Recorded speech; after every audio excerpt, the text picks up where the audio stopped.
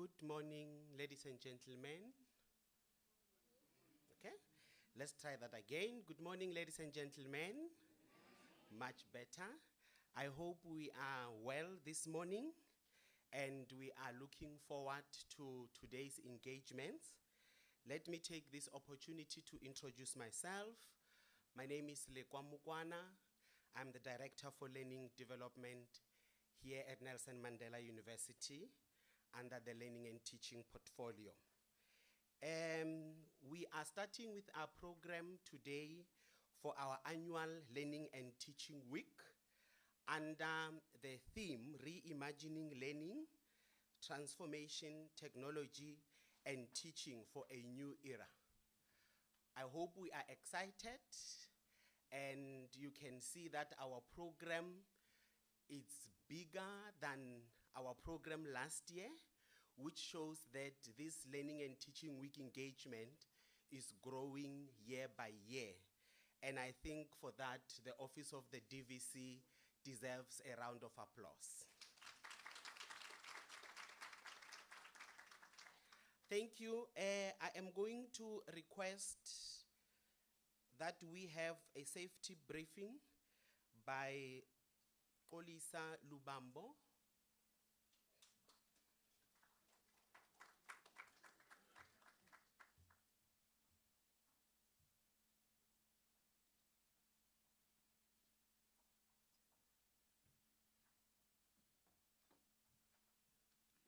Good morning, everyone. My name is Kolisa Lubambo from the Health and Safety Department at the Nelson Mandela University. I'm just going to be quickly doing the emergency protocols for this venue. I won't be long. In case of the emergency, the university have got the alarm that will be activated automatically because there is the emergency. Don't panic. Don't run. Look for the emergency doors, which is the exit doors. In this venue, only got two. The other one is there, and the other one is on my left-hand side. You walk calmly. If you're wearing the high heels, you take off your high heels, ladies. Don't panic. And then you follow the arrows. There is the arrows outside the venue that is showing you the emergency assembly point. The emergency assembly point for the business school is there next to the entrance where the security is sitting. There is a signage there that for everybody to evacuate and wait there for the roll call. You don't come back to the venue until the emergency coordinators can say that it's safe to come back. Otherwise, be safe and be calm and know that the health and safety is taking care of you at the university. Thank you.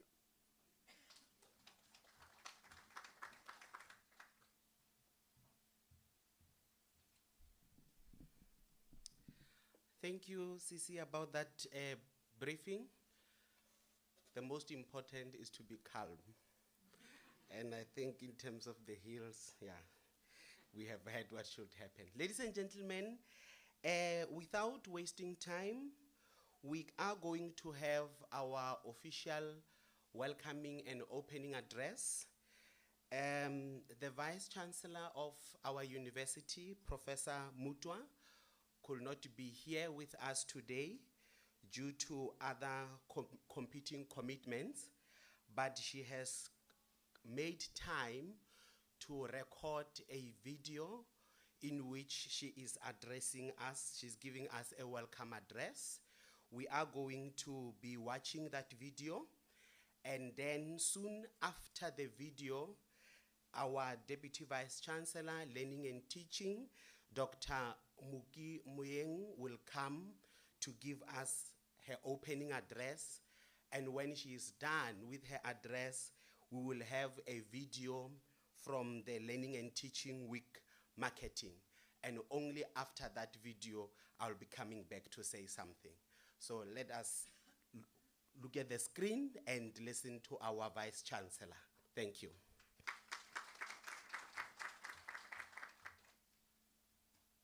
Good morning, esteemed colleagues. It is a distinct honor to extend a warm welcome to you all at the commencement of Nelson Mandela University's 2025 Learning and Teaching Week. Regrettably, I'm unable to be physically present as I will be attending a concurrent high-level meeting of national and sectoral significance in Gauteng when the Learning and Teaching Week events begin. I wish to reaffirm my unwavering commitment and that of our university to advancing excellence in learning and teaching, the foundational pillars of our institution as a comprehensive university. I have reviewed the conference program with great interest and commend the Deputy Vice Chancellor for Learning and Teaching, Dr. Muki Mueng, and her team for curating an insightful theme, reimagining learning, transformation, technology, and teaching for a new era. A defining characteristic of our university over the past 2 decades has been our commitment to a humanizing pedagogy, an intellectual mindset rooted in the educational philosophy of Paulo Freire. This intentional stance affirms our historical context, the prevailing socio-economic challenges within South Africa, and the imperative for transformative educational practices geared towards social justice. Nelson Mandela University has steadfastly pursued this vision, positioning education and specifically learning and teaching as a liberatory process. Within this dialectical encounter, teachers also become learners, and learners are affirmed as co-creators of knowledge. This reciprocal relationship fosters an intellectual sovereignty accessible to students, researchers, and educators alike. I am aware that a significant publication focusing on humanizing pedagogy, a posture which has become synonymous with our institution, is currently underway. I commend Professor Dennis Zinn, our former DVC for Learning and Teaching, and Deputy Vice Chancellor Muki Mueng for their leadership of this project. Documentation and theorization of this pedagogical approach are not only vital for preserving our institutional legacy, but also provide a foundational framework to guide future theoretical and practical engagements on learning and teaching as they evolve in response to our evolving human experience and technological advancements. While technological innovations have radically transformed the landscape of learning and teaching, South African society continues to require profound transformation in its articulations of learning and teaching. Thus, the sub-themes for the initial 2 days of the conference, transformational teaching practice and the role of AI and digital tools, are particularly pertinent. I am equally pleased that the 3rd day recenters the human subject within the theme of creative and humanizing pedagogies, which underscores our commitment to the equalizing validation of learners and educators within the learning environment. I have every confidence that the conversations, deliberations, and debates throughout this week will invigorate our collective commitment to the noble craft of learning and teaching, which remains central to the university's mission.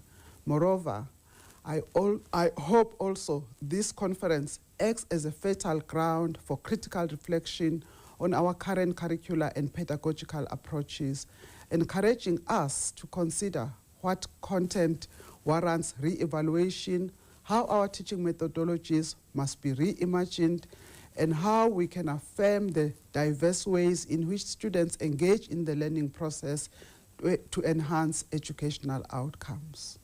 I congratulate the visionary leaders behind this initiative and extend my best wishes for productive and inspiring deliberations. We are all warmly welcome to the Learning and Teaching Week event for 2025. I thank you very much.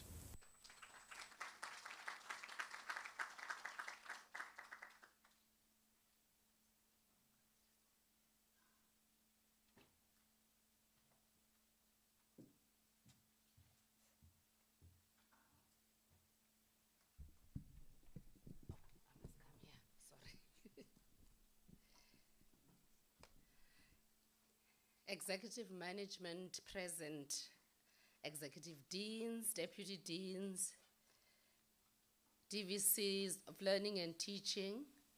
I know Professor Linnington from Walter Sisulu University, Professor Joanne Foster from Rhodes University, colleagues from Walter Sisulu University, the University of Fort Hare, Wits, Solplaki, Rhodes, esteemed colleagues, students, and innovators.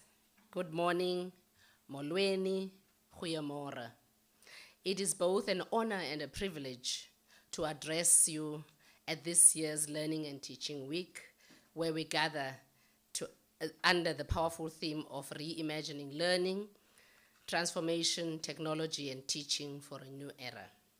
This theme is not just timely, it is urgent.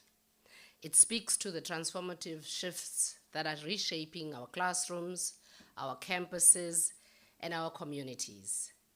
We are living in a moment where the boundaries between physical and digital learning spaces are dissolving. Artificial intelligence, immersive technologies, and data-driven insights are no longer distant possibilities. They are the tools we use today.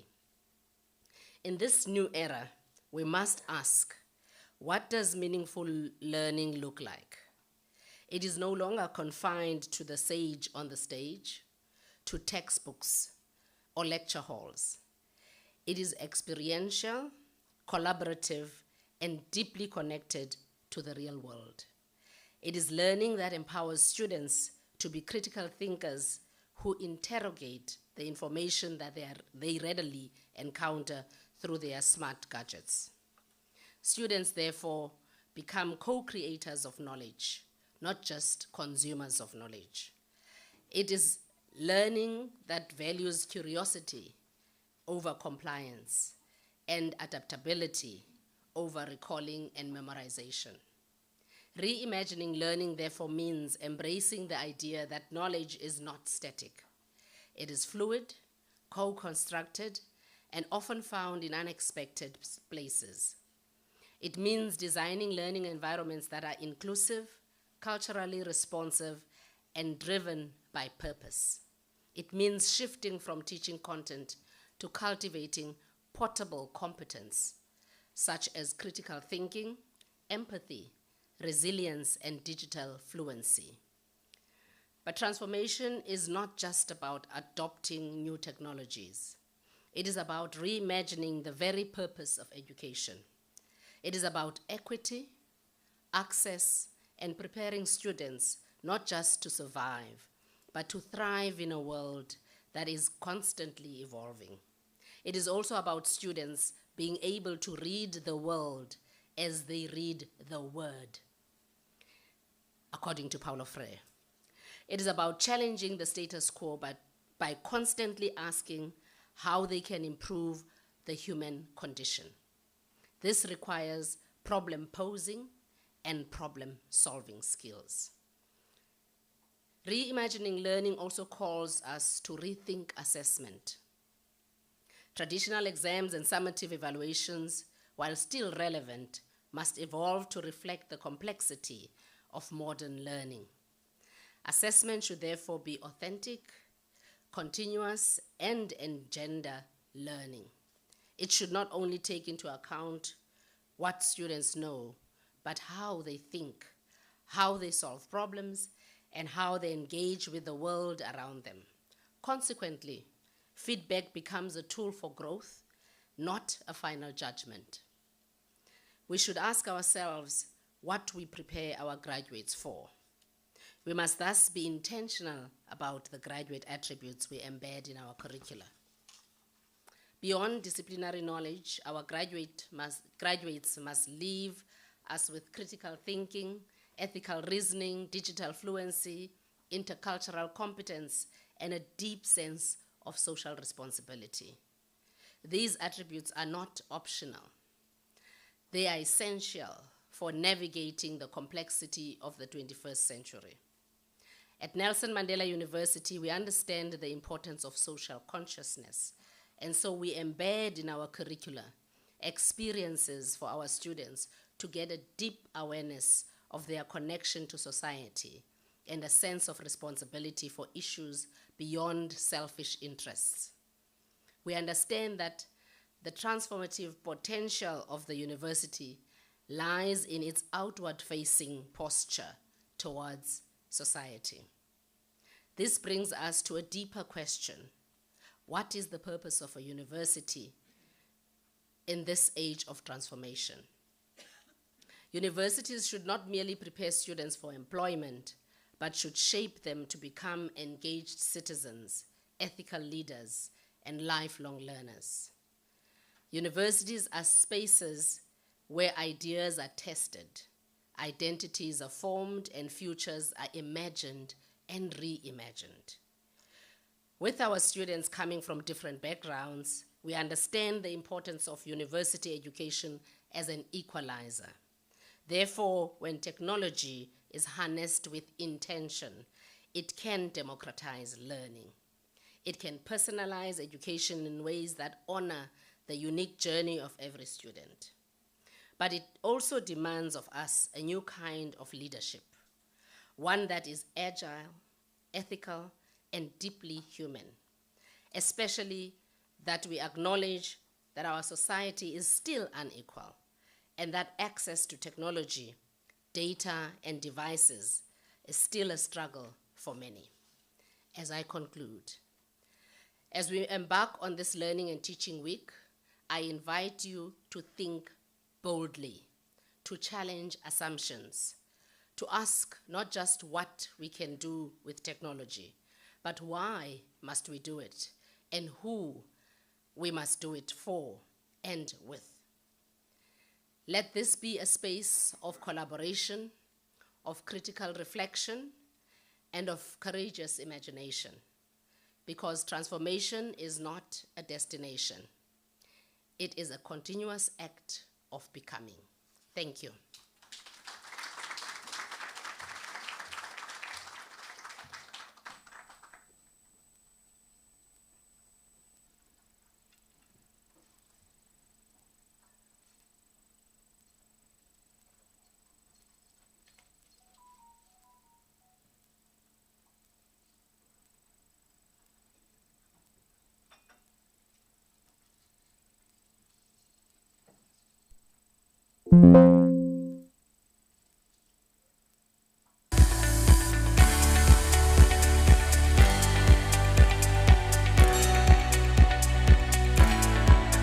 I'm Jason Sheehan. I'm studying my 4th year of my Bachelor's of Education for SPFET in the Faculty of Education. My name is Vita Melody Bakwani. I'm a 3rd year LLB student and I'm the chairperson of the Law Student Society and I'm a certified doula. Hi, I'm Theron Paramal and I'm doing my Masters in Clinical Psychology from the Faculty of Health Science. My name is Soleto Mpuzo. I'm a final year LLB student at Nelson Mandela University, the Faculty of Law, and also the chairperson of the Black Lawyers Association student chapter. My name is Ontadile Motau.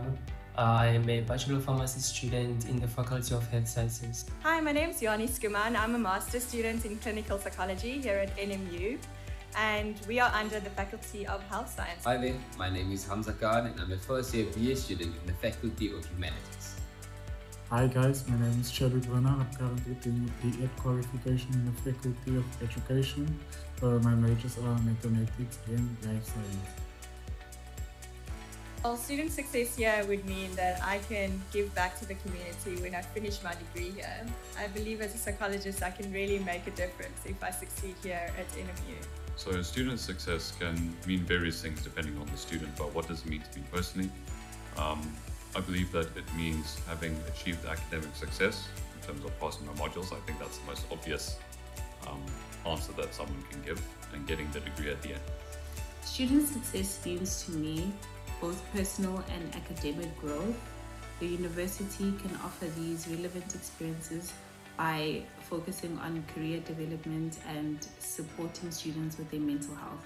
Student success for me means developing my skills. That's the first thing. So if I can be able to develop my skills to get me fit for when I enter the job market, that is what student success means for me.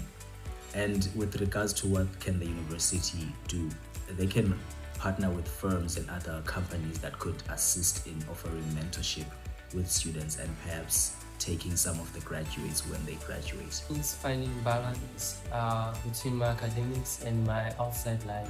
Because also I'm an athlete, I play soccer. So it means finding balance within my academics and also outside my academics. I think first of all, academic achievement has to be right up there. We are here for a reason, so we need to make sure that we cover our academic goals. I think secondly, we need to make sure that we grow as an individual. So we round ourselves, we engage with different people, we network. And then lastly, I think it's an enjoyment factor. We need to come here for growing ourselves as an individual, having fun, and making sure that our time here at Nelson Mandela University is worth it. It matters to me because I'll be able to uplift myself and my community, and specific doors will be able to open for me once I've succeeded at NMU. Well, I think I'm currently in my 4th year of studying education. If I've spent 4 years not having succeeded, I think I've wasted my time. So it is important for me to succeed because personally as a Christian, we have the saying in my church that how you do one thing is how you do everything. And if I want to be successful in my life, I have to be successful in everything, and that includes university. Another reason is, as a Christian, there's a verse in the Bible, I can't remember where it is exactly, but it says, do everything as unto the Lord. So if I, as a Christian, am here at university wasting my time, I'm wasting God's time as well, wasting everything God has given me. So why is it important for me? It's important for me to please God.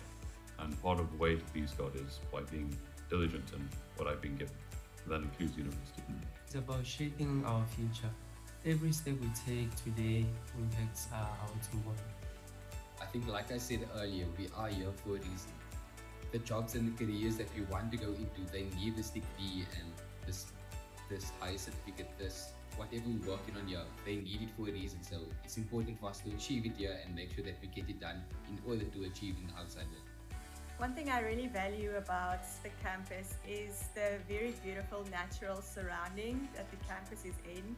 We have a nature reserve on campus with zebras and small antelope, and I go there all the time. I just feel the location is very special.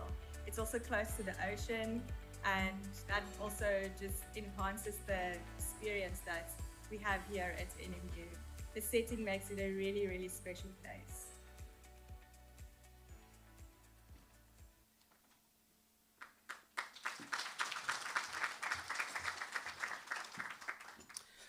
Thank you. If we can do that round of applause again.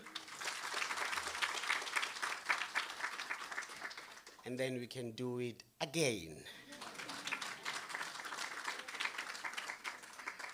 The first one was for the students who engaged with us to share what does success mean for them.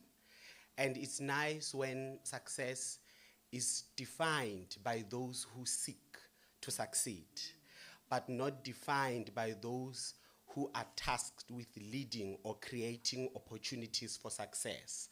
You know, sometimes when a person defines the world for themselves, they define it so well that when you are to guide them, you know exactly how, when you should guide the person. So the other round of applause was for the DVC, and the other one was for the VC. You see, that is why I said let's do it 3 times. I think we are getting into the tune. We received a hearty and warm welcome from our Vice Chancellor, and our DVC also gave us a very good opening address which puts the theme in a broader context and allows us to think about it beyond how the call was or how it is written in the documents that we have read. For me, the takeaway is critical reflection throughout the next 3 days, where we need to critically reflect about meaningful learning. And I'll just leave it at that to say we're reflecting about meaningful learning because the VC said teachers, in our context, lecturers, become learners. And she went further to say learners, in our context, students, are affirmed as co-creators. And that was also strongly echoed by our DVC. So in short, for me, the 3 days are about critically reflecting on meaningful learning. And what I also liked from the students as they shared is that whilst they touch and talk about the importance of academic success, their definition of success does not stop there. It goes beyond academics. They touch and talk about skills development. They touch and talk about career development. They talk about networking. They talk about enjoying campus life. And I know that is something that is very close to the DVC's heart, about having a vibrant campus life. So I think what the students are saying also goes very well with the DVC's words around how we think of, or we should think of, shifts in assessment and assessing in more authentic ways, assessing not only what students know, but beyond that. So I think we are having a very good start, and we are going to be having good engagements. Ladies and gentlemen, as per our program, we are going to be having our first couch conversation, and this couch conversation will be moderated by Adrian Andrews. You can come through, sir. And the couch conversation is around transformational teaching practices. I will be calling the panelists to come to the fore, and then I will hand over to Adrian. The panelists are Dr. Tapiwa Gundu, who is from our Faculty of Engineering, Built Environment and Technology. And then we also have Dr. Nicola Pallet from Rhodes University. And then we have Dr. Paul Tahing, who is from our Faculty of Business and Economic Sciences. And then we have Professor Ayanda Deliwe, who's from the University of Fort Hare. Can we give them a round of applause? They have got, Adrian? They have got 1 hour to engage in the conversation. The conversation starts now at 10 past, and when 15 minutes is left, I think Adrian will engage with the audience. So the 35 minutes that the panelists will engage, and then in the last 15 minutes, then they will engage with the audience. And then we will stop exactly at 10 past 10. Thank you. Thank you so much. Good morning, colleagues, students, distinguished guests, all protocols observed. So I'm Adrian Andrews from the Faculty of Business and Economic Sciences, and it's a privilege to welcome you to this very important couch conversation where we bring together academics and also people from different disciplines to this conversation. This conversation is particularly significant because it highlights the importance of transformational teaching practices. As a very first topic of the Teaching and Learning Week, it shows that as an institution, we are intentional about prioritizing the kind of teaching approaches that will truly prepare our students for the future world of work. And as mentioned by both the Vice Chancellor and also the Deputy Vice Chancellor of Learning and Teaching, we meet at a time when higher education is being shaped or reshaped by rapid change. Technology innovations, shifting social and economic realities, and the increasing demand for graduates who are not only knowledgeable, but also adaptable, ethical, and humane. This means that our teaching cannot remain static. It must be transformational. And in today's discussion, we'll reflect on some important aspects of this shift. We will explore what transformational teaching practices actually means and how it is different from more the traditional approaches to teaching and learning. We'll also hear how student-centered practices can change lives and how diversity, inclusivity can be honored within our lecture rooms. We will consider the challenges and the resistance that often accompany change, especially in relation to assessment and success. And importantly, we will discuss how technology can serve as both an enabler, but also as a disruptor, as well as we imagine together what a transformational higher education system might look like in the future. So with this said, I warmly welcome our panel of academics to the couch conversation to join us as we discuss this very important topic. So I'll introduce our guest. So we've got Dr. Paul Tahing. So Dr. Tahing has been part of the university since 1993, building a career defined by excellence in teaching, leadership, and innovation. He currently serves as the director of the School of Management Sciences, having also head the Department of Management Practice from 2019 to this year. So over the years, Dr. Tahing has been recognized with numerous accolades, including the Nelson Mandela University Distinguished Lecturer of the Year, the Nelson Mandela University Lecturer of the Year, and also the EU Award for Social Entrepreneurship in 2016, among many others that affirm his long-standing impact as an educator. Then we've got Dr. Deliwe. So, Professor Deliwe. She's a professor at the University of Fort Hare with a PhD in commerce, focusing on leadership. She brings over a decade of experience in higher education and public sector leadership. Her tenure includes serving as the head of Department for Business Management at this university, where she implemented strategies to enhance teaching and learning, recognizing the importance of a faculty well-being. She introduced a comprehensive staff wellness program and also developed a dynamic social media portfolio within her department. And in 2024, she received the Regional Women Leadership in Education Award from the London School of Digital Business, where she was interviewed about her leadership journey. Then we've also got Dr. Pallet, who is a senior lecturer and an educational technology specialist at Rhodes University for the Center of Higher Education Research, Teaching and Learning, where she helps academics integrate technology into a teaching through professional development and support. Her work focuses on designing innovative technology-mediated learning experiences and promoting critical and passionate approaches to educational technologies. Then lastly, we've got Dr. Kundu, who is a senior lecturer at our university in the School of IT, and is a researcher in the Center for Research in Information and Cybersecurity. His research interest centers on cybersecurity and emerging technologies, and also AI. His profile features pre-reviewed publications and leadership in the significant, and also has a significant research projects underpinned by numerous funding bodies. And he frequently shares his expertise at global conferences, contributing to the discourse on cybersecurity and artificial intelligence. His commitment to research and innovation was recognized by his faculty and received the EBET Emerging Research Award in 2004. A lot was said. I'm sure that with all that I've shared, with all the wealth of information that I have shared, that we'll be sitting with a fortune right now with all this wisdom, if this wisdom was in currency.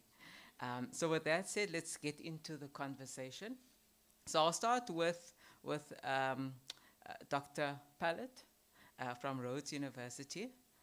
And essentially, it is defining what transformational teaching is all about. So firstly, Doc, what inspired you to adopt transformational teaching practices within your own lecture room space? And in your view, what does it essentially mean, and how is it different from traditional approaches? Thank you. Thank you so much. So in the spirit of transformational learning and teaching, I'll start with my own experience. I did just over 10 years ago, completed a postgraduate diploma in higher education after my PhD, and that's where I started developing an interest in scholarly approaches to learning and teaching. And some of you might have heard of a wonderful book by Bell Hooks called Teaching to Transgress. And that was a very pivotal read for me. Before that, like many educators, I focused on content delivery, right? You've got to get through the content. A lot of us have this, the traditional view is very transactional. You've got to get through that content. But Hooks's philosophy kind of reframed education for me, not as a neutral transfer of knowledge, but as a practice of freedom. And she argued that the classroom could and should be used as a space to develop critical consciousness. So that's become really key for me as an educator, is that I want to develop critical consciousness, and that extends to using tools like AI, generative AI tools, also being critically conscious about their uses. So that's really resonated with my work in higher education. And I've always felt that the university's purpose extends beyond simply the training of the next generation of professionals. And it's about empowering individuals to engage in a more thoughtful, empathetic, and critical way. And I would actually say compassionate, because rather than empathy for someone, compassionate is a two-way street. And that's impacted, recently, work I've been doing with colleagues Mahabali and Daniela Gachago, where we worked on, compassionate learning design, which some of you might have come into contact with. If not, you can look it up. But for me, transformational teaching is moving, as I mentioned, from that transactional mode. And well, what are we moving to? We are moving to a relational one. And it's not just about what you teach, but how you teach and the environment you create. And it's the being deliberate, and I think the word mentioned was intentional, being intentional and deliberate, and a reflexive effort that we put into fostering relationships with our students and course participants. It's about being critically reflexive about my own role, acknowledging power dynamics that are involved in the teaching relationship, and understanding that my students, even though in my case they are university staff and postgraduates, because I supervise masters and PhD students, it's about bringing their histories, learning, and their own voices into the classroom space. So this, for me, is how it differs to the traditional approaches. And the traditional approaches, we need to recognize, often operate from a position of power. The teacher has all the control or the authority. The educator is a gatekeeper of knowledge. But in contrast, a transformational learning and teaching requires us to support our students and ourselves and our colleagues in unlearning the relationalities that are associated with that hierarchy. And it's about empowering learners to become active, co-creatives, participants or co-creators in their education rather than passive recipients. And by doing this, we can create and move beyond short-term learning and create a space for truly transformative learning that has a meaningful and lasting impact. Thank you so much, Dr. Pallet. Please, hopefully, as she has shared, that we can record all of our reflections and questions so that when an opportunity is provided that we can pose those. I particularly like your contribution where you speak about critical consciousness, empowering the individual, and compassionate learning. I think those are beautiful constructs that we can think about within transformational teaching. Then with Professor Deluwe, can you share an example of where you saw transformational teaching change a student's learning experience or outlook, and how can transformational teaching be honored or honor diversity and create more inclusive learning spaces within our lecture rooms? Thank you very much, Adrian, for that question. A very good morning, everybody. It's a great pleasure to be here. I'm very excited to be back here again. And I just want to thank Nelson Mandela University for inviting me to be part of this very important and thought-provoking conversation that we are going to have here today. I was thinking last week about this conversation, and as I was reflecting, I realized that I wish we actually had these types of conversations when I was studying. Because when I was studying, after I completed my degree, I had absolutely no confidence in going into the labor market and working because I didn't believe in the knowledge that I had because I could not merge it with the industry. I didn't know how what I had acquired had fit into the industry. So I do believe that most of the institutions have started with transformation, but in my opinion, I feel that the transformation is going at a very slow pace, especially if you look at how the world is evolving and the pace in which the world is evolving. We as higher education institutions are really moving at a very slow pace, but I am grateful for such engagement so that we can see how can we fast track the transformation so that we can be in line with what is happening out there in the world. So in reflecting on my own practices when it comes to transformation, when I went to the University of Fort Hare early this year, I realized that even though every university has diverse students, there are different types of diversity. So the diversity that I found when I got to Fort Hare is different from the diversity that I had when I was here. So it meant that I had to adjust the way that I teach in order to meet the needs of the students that I found at the University of Fort Hare, those special needs that I found there. So what I did was I realized that when I looked at the type of students that I had, one of the things that I implemented was storytelling, because I don't know what happened to storytelling. A long time ago, our parents were taught in a storytelling way. And storytelling is so powerful in that if storytelling is all about lived experiences. So if you teach in a way that you are expressing lived experiences and try to merge the content and the context of what it is that you are teaching to your lived experiences, students, they actually understand it better and they are able to remember it. And what I've seen with the storytelling is that when I go into a classroom, I go there to tell them a story about what it is that I'm teaching. And I've seen in the assessments, when they write the assessments, they also produce the work in a storytelling way where they share their own experiences with whatever the content that you are teaching them is. And I found that to be very useful and they understand it even more. And then the second thing that I do is I bring real life problems into the classroom where we tackle real problems and we try to find solutions to real problems through a simulation type of assignment. So now I just want to project a video where one of the students within my class, honor student, where she reflects on the experience that she had through the simulation.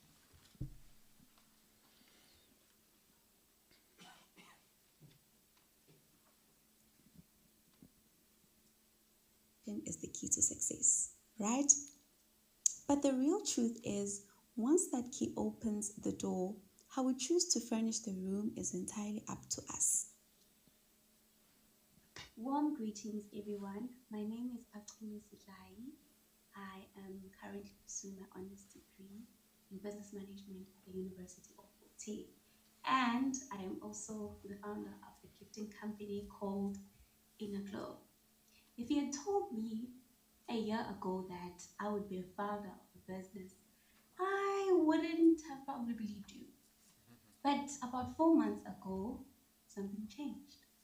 In our advanced marketing class, we were tasked with finding a marketing strategy for either an existing business or a fabricated one.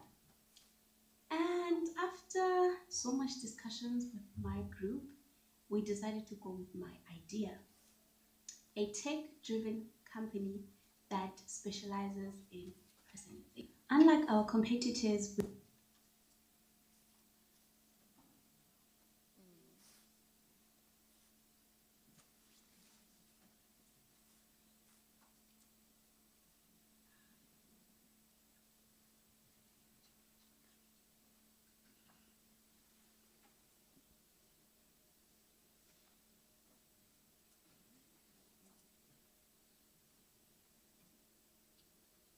minutes. Hang in there while we're trying to sort out the technical issues.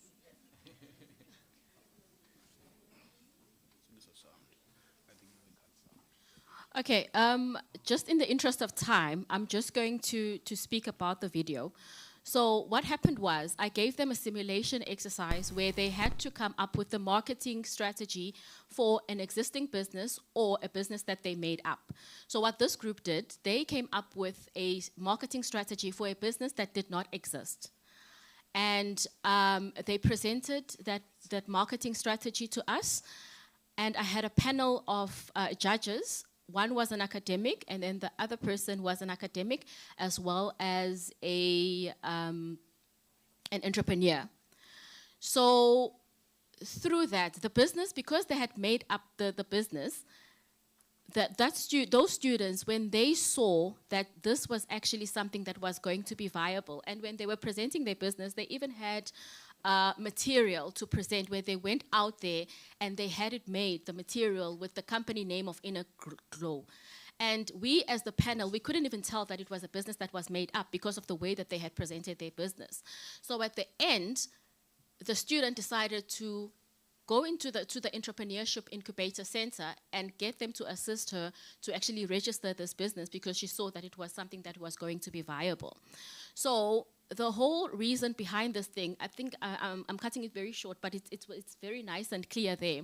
But the whole rationale beyond this thing is that if you look at education, education nowadays needs to be a place where the DVC spoke about the students being able to be critical thinkers, students being able to be innovative. So we as educators, it is our role to make sure that we create that space where the students are able to think critically, where they are able to be innovative, because what this project did, it ignited that creativity and that critical thinking for this student, and as a result now she has a business that is existing, which actually started from just an assignment that they had to do in the classroom. And I also have another video, but before we play the second video, I hope that one will play with no issues. But before we play the second video, that one talks about us educators as having a role in creating opportunities for our students. So that is about going above and beyond the classroom. So if there are any opportunities that you are able to create for your students, please make sure that you do take up those opportunities and create those opportunities for the students. So what happened to me a couple of months ago, there was an email that was sent to me by mistake. They were looking for someone in agriculture, and they sent that email to me looking for interns in agriculture. So I forwarded the email to the relevant person, but I decided to engage with this new company. It was a new company called A-Meat. They wanted to launch A-Meat, so they wanted interns who were working with agriculture because it's based on meat, you know, beef and all the other meat. So I decided to engage this person to find out, do you not need people who can work in marketing? I'm within the marketing field. And then he said, yes, I was going to actually hire someone in marketing. I said, okay. After engaging with the management of the University of Fort Hare, I decided that I'm going to propose to him that I provide him with 4 students who are going to do the marketing. For them, it's going to be experience on the marketing. And at the same time, he's going to get people who, like a marketing team, which he did not have. And then we were in agreement, so now they started working. 2 of the students worked on the marketing adverts for advertising, and the other 2 are working with the sponsors. So I just want to show you the work of the marketing students as they were advertising the business, A-Meat. Can we play the second video, please?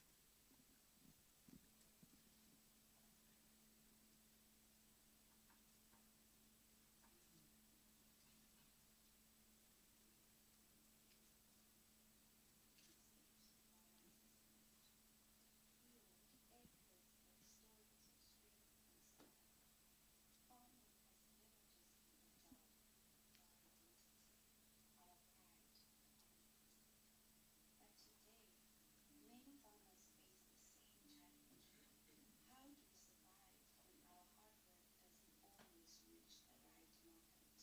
At AirMeet, we're changing that story. We connect farmers, processors, and consumers through a smart transport and sustainable supply chain, making sure every cut of meat is fresh, ethically sourced, and traceable from farm to fork. Because the land is more than the earth, it's who we are. You keep the fire burning, we handle the hustle. Join AirMeet today, where farmers grow, consumers trust, and everyone wins. Visit www.airmeet.africa or call 073 450 5908 to get started. Okay, so this is the work that my marketing students have done when they were working with AirMeet in order to advertise the business. So this is actually going beyond the classroom and getting those opportunities for the students so that they can be able to do experiential learning, so they know how relevant what it is that they are studying in the classroom and how it feeds into the community and how it feeds within the industry. And there is a very interesting funding that you have here at Nelson Mandela University, that is the teaching funding, where you can use that funding for innovative teaching, for transforming teaching. And that is one of the funding that when I was here, it was underutilized because most of the academics were not using that funding. So it's very important that we make use of all the funding that we can in order to transform education and to build real life experiences. And there was also a video that was shown here about the students and what they see as success. And one of the things that they mentioned is success actually goes beyond the classroom, outside of the classroom as well. So we need to make sure that we impart knowledge and we assist students to actually reach that level of success that they envisioned in those videos that were screened earlier on. I thank you.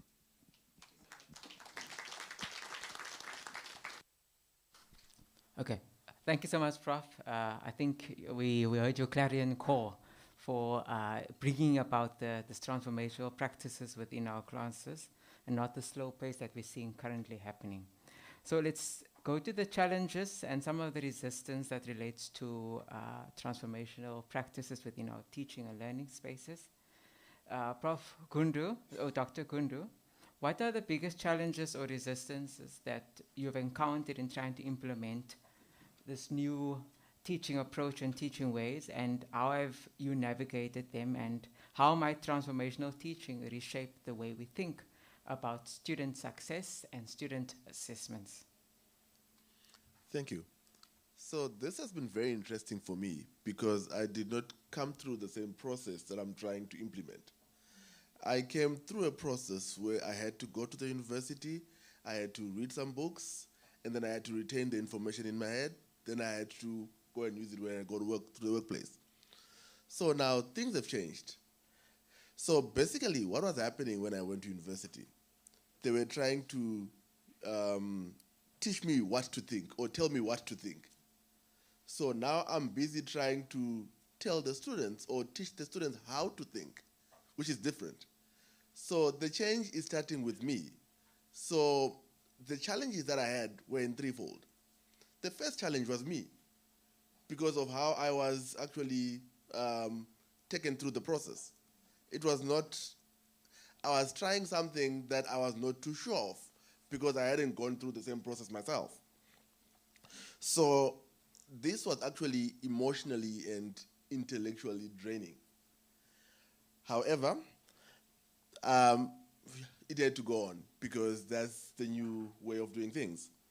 So then, the other problem was the systematic challenges or systematic resistance.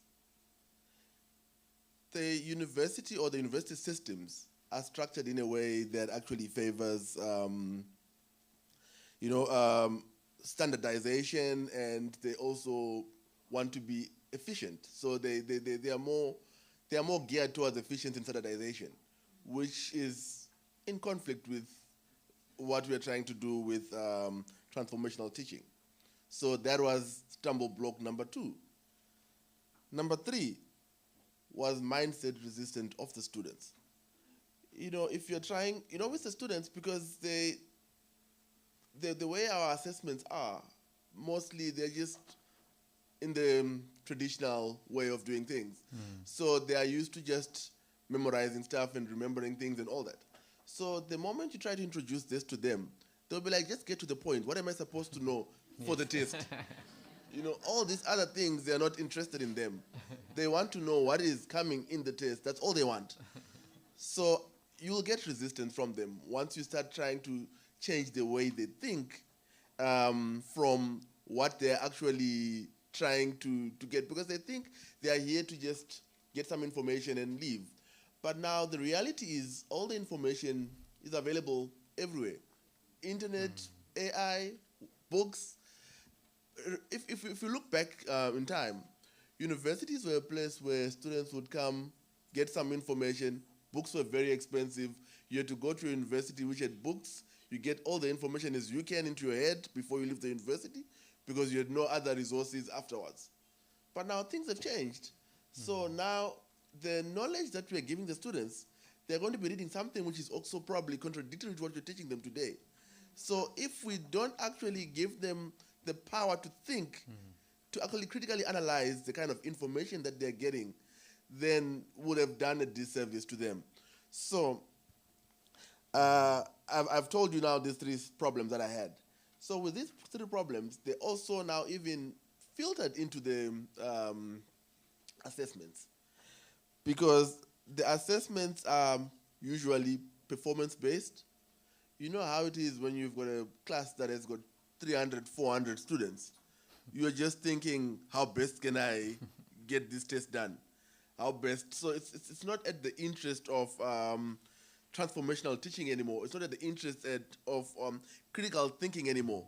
Because for you to actually assess critical thinking, then there is a bit of time required for you to actually go and look into the transcript to see if they actually applied their mind. So now, because we don't have time, we've got 300 students in a class, and you don't want to have 300 scripts in front of you that are waiting for you to actually go and see how they've done it. So that became also another challenge. So how was I supposed to be assessing these students now in this scenario? And also, the other thing that also came into play was, usually when with marks, it's just you passed, you failed, you've got 75%, you've got this. That doesn't work anymore now, because that doesn't actually help them to see what they got wrong, how they were supposed to be thinking. Because it's all about the process that they followed to get to the, because now if you're looking at how things are now, because there is a lot of information overload, there's information everywhere. The students have got a lot of information. So we should actually be in a position where we're trying to see, are they able to actually look at the information and actually analyze it and come up with a solution from the information that they have. So for instance, I'm from a school where probably what we teach in first year, by the time they get to third year, it's already outdated. So if we are focusing on trying to make them retain knowledge, well, then we are missing the point. Because by the time they leave university, that knowledge is not applicable anymore. However, the concept that they've learned during the learning process will still be applicable even in 50 years from now, should they be able to critically engage with what they've actually learned, not just to retain the knowledge. So the assessments should move from trying to check how much knowledge has been retained, because there's no need for that anymore. But we should be moving more to how are they critically engaging with the knowledge that is available to them. Because you are just probably, as a lecturer, just one source of knowledge out of 50 sources that they're actually exposed to now. With just a touch of a button, they can have probably 10 variations of what you're teaching currently. And probably some of the variations might even be so varied that it's actually contradicting to what you're actually teaching. So at the end of the day, if they write that in the test, are they wrong or are they right?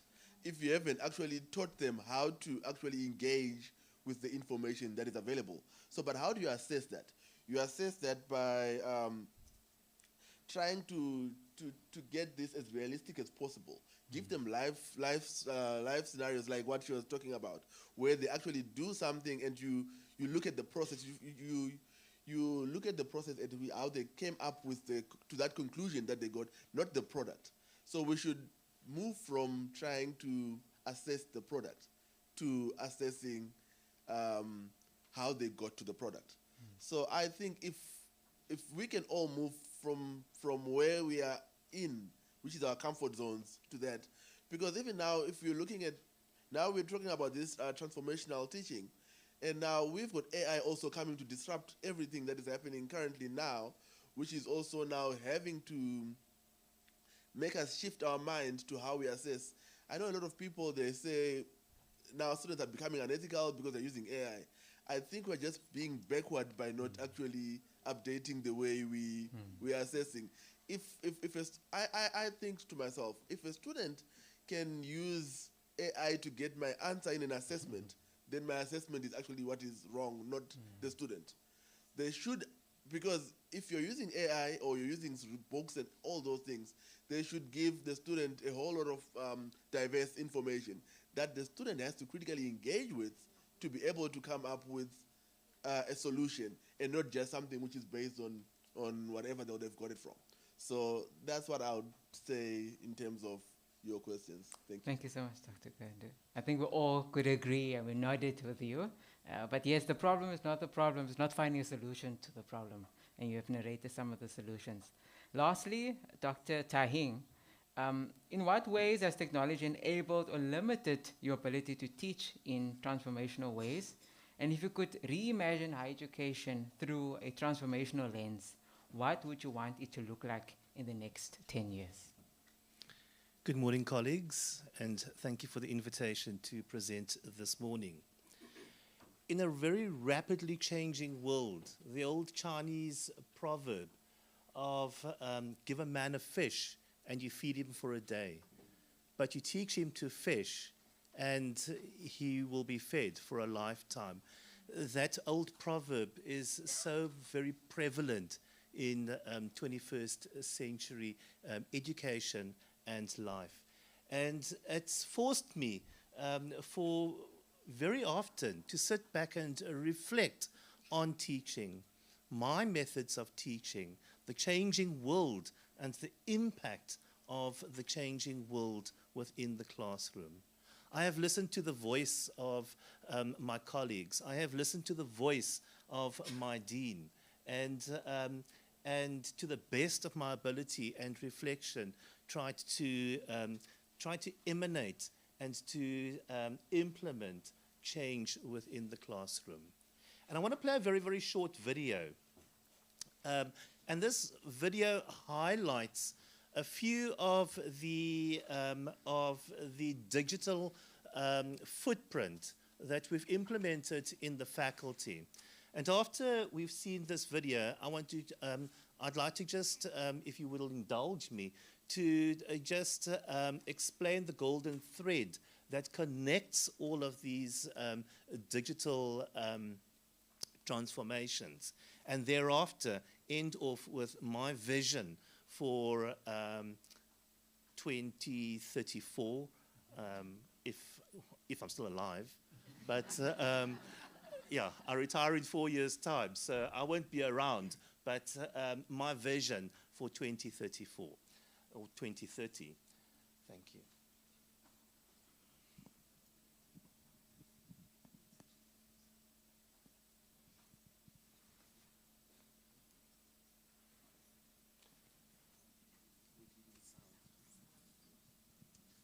On the 2nd Avenue campus, has launched a peri-urban training program in the suburb of Missionville. The department looks forward to a long association with the community and, as the institutional strapline suggests, changing the world. In the case of Missionville, changing the community. Find your favorite university tools in one place. The BES Orientation app covers everything you need to know as a first year to cement your success in the Faculty of Business and Economic Sciences at Nelson Mandela University.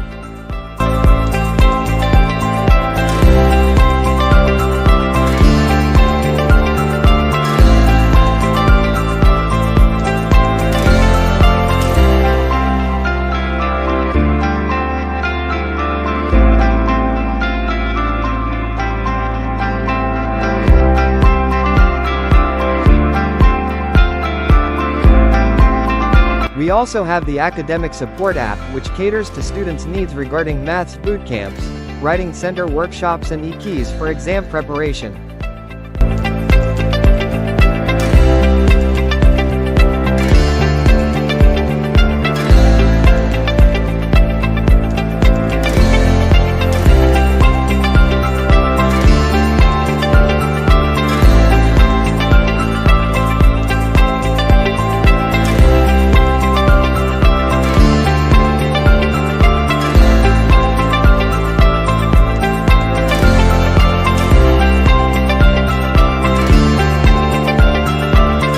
The Employability app was launched this year and focuses on getting all BES students employment ready for when they graduate and enter the working world. From creating a CV, dressing for success, or master interview questions, we ensure our future leaders are well equipped.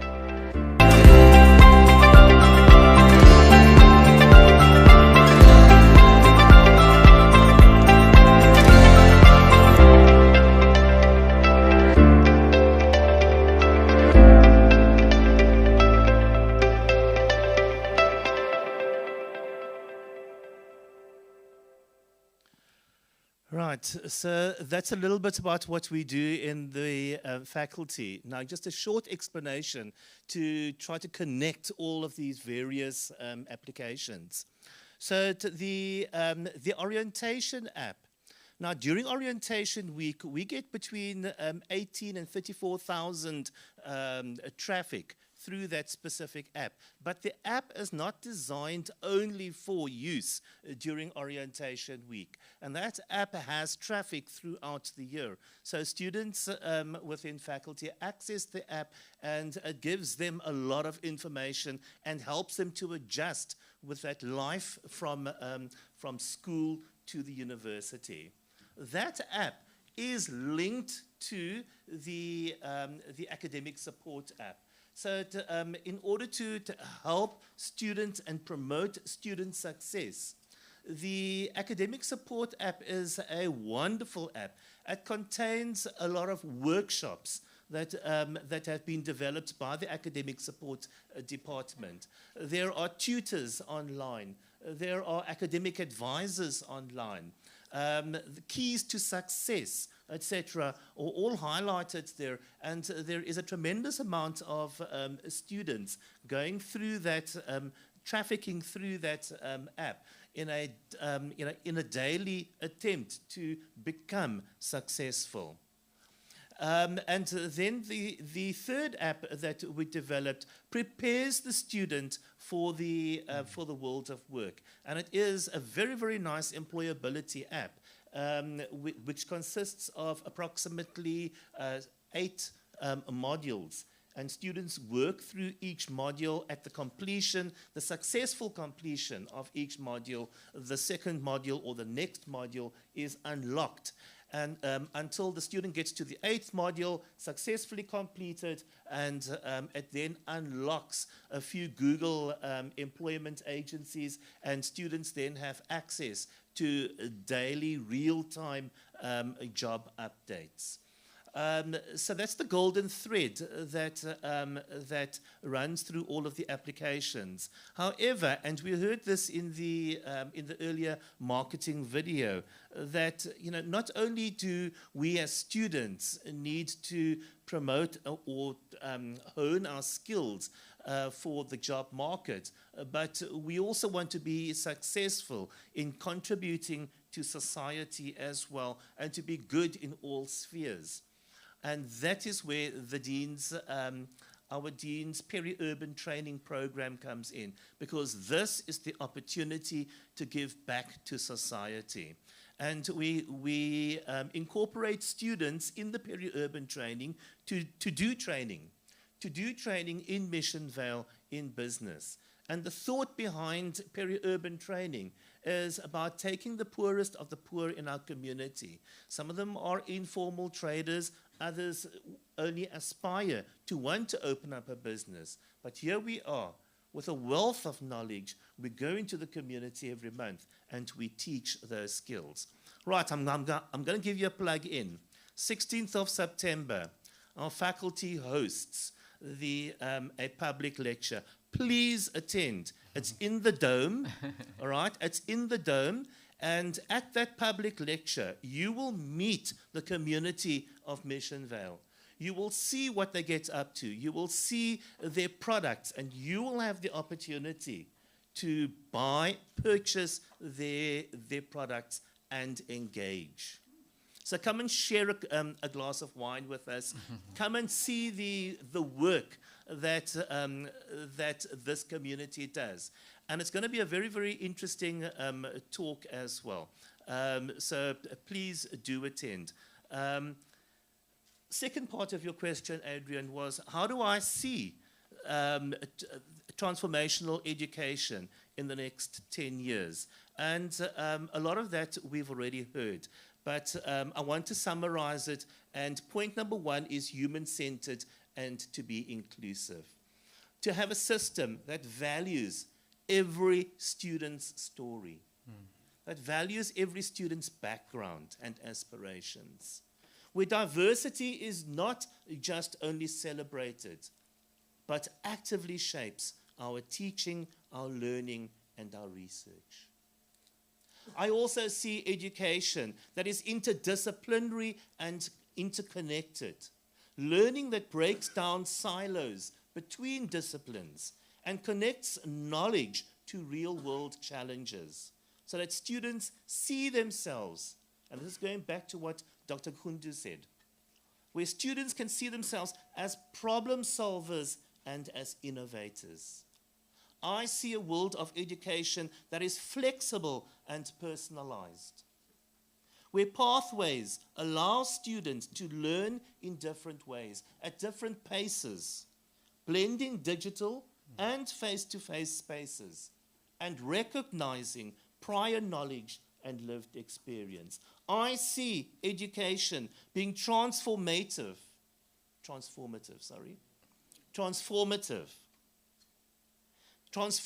in our teaching practices, where educators act as facilitators of critical thinking, facilitators of creativity and facilitators of agency rather than transmitters of content. I see a world of education engaged with community and society.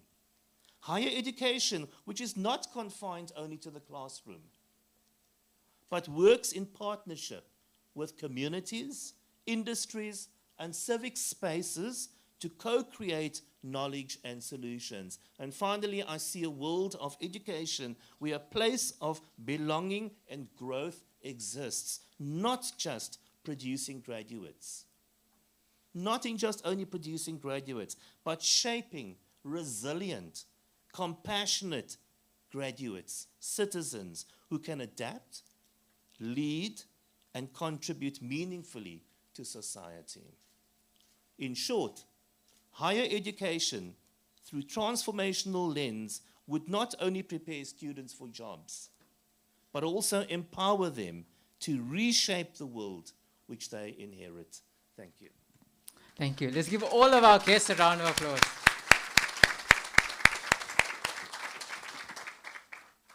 Now that you've heard from our panel, I'd like to open the floor to you, our colleagues, our students, our distinguished guests. Please feel free to share your reflections, questions, or even challenges that you've experienced so that this becomes a true conversation and not just a panel discussion. So you can just, by raising your hand, and we can have one of our ushers just attend to you with a mic, and you can participate in this discussion. Okay, there's a hand. Yes, the gentleman.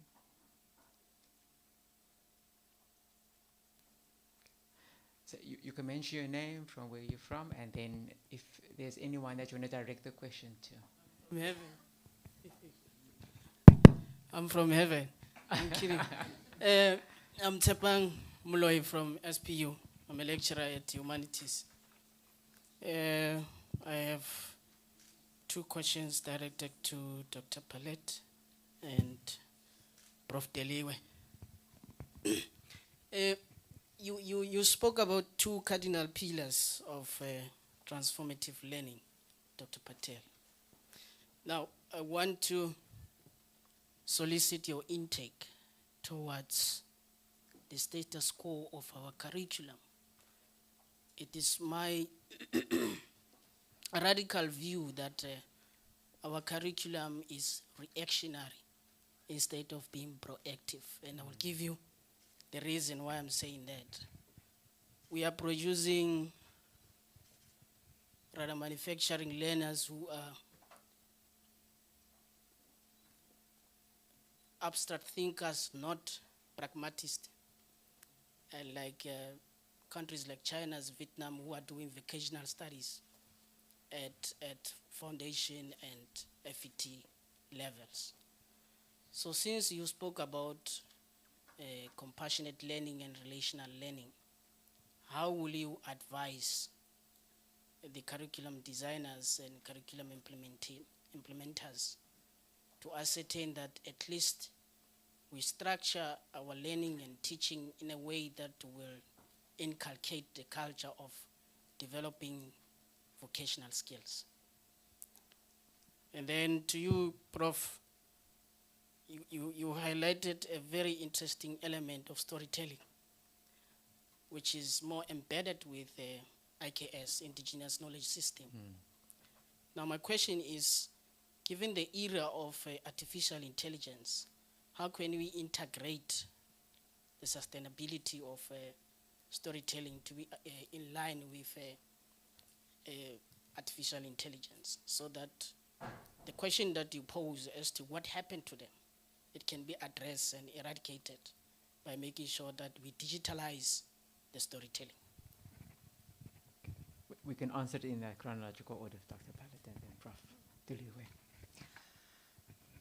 Thanks so much for your question. I think that was, it's a really difficult one. And your comment about the curriculum being reactionary rather than proactive.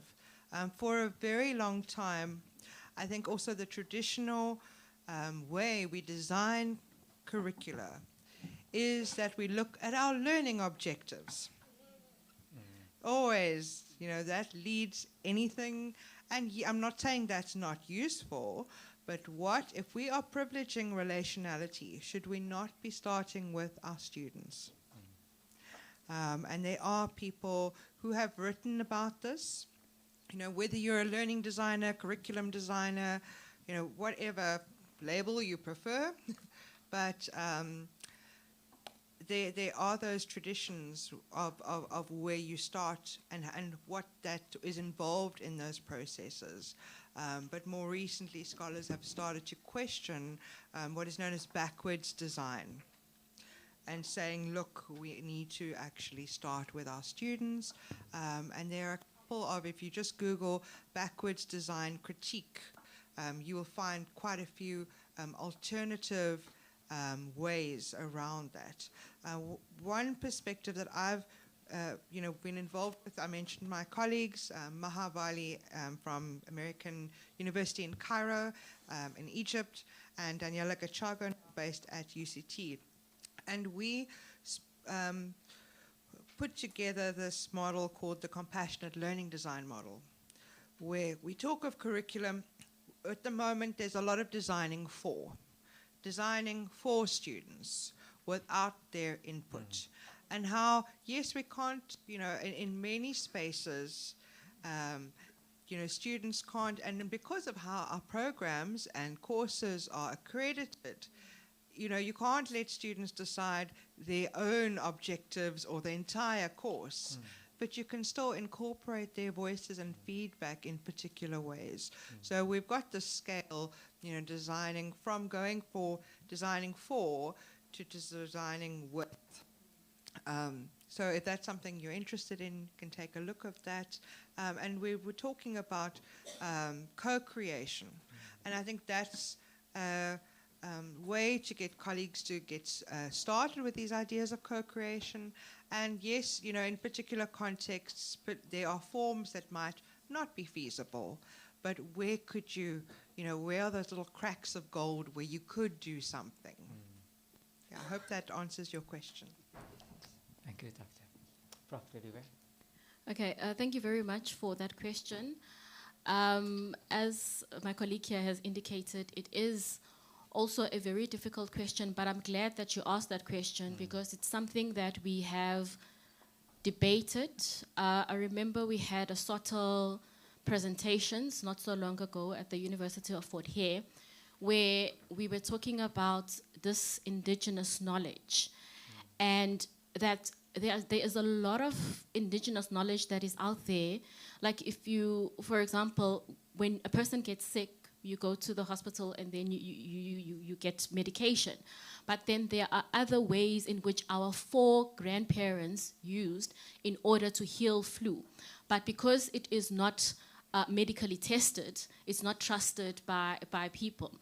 And in the conversation, one of the things that came out was, even if you are to do research on indigenous knowledge, the challenge is, when it comes to research, there are certain rules that have been put out there saying that if you are going to mention something, there must be some evidence to back it up, which makes it very difficult to even now do proper research when it comes to indigenous knowledge, because with research, it says that you have to have a reference, and if you need to reference something, it must be backed up by some form of literature.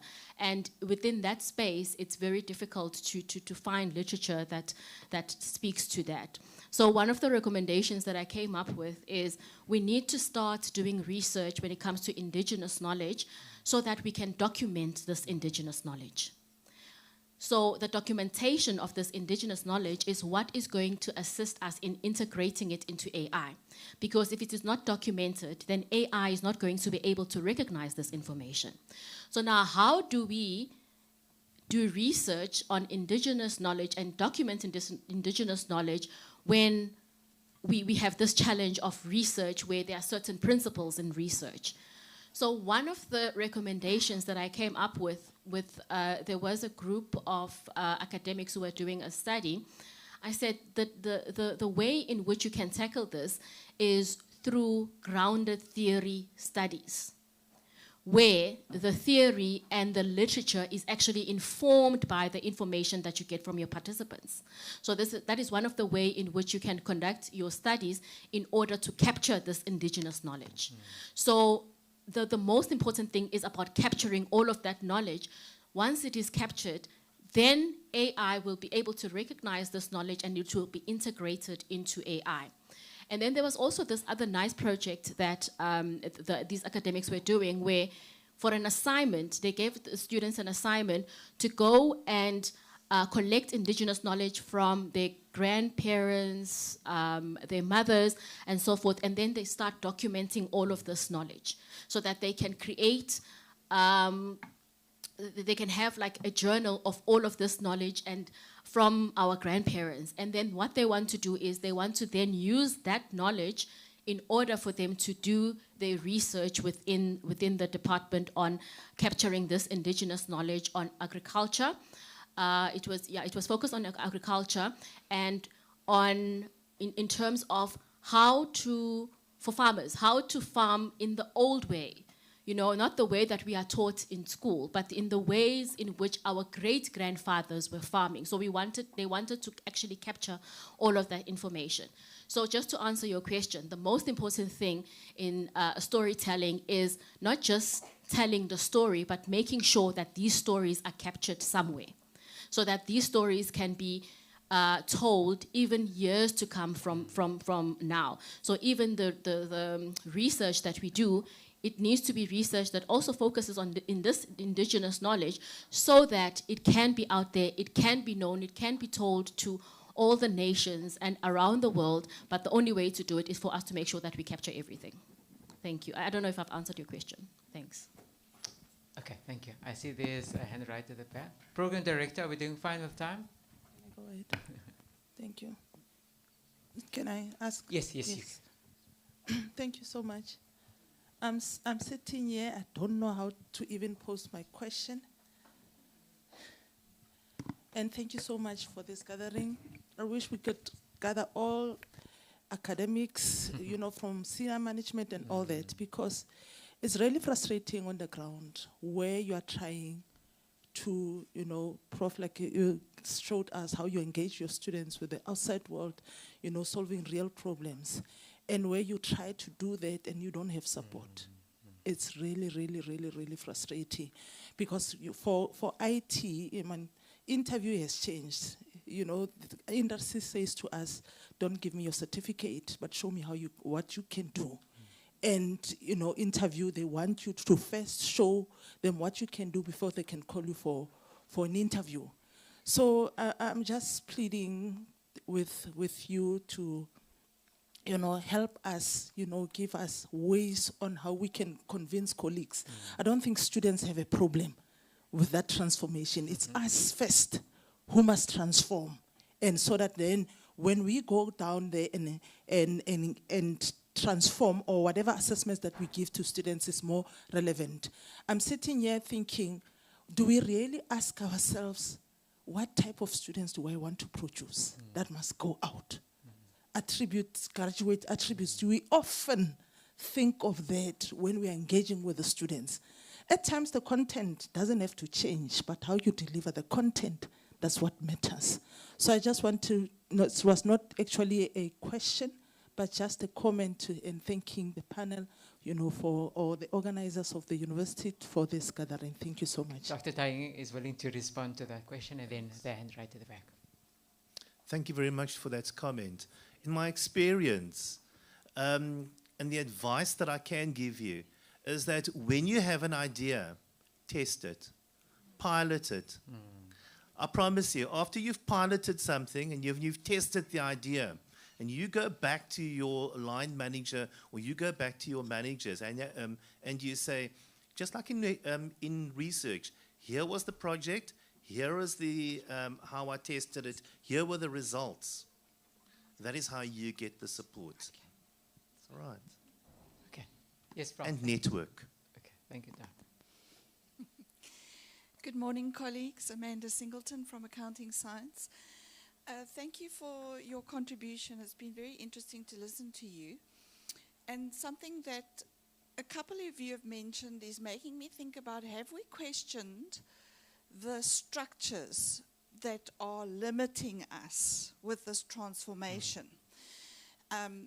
Like the interdisciplinarity of our teaching, yet we are still and Paul, you mentioned flexible, personalized learning, but we're bound by academic years and modules marks being captured by certain times. And so how is the university system enabling that? And one of the things that I'm grappling with at the moment, and I don't know if any of you have given any thought to it, is this concept of the notional learning hours, and whether the so-called 10 hours for 1 credit is still fit for purpose given the context of the students that are entering the higher education system from the schooling system itself, and some of the challenges we're seeing coming through. So I just wondered if you had any thoughts on that. Thank you. Thank you so much, Prof. Singleton. Any of the panelists is willing to engage? Okay. Thank you, Dr. Pariat. And I think notional, this idea, or it's not actually an idea, it's very much operationalized in all of, you know, accreditation documents, to have courses accredited. You know, it consists of so many notional hours, and these notional hours have to be bums on seats. And some of us, you know, now we're saying, but what about blended learning? What about online? You're talking about personalized and flexible. How does that happen with bums on seats? So I think it was in June, the CHE released a new document. It was first a draft that went out on modes of provision. And they are encouraging universities to engage in systematic self-reflexive processes. And they even in that document are troubling this notion of the, you know, online and the face-to-face and notional hours, and how those boundaries are so blurry. So we're living in interesting times. You know, what do those notional hours, and I think it seems from my reading of that document is that there's now a time for universities to say we define notional hours in these ways, which I think it's really interesting times, and just to see how that's going to go. Because if we're already saying now that bums on seats is not the kind of learning and teaching that we see serving our students, notional hours might look very different. Thank you, Doc. The program director also shared that we've reached time. Can we just take one more question, program director? Okay, thank you. Can you just introduce yourself and then who you're directing the question to? No.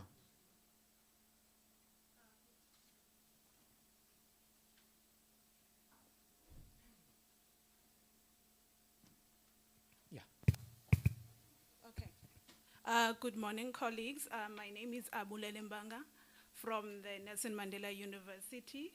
So my question is directed to the panel. It's around the transition process from the traditional ways to the transformational ways of teaching. I have noted that Prof. Dediwe mentioned that the process currently is low, and then I've noted that Dr. Gundu mentioned that there is mindset resistance in terms of buy-in from the students.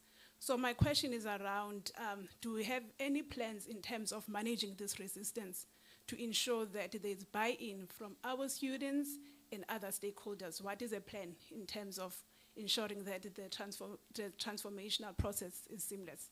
Thank you. Thank you, Dr. Gundu. I think the best way to get buy-in from the students, what seemed to work for me, is before I introduced it to them, because they're actually not expecting you to be implementing it. They're expecting the traditional way in class. So before you start teaching them, you're open with them. You tell them how you're going to be approaching it, so that they actually understand how it actually benefits them, because they think by you doing certain things that are actually not going to be coming in the test, you're wasting their time.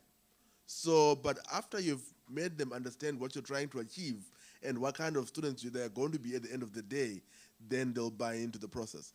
But now in terms of the institution, that becomes a different ballgame, because the institution is also governed by external factors, funding schemes and all those things. So all those, they come into play. However, if the university is committed to it, then whatever issues that you are facing in the class, I'm sure if you would address them with the university, then the university will be willing to meet you halfway somewhere.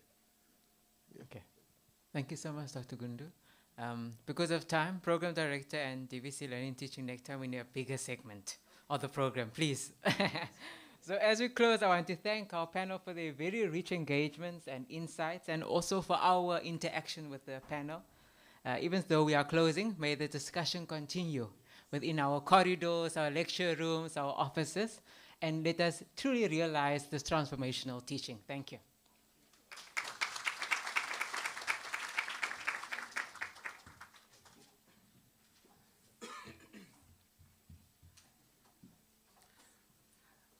Thank you very much. We can appreciate that conversation again with a round of applause.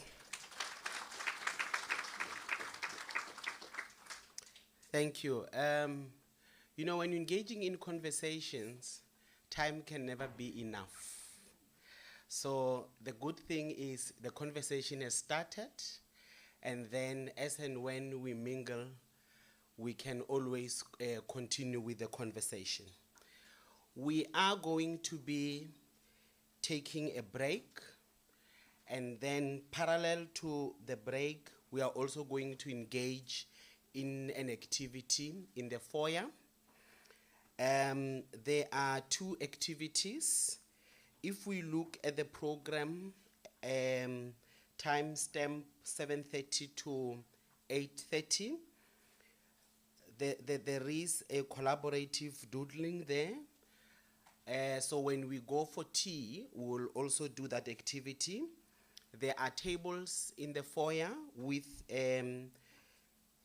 papers on them. You are requested to use the markers there to write your vision of future teaching on the papers that are laid out on the table. And then parallel to our tea break, which you are going to be starting now, there is an activity there from 10:30 to 11 on transformation trees. You are requested to write down your teaching wish or frustration on a paper leaf that you will find in the foyer, and then you will hang it on the transformation trees outside in the foyer. Paul Tahing is leading these activities. If I did not explain well, you must indicate, or you must direct when we are in the foyer. Then colleagues, at 11, we should be moving to our concurrent presentation sessions, which are going to run from 11:10 right up until 12:30, when we will be breaking for lunch. So our concurrent presentation sessions, each presentation is scheduled for 20 minutes. The 20 minutes, the first 15 minutes is for the presentation itself, and then 5 minutes is for engagement. So our moderators will help there. The venues are indicated. This venue will also be used, and then I think when we go up or out in the foyer, we will be able to see the lecture halls. They are nicely labeled. So we can break now. We'll be in the foyer until 11. Thank you very much. Let us enjoy while we engage.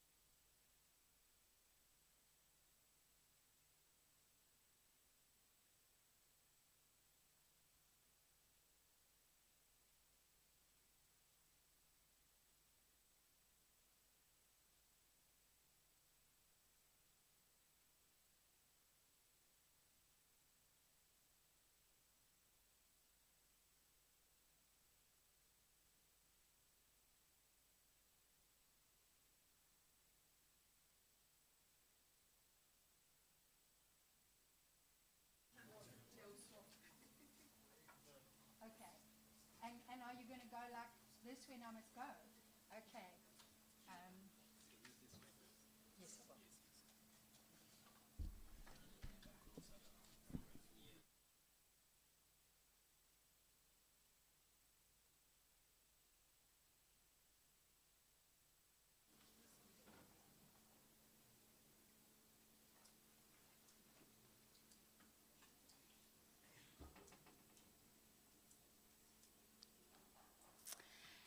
We now have the phys ed session has just begun. I've been told we better get rolling. It's my pleasant privilege to be the moderator of this session. My name is Dr. Margie Childs, and I am a member of the Faculty of Education. And I was very fortunate several years ago that Dr. Noluthando Tony gave me the nickname of Naughty. So I live by the reputation of being naughty childs. I do hope that I will be able to behave during this session, but we'll have to see how we go. In this session, I have to just reveal a secret. The best presenters are always in the auditorium, but please don't reveal that to the other colleagues. Having said that, I hope I haven't terrified the people who are presenting today, because you've got to be the best, surely. So we're going to start with Sinawo, then we're going to move on to Logan, then we're very fortunate to have a very dynamic duo in Josh and Heloise, and finally we're going to wrap up with Tanya. You can hear I'm very informal. I'm trying to give the presenters a sense that we are warm and welcoming. Each presenter will come up, they will introduce themselves formally, and then they will get going. They have 15 minutes to present, and then there's a 5 minutes opportunity for us to engage with them. I'm going to be strict about the time, so there will be little cards that I will wave at them, and we really do want to have an opportunity to talk with each other as well as listen to you. So all the very best.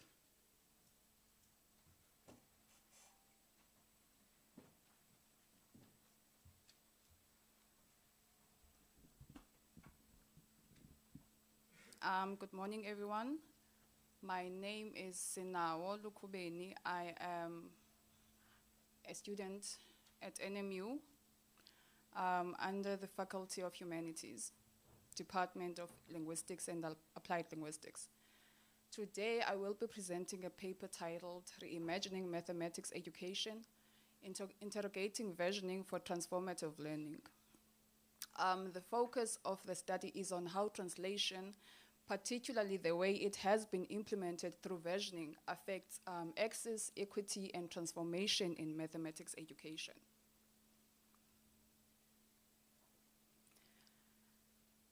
Why this topic matters. This is a recent article by Sowetan newspaper. In the article, the main interviewee is Hlumelo, a 19-year-old engineering student at Wits University. We also hear voices of two learners. One is in grade 6 and the other one is in grade 7.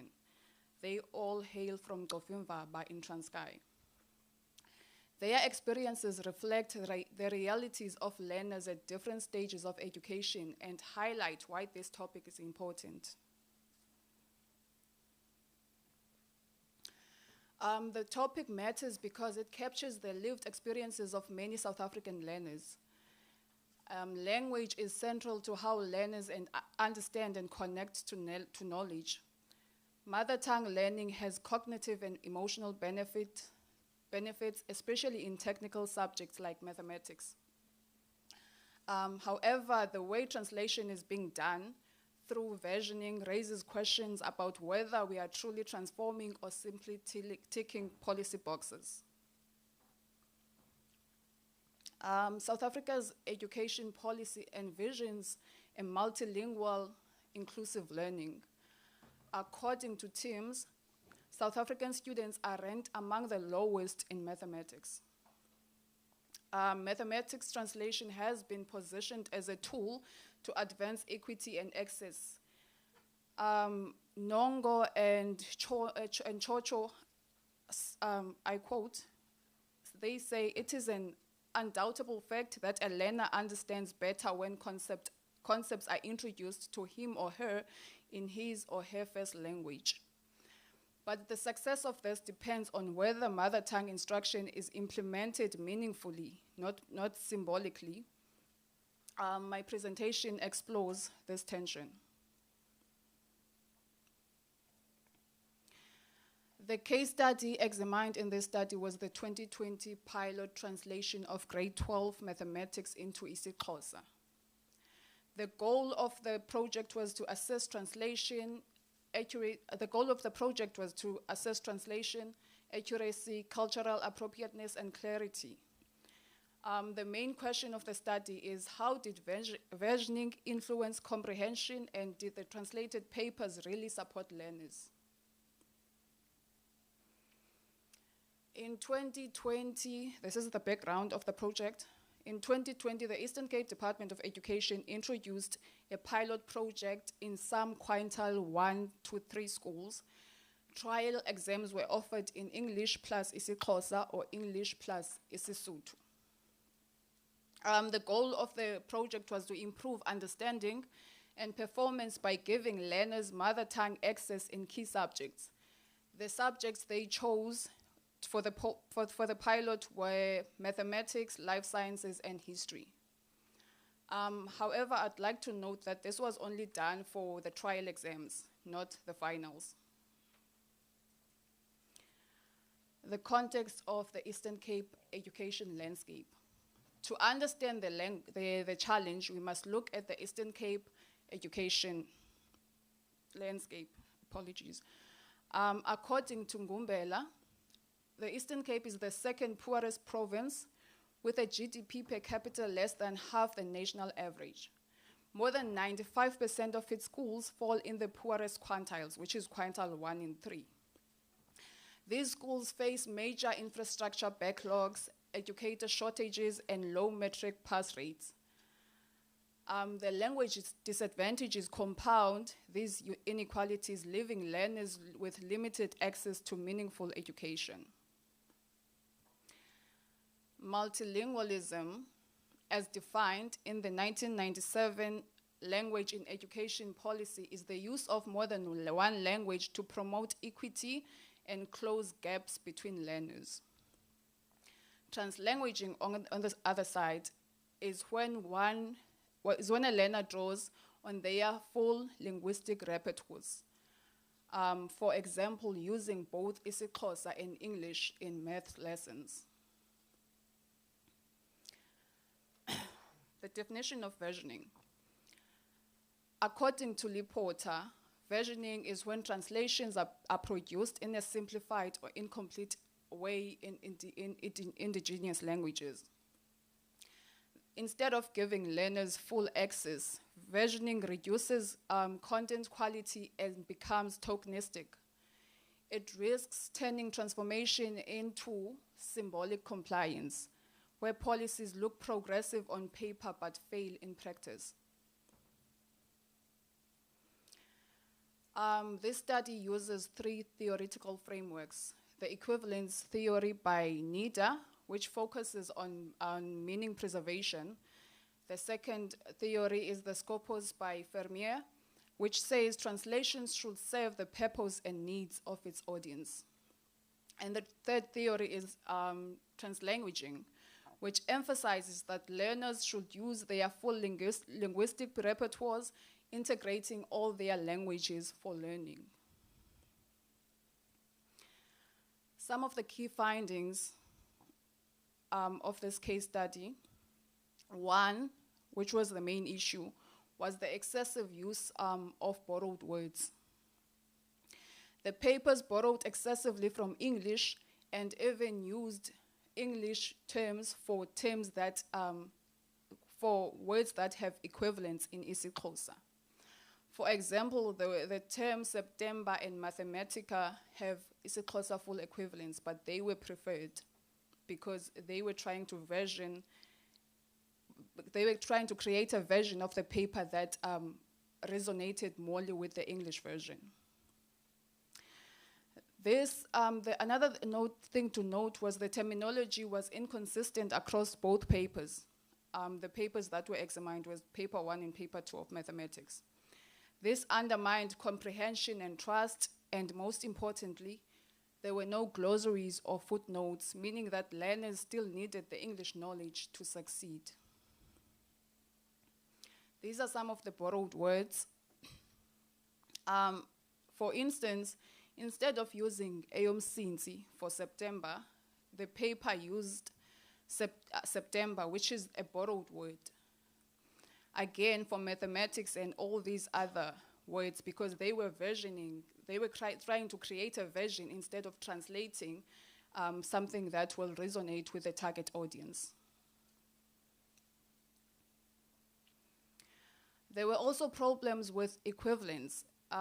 Because this is a technical subject, most words do not have isiXhosa versions, and these words were translated in a way that resonated more with the source text than the target audience. Others had partial equivalents, and these terms were loosely translated or omitted. Both these approaches created cognitive barriers than reducing them. The scopus or purpose of the project was to make mathematics more accessible for isiXhosa-speaking learners. However, in reality, over-borrowing and inconsistent terminology alienated them. Another thing was this was only introduced at grade 12, which became a problem because the learners had no foundation in earlier grades. These are some of the stakeholder feedbacks. These were some reactions from learners and teachers. Some learners found the translated text to be meaningful, and others found that it was a disadvantage other than an advantage. These are societal attitudes towards language, towards this translation. Again, it was mixed reactions. Others were happy that the department was taking this step, but others felt like the language was being disrespected because of how the translation was done. Moving forward, several steps are critical. First, translators need training in both subject content and translation theory. Secondly, isiXhosa technical terms must be developed and standardized through lexicography. Third, terms should be introduced earlier in the curriculum, not only at grade 12. Fourth, exams should include glossaries and paratextual aids. And finally, we need to adopt translanguaging practices, not to rely on rigid one-way translation. To conclude, the biggest lesson here is that versioning without proper investment results in symbolic compliance. True transformation requires integrating curriculum changes, developing terminology, training teachers, and introducing mother tongue mathematics terms much earlier at FET level. If we are serious about equity, multilingual education must move beyond rhetoric and become a classroom reality. Thank you.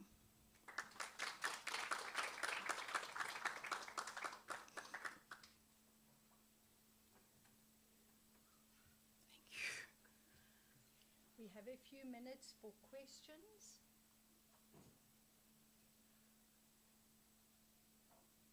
Okay, let's go over there. Are you okay with the questions? Thank you for your presentation. My question is based on there are two. Okay. In terms of the cohort which you were talking about, how large was the population, the sample, in terms of the test? It was about 60% of the schools, but it was mostly schools that were based in Transkei. Okay. And this deals with maths. Yes. Right? And my question now, is it a content issue or it's actually a delivery problem. Because if it's a content issue, translating it to another language, you are not solving the problem. Yes. Which means if it's a delivery problem, it means the teachers need to be equipped with the skills to deliver. And now you add the other layer now of bringing in a language. Yes. And I think for me, I find my own native language to be the most difficult in terms of learning. So maybe the learners might actually find the language more difficult. So you now have a learner who has to learn now the linguistics part, then also learn the language part. So that's why I wanted just to get clarification in terms of between the two, content or delivery. If we can go back to the slide where it talks, the slide about the learners, the different learners. I will try to go back to it. Okay, this one. One of them, this one is a Wits University student. He says, I grasp concepts better in isiXhosa than English. And he says, I never struggled with English and mathematics because I had a solid foundation in my mother tongue. Meaning that the delivery in the mother tongue makes a difference. And this was why the department felt it would benefit the province if these translations could be done, because from foundation phase, maths is taught in isiXhosa. And then as they progress, they then turn into English. In fact, from foundation phase, almost everything is taught in isiXhosa. So there's that transition that makes things difficult from understanding the language before understanding the content. Yes. We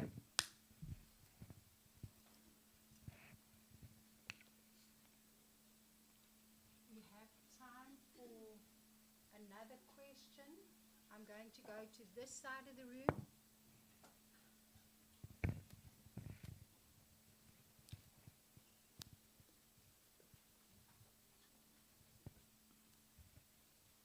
Thank you for the interesting presentation. I'm not sure if I've got a question or is it a contribution or whatever it is, however you're going to view it. I think it's related to what he has just asked. Are we not just, by trying to translate this, are we not just changing the time at which language needs to, where English needs to be used? For instance, if we are saying we're going to be teaching in English, at the workplace, are they going to be working in Xhosa as well? Or are they going to be in English? Are we not just prolonging when they need to grasp the language? The main point is understanding. The content is still the English content. It's still the maths is not English. It's still the maths content, but delivered in a language that they understand, that they relate to. So it's not necessarily that we are prolonging. We're not teaching them language. We are empowering them, but by teaching them mathematics in a language that they understand. But the instruction, that's the whole point of transformation. If we are not transforming each part one by one, then what's the use? Because you are saying the instruction at work will be in English, but then that means the work needs to be, there needs to be transformation in all parts for indigenous languages to be implemented, not just on paper, but on practice as well.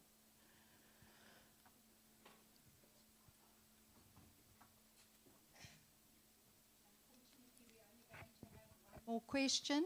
I did see you before I saw the other colleagues, so if we can keep it short, that would be wonderful. No, thank Dr. Noti.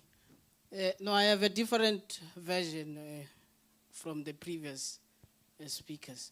Here's my question. You spoke about multilingualism and translanguaging. Yes. I didn't see their implications, but let's go to your recommendations and then I will pose my question.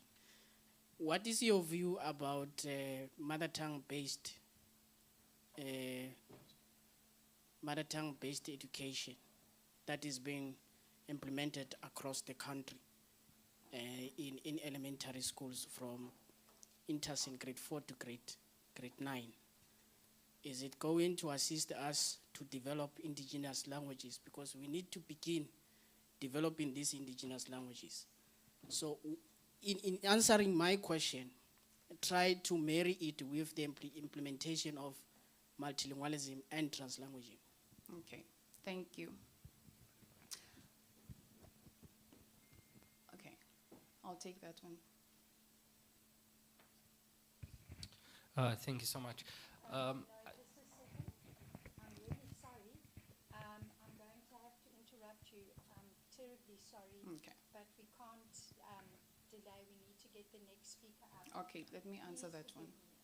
Okay, thank you.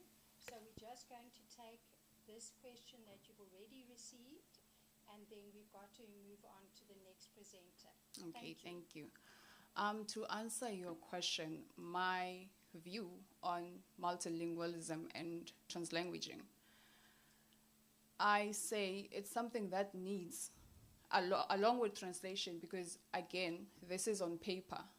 There needs to be something that is done physically. So multilingualism and translanguages are parts of the ways we can implement, we can integrate the indigenous languages into learning. In terms of translanguaging, this is something that is encouraged even at university level, that students should be allowed to speak in languages and to use all their linguistic repertoires. Thank you.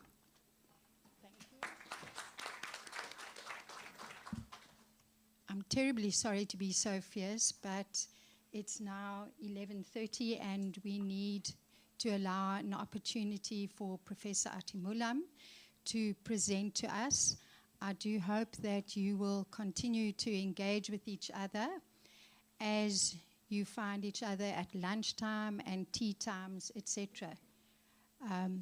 Could we please have some tech assistance here so that we can move from this presentation to the next presentation?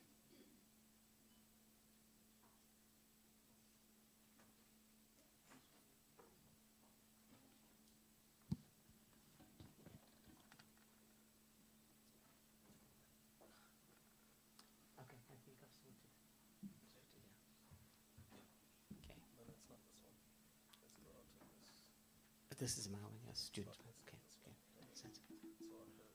Yeah, okay. No. It was the previous one.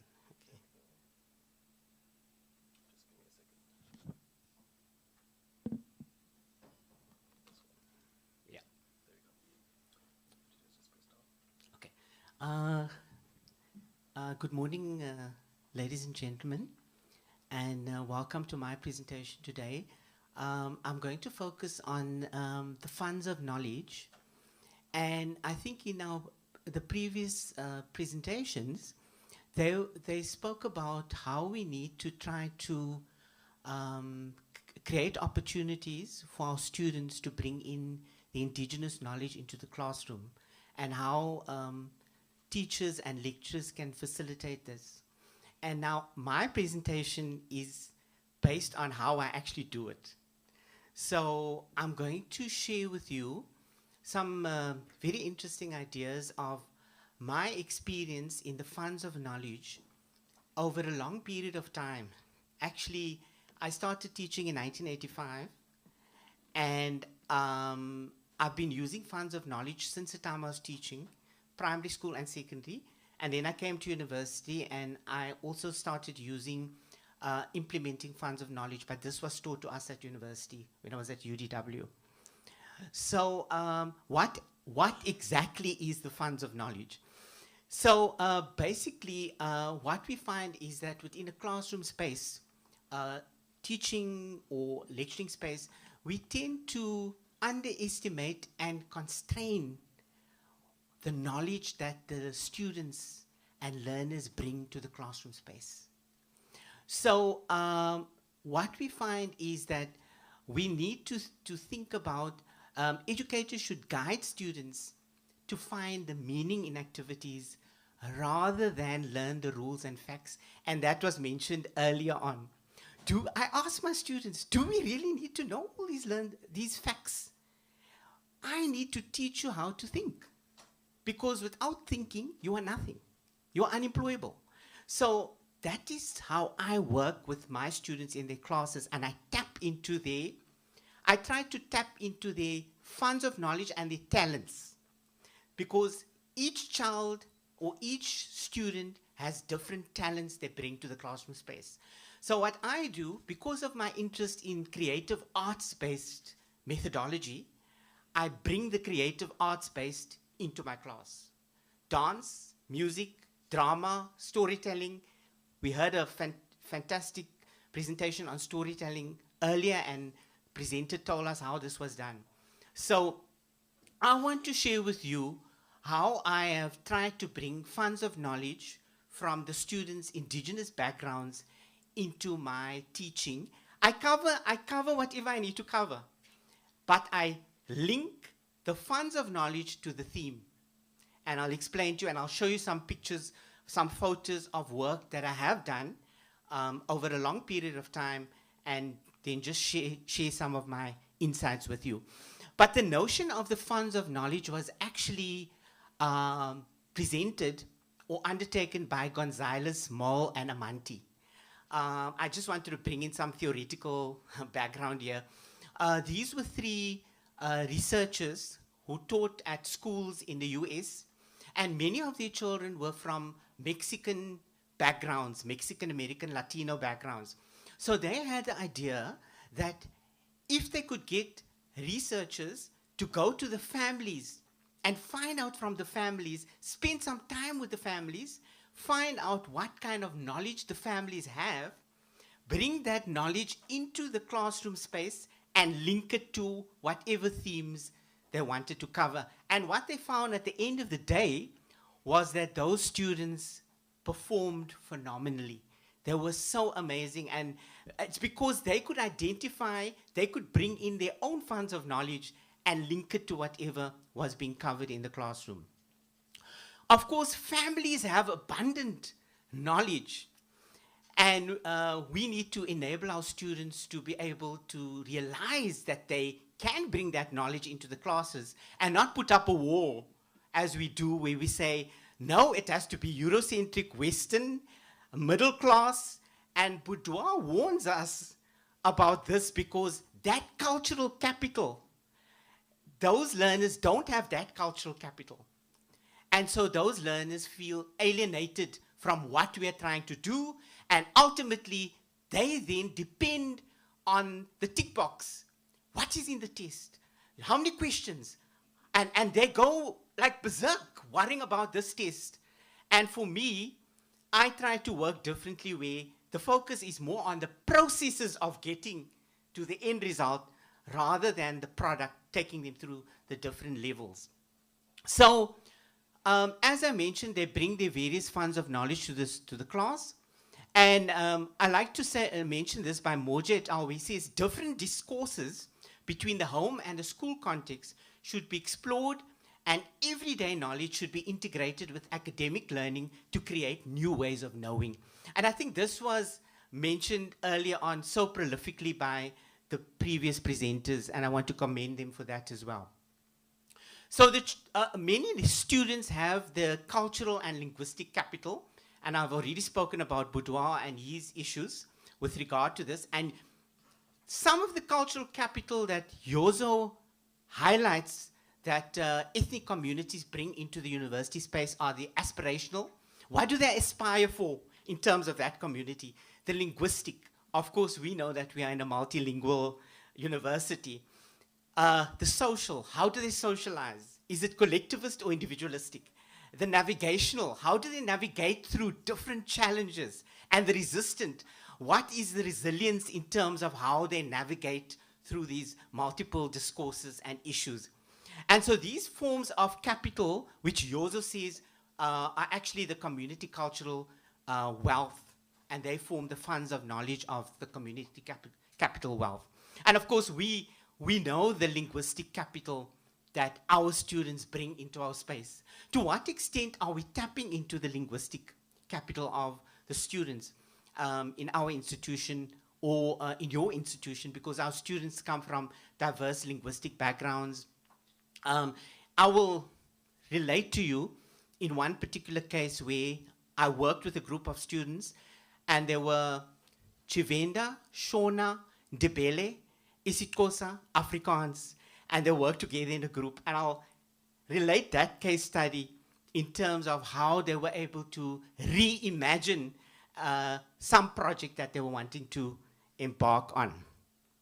So some of the strategies that I think we can use to tap into the creative arts-based funds of knowledge would be like to give the students an opportunity to share their arts-based creative practices, which I often do. Students from different backgrounds sharing their arts-based practices. There's also opportunities for students to share their stories. As we heard, the powerful impact of storytelling. Poetry, the role of the Mbongi in African society. Songs and music linked to specific themes. We try to find songs that link up with a particular theme. If I'm doing a particular theme on multicultural education, for example, I ask the students to come up with songs that they think we could use, and we sing the songs. And someone mentioned in the previous presentation that it's sometimes a bit difficult to do these kinds of things. But if you are part of the performance, then the students have buy-in. Then they can identify, oh no, this person is vulnerable, he's a facilitator, he's not someone who's merely just talking down about particular issues. So the poetry reciting, music, what about drawings? What we find that, like, for example, you have cultural practices like the Ndebele patterns from South African culture and Rangoli from Indian culture, and the Zulu and the isiXhosa beadwork. I wanted to show you here, for example, you have the dances, and I've already engaged with students coming in cultural dress into the class and doing performances relating to specific themes. And if you bring arts-based, it adds another dimension to your classroom, and there's that excitement as well. And here you have the youngest Mbongi in South Africa. The little boy, he is so cute. And he's just really adorable. So praise singing. How do we bring praise singing? So I get to let my students write pieces of poetry. And then there are some students in the class who are good at praise singing and performing, and I call them up to do the poetry recitals, and we link it to whatever theme we have to cover. Then there's also aspects of beadwork. Here you can see the different patterns, the Ndebele and the Rangoli from the Indian culture. So what do I do in my classes? So examples from my own practice, after doing a theme on multicultural education in a third year education module, I was lecturing this module for about 15 years, and we kept on changing it, and we kept on thinking about how do we bring in students' funds of knowledge into this particular module. So I organized an event where students shared cultural practices with their peers. So we had Afrikaans students, Afrikaans speaking, isiXhosa, students from different cultural backgrounds sharing their cultural practices, and then relating it to their own experiences. And then writing poetry. Also in my English methodology class, we get them to also engage in poetry, singing and dancing, and allowing my students to use the different languages within my classroom environment and tapping into the funds of knowledge. So here is the example that I wanted to mention to you. In 2023, one of my groups wanted to do a play based on a short story by a Russian writer, Nikolai Gogol, who was a great writer. And the story was The Nose. So they wanted to do it from a Eurocentric perspective. So I said, you know, why don't you engage with the story? What is the theme? How can we Africanize this? What aspects of African society or African culture would you be able to bring into it? And as you can see, the plot is a short story of how a major's nose disappears and returns as a high-ranking gentleman. And the major tries to convince the nose to return to his face, but it refuses. And the absurdity of the short story is the nose's disappearance and reappearance, which is also a reflection on issues, metaphors in society. That's how they normally would write about certain things, like Gulliver's Travels, some of you know. It was a rhetoric on what was happening in society at the time. And then I wanted to, what was the outcome? A fascinating piece of theater. They adapted to include a Sangoma, whom the king consults, and they had songs, music, dance, poetry from African culture, integrating Sepedi, Chivenda, isiXhosa, Sesotho, Ndebele, Afrikaans, and Shona. And here, I think I must show you this. And this is the group, very multilingual group, and this was the readaptation of the nose, which they now call the King's Nose, and which is a kind of a parody of issues in society at the time. So they were trying to recreate it.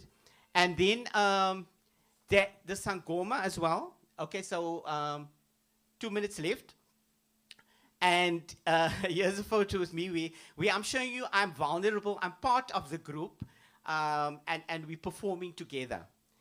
And for some of the lecturers, it will be very difficult to do this because they're used to talking down to students and they want to convey the content, and they're not interested in facilitating learning. This was the cultural event that we had where we showcased the different cultures when I was doing culturally responsive pedagogy, multicultural education. Can you see we're still working with the same terminology, but we are doing it in a different way. They get to know about boudoir, they get to know about cultural responsive pedagogy, they get to know about funds of knowledge because they experiencing it. That's part of experiential learning. And then here we had a performance where this group wanted to showcase, and I was very young over there. As you can see, I'm much older now.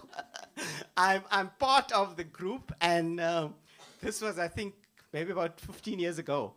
So I'm quite young there. And then here, this particular student, she was going to take the performance of a Xhosa bride.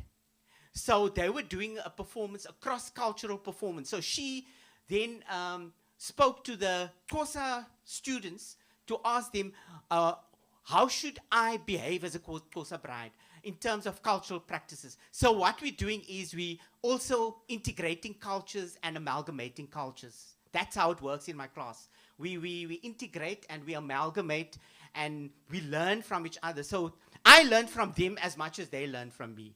And this was the dance extravaganza where we bring the opportunities. Some of them are talented, so we did a performance, theater performance, where the talented students wanted to showcase what it is to perform. And my time is up, and I just wanted to show you a few other photos. And so thank you very much, ladies and gentlemen.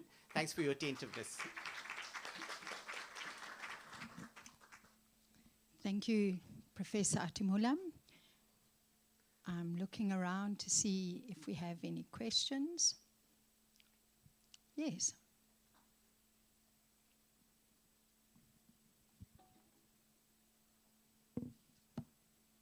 Thank you very much, Prof, for that very interesting presentation, which I enjoyed very much.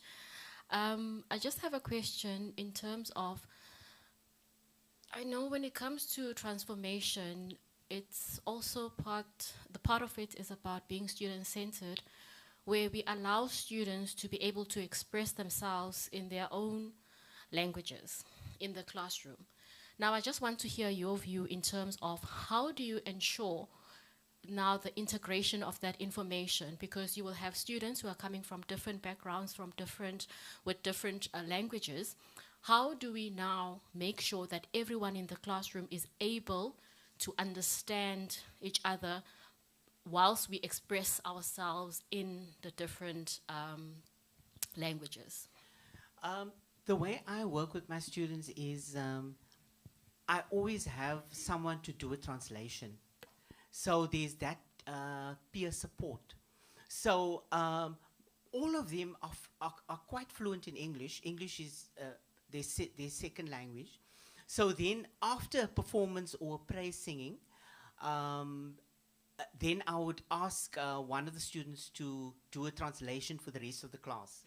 And then normally everyone understands at the end of the day. I must tell you this very, very interesting story.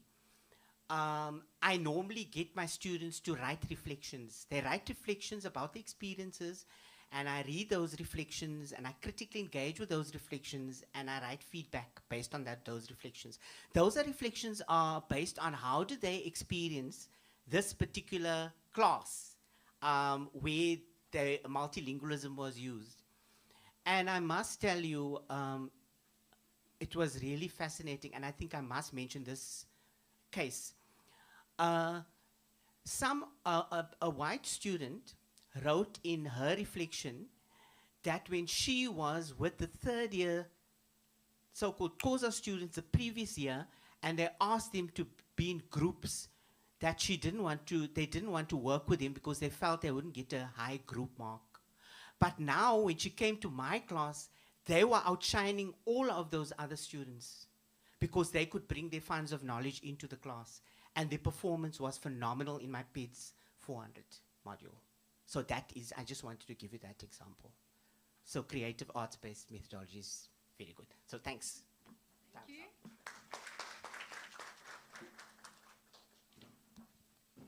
We now have an opportunity for our third presentation, and I'm very pleased that there will be some engagement afterwards. Josh, you're going to have to just scroll down to find your presentation. Are you okay with that? I'll try my best. Okay. Our tech I team found it. says they are all there.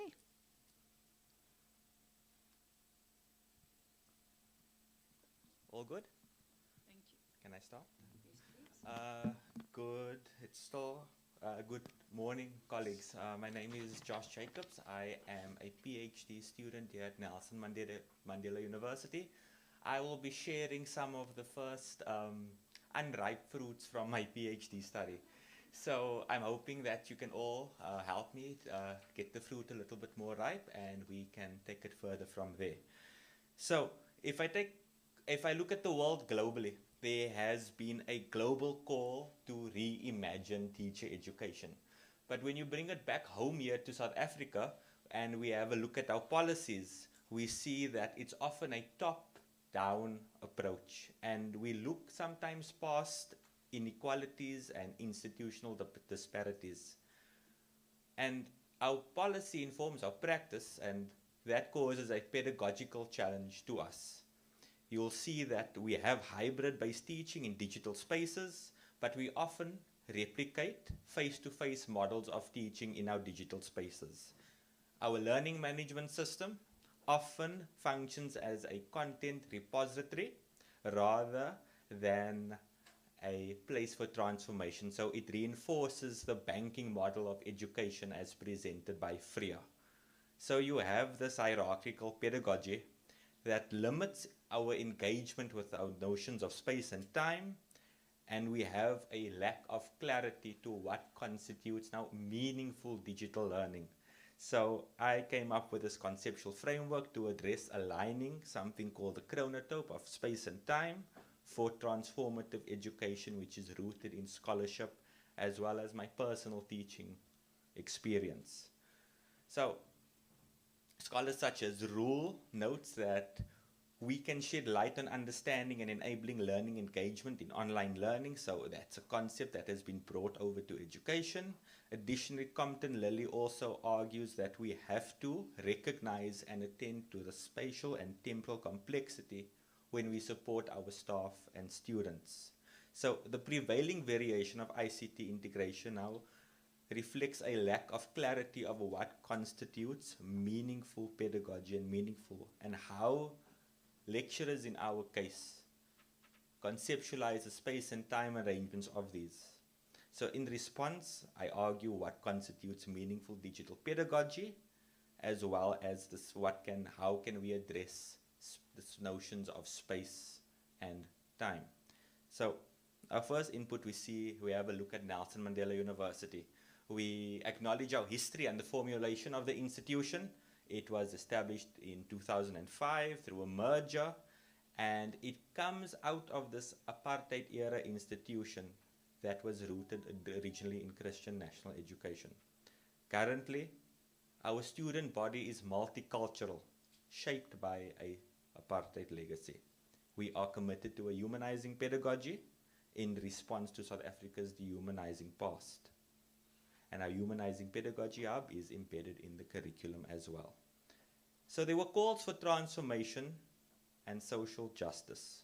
We had the Roads Must Fall and Fees Must Fall movement, where we wanted to push our curriculum for decolonization and indigenous knowledge integration.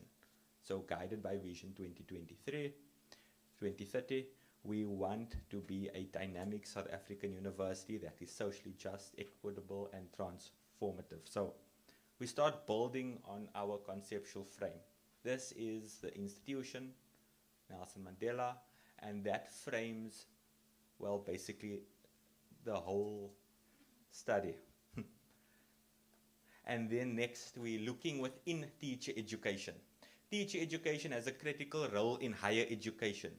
It is a space for transformative pedagogy rooted in social justice, but you'll see if you look at the literature internationally, it actually says that it's not just one approach. It's a mix of multiple approaches geared towards social justice. So we have the responsibility to prepare people to teach in basic education, which fundamentally they will go through basic education and then they will come back to us in higher education.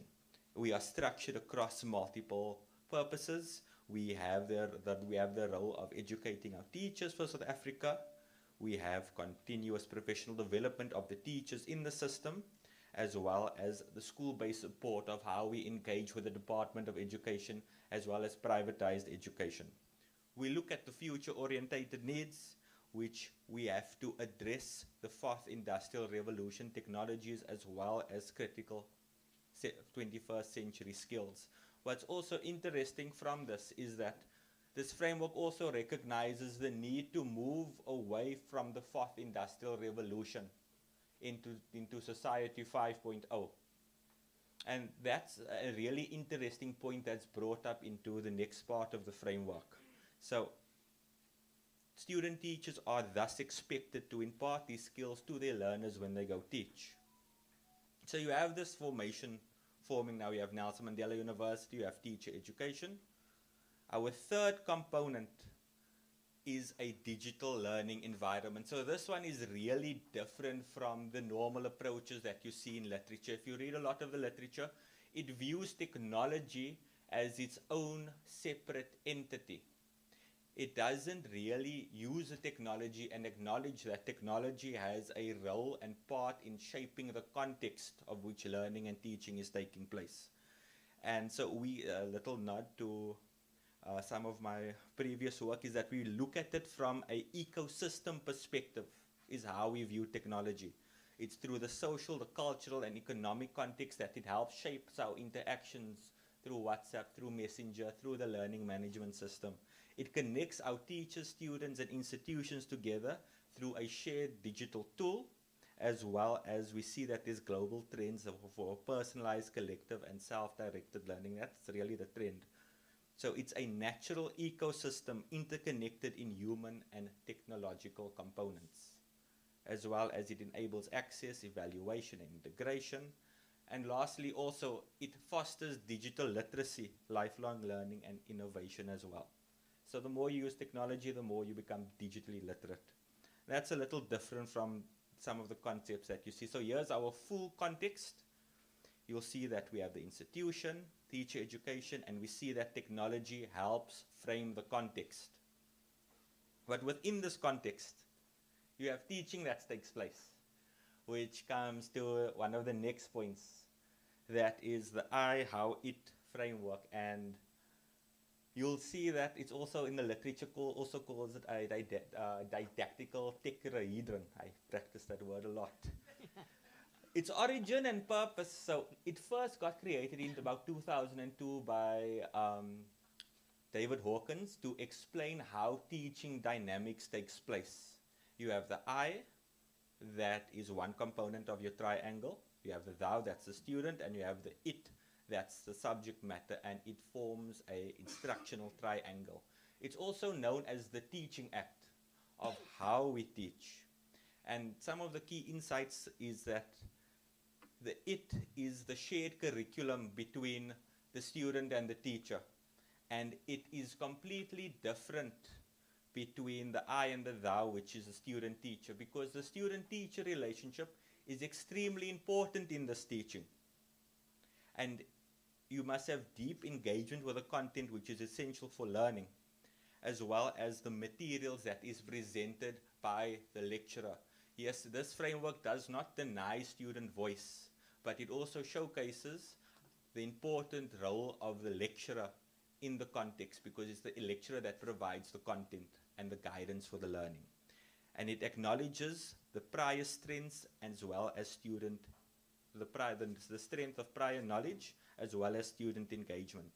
It also acknowledges that students bring in their own lived experiences and cultural knowledge into the learning process.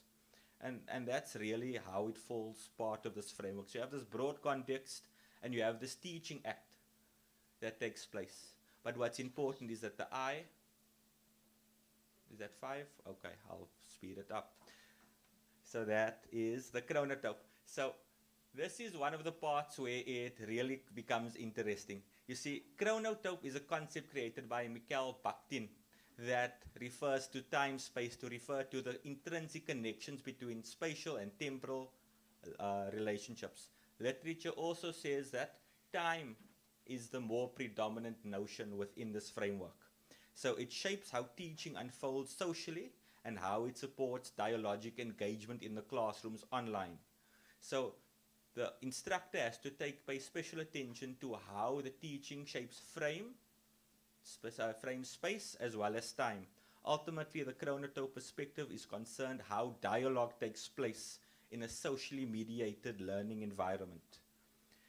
So the name of the framework that I've proposed is the transformative chronopedagogy. Placed at the center of our didactical tetrahedron, we'll see that the teaching and learning is socially constructed between space as well as time.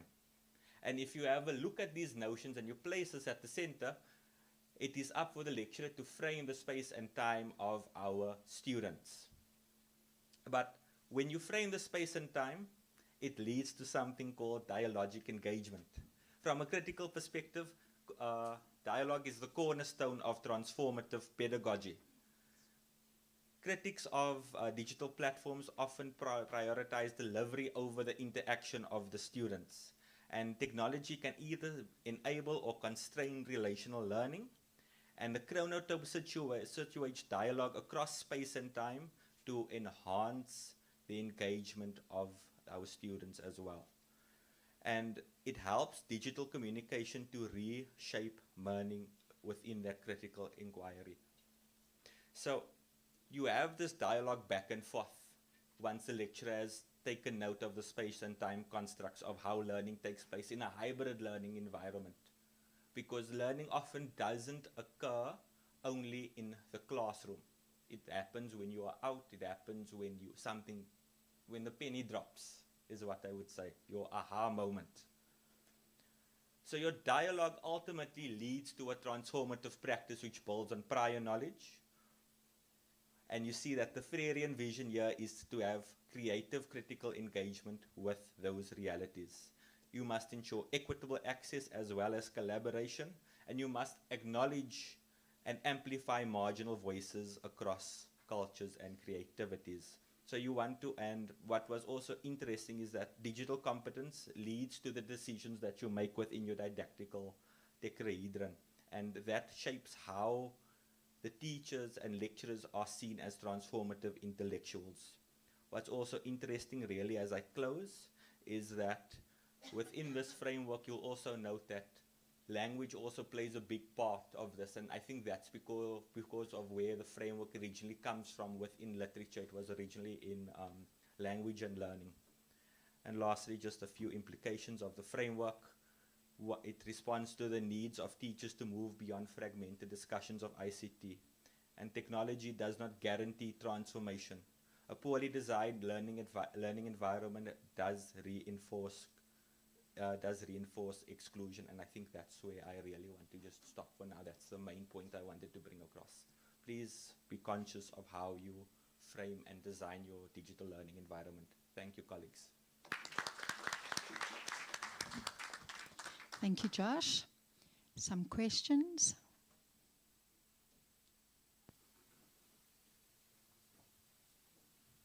Okay. I saw Mukhtar first, and then hopefully we'll be able to have you as well. Thank you so much, Josh. That was really fascinating. I've done quite a bit of research in this line over the years, so I'm quite intrigued by this construct that you have around time and space, and of course merging the digital learning environment into this. I'm quite curious to know if your research explores the notion of transactional distance.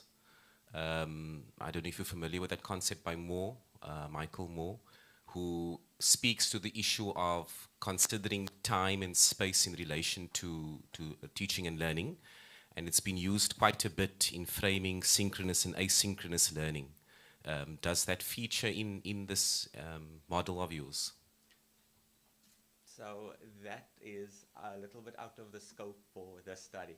But what I can answer you is that Ritalia Giuseppe has featured quite extensively in this literature, and it's more looking at their framework, because when they presented their research, it was about how do students frame their space and time, how do students frame this frame their chronotope in the digital learning when they collaborate with each other. And taking that notion further, it was building on that conceptual framework. Okay. But I would be very interested in reading that. Okay, no, thank you so much. I just think it's quite critical, especially when you're reflecting on dialogic engagement in the online space and taking up Freire's work. A lot of research sort of highlights this area of how students sometimes prefer synchronous engagement and other times asynchronous engagement, which of course impacts on these constructs of time and space. But fascinating work, and all the best. Thank you. Thank you,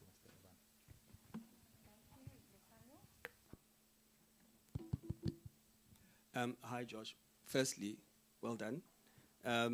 Awesome presentation.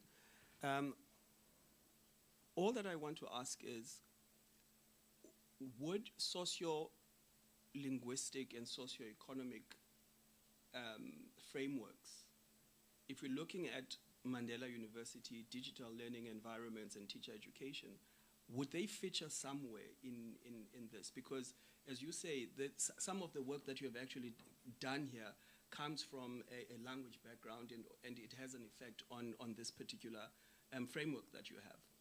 Would you then, I just want to, because I'm a slow person, I just want to make sure that I understand how those particular frameworks, socio-linguistic and socio-economic frameworks, how they would fit into this particular framework of yours. Thanks. Thank you, Lucanio. So I framed that, and I had the conversation with my supervisor last night. That fits in the Teaching Act, right in the center where you see the triangle, the I, thou, it relationship. And the movements between that triangle, when you talk to a student, when a student responds and how they respond in that manner is really where that fits in. So I view that from the Teaching Act perspective is where it fits in there. Thank you. Okay, we will give Josh a round of applause. Thank him very much, and now it's timeless time to take the stage.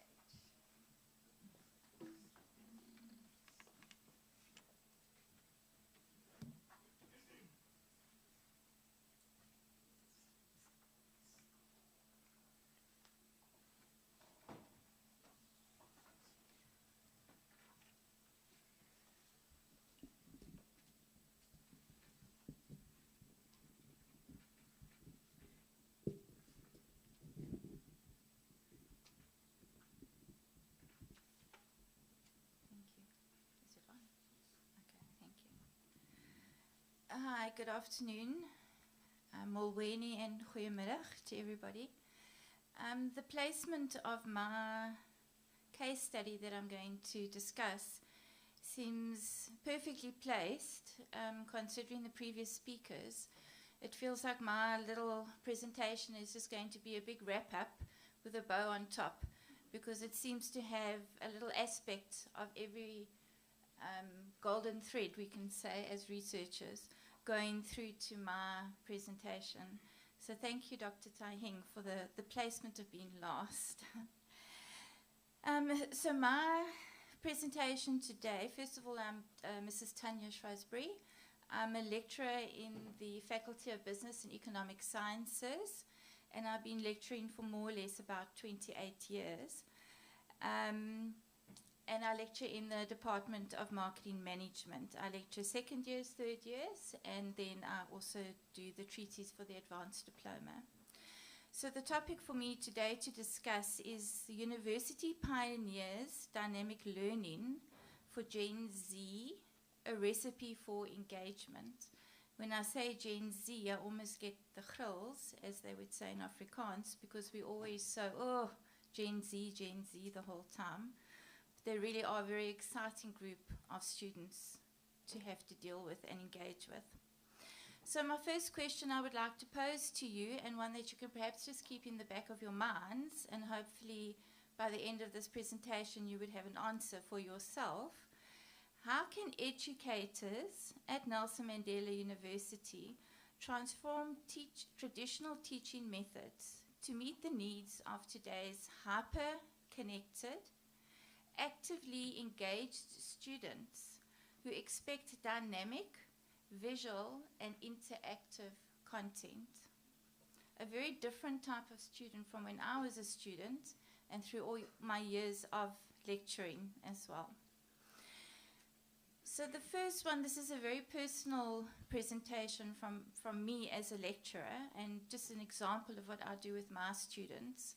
So very important to me is to move beyond the theoretical, which I think everybody has been speaking about or has mentioned since this morning's welcome. I will get back to the photos as we move along. So my core philosophy, as I said, is moving beyond the theoretical. My teaching is founded on the principle of experiential and humanized learning. Although my teaching pedagogy has moved one level up from humanized, which we will get into a little bit later. First of all, a little bit of theory. Experiential learning shifts the teaching method from being teacher-centered to an approach that is semi-structured, that requires students to collaborate and learn from one another through their direct experiences. The role of the lecturer, therefore, is rather to facilitate than to instruct, which I think is something that has come through from this morning's conversations, and that is from Kolb and Kolb in 2009. A continuation of my philosophy is the humanized learning. Meta 2020 emphasizes the importance of trust, empathy, and genuine human connection between the lecturer and the students. And the photo I've included there, I think, depicts perhaps a little bit of the humanized pedagogy that I make use of. Furthermore, I'm a very passionate lecturer. I love my job. I consider myself to be very blessed to be in the position that I am in. I have a strong belief in humanizing innovative learning and teaching method, and am guided by the core values like diversity, excellence, and Ubuntu of the Nelson Mandela University. I aim to encourage deeper learning, critical thinking, and applied knowledge rather than rote memorization with my students. So now we get to my example, and you will see where the connection is with the photos from my previous slides. In my third year module, which is consumer buying behavior, one of the concepts or chapters that we do is we have a look at different cultures. So their assignment is they divide up into groups of 4 or 5 students, and they need to discuss and they need to go research, collaborate together, and on a culture which they are not familiar with. So they can't do their own culture or their friends' culture. It must be a culture that they really are not familiar with at all. And they go off and they work in their teams and so forth. It's part of the instructions as well, or guidance rather. I'm not particularly fond of the word instructions, but the guidance is that they need to discuss the characteristics of the culture, but the main focus is how does their culture or the culture they've identified affect their buying decisions as a consumer. They have a look at social media. They can use any forms of research, and I encourage them to dress up in the traditional clothing of the culture that they have selected. They are also more than welcome to bring music. They can do a traditional dance, and then also is to bring a plate of food, traditional foods that we can have a look at it and we can taste it.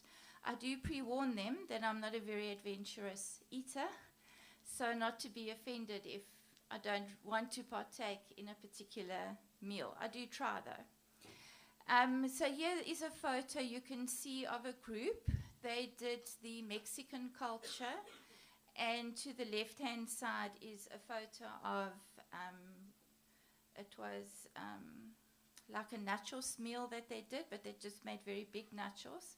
And very impressive because they get very excited and they actually make the meals themselves.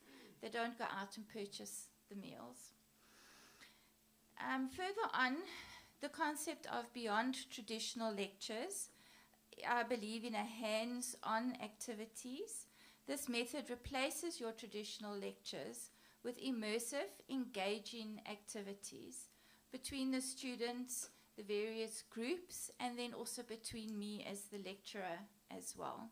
I don't isolate myself. I don't operate as an island. I immerse myself with the students.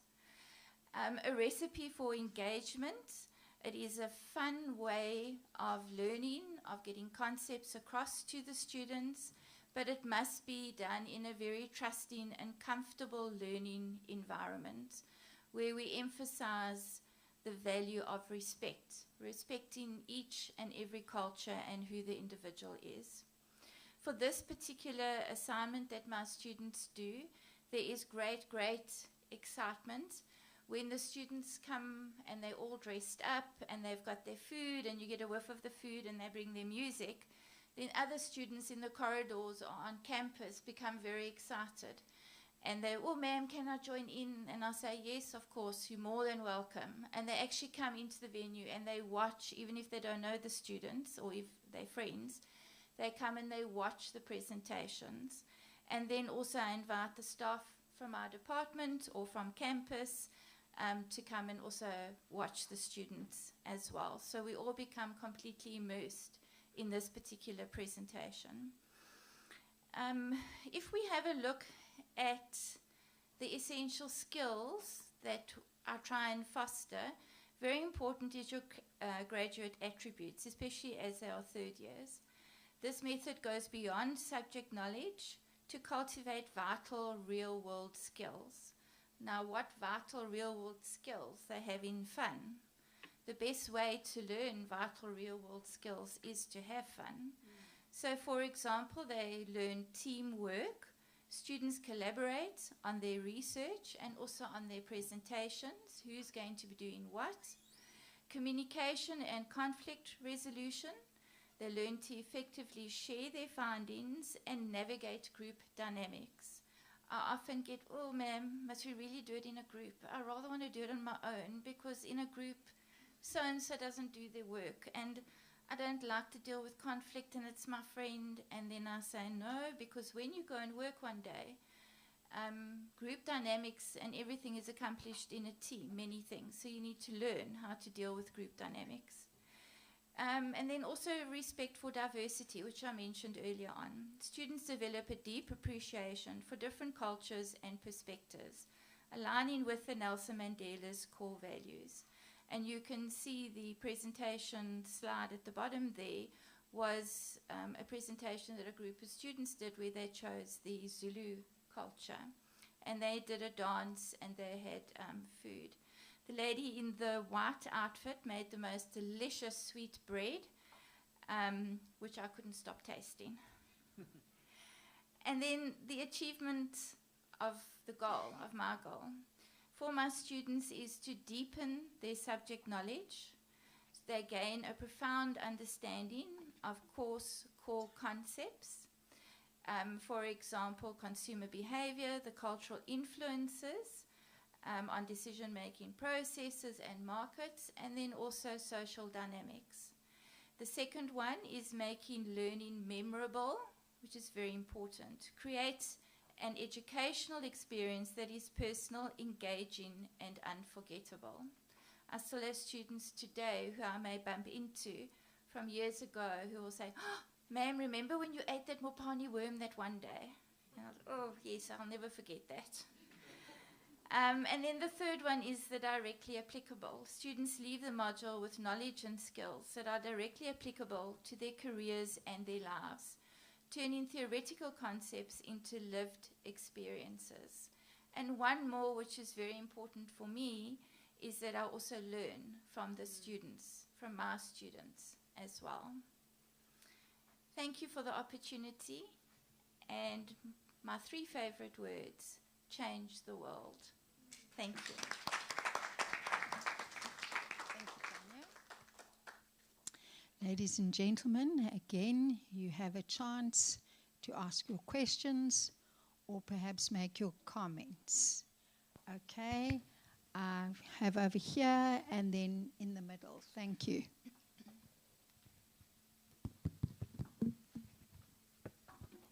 Thank you for the interesting presentation. I'll be the devil's advocate here again. I totally agree with what you've been presenting here. When we are dealing with this generation, are we not taking them out of their comfort zone? What I'm trying to say is, for our generation, the ways of communication was based on just, talking to each other. Even if you see us sitting in restaurants, we go to restaurants so that we can talk to each other. They are a different generation. They are always on their phones. When I was a student in my times, if the lecturer comes for the lecture late, there would be so much noise in class because everyone is trying to have a conversation. If I'm late for my class, there's no noise. I get there, they are very quiet, they are on their gadgets. And now we are forcing them out of their comfort zone because this is something that they are not accustomed to, talking to people. They want to be on their gadget and not talk. We are different. We're from a different generation where we talk to each other. So now if we are going to be using this and forcing them that we're going to be teaching you using this form, are we not actually doing a disservice to them? I'm not saying anything, I'm not suggesting anything, but are we actually just forcing them to come to class so that we can retain our jobs? Are we forcing them to come to class because we want the Department of Higher Education to pay us the full, which is why we don't want to take other forms of actually communicating with them? If we just ask ourselves deep down in our hearts, for instance, my students don't want to come to class. I have to come up with innovative ideas to make them come to class. And sometimes I have to have a register, which means I'm actually forcing them. I'm using something to force them to come. So, but I've sat with them and asked them why they didn't want to come to class, and I've got to understand that their dynamics is different from our dynamics. The way they would want to learn is different, but why are we still trying to force the old way of doing it in the new generation? Thank you.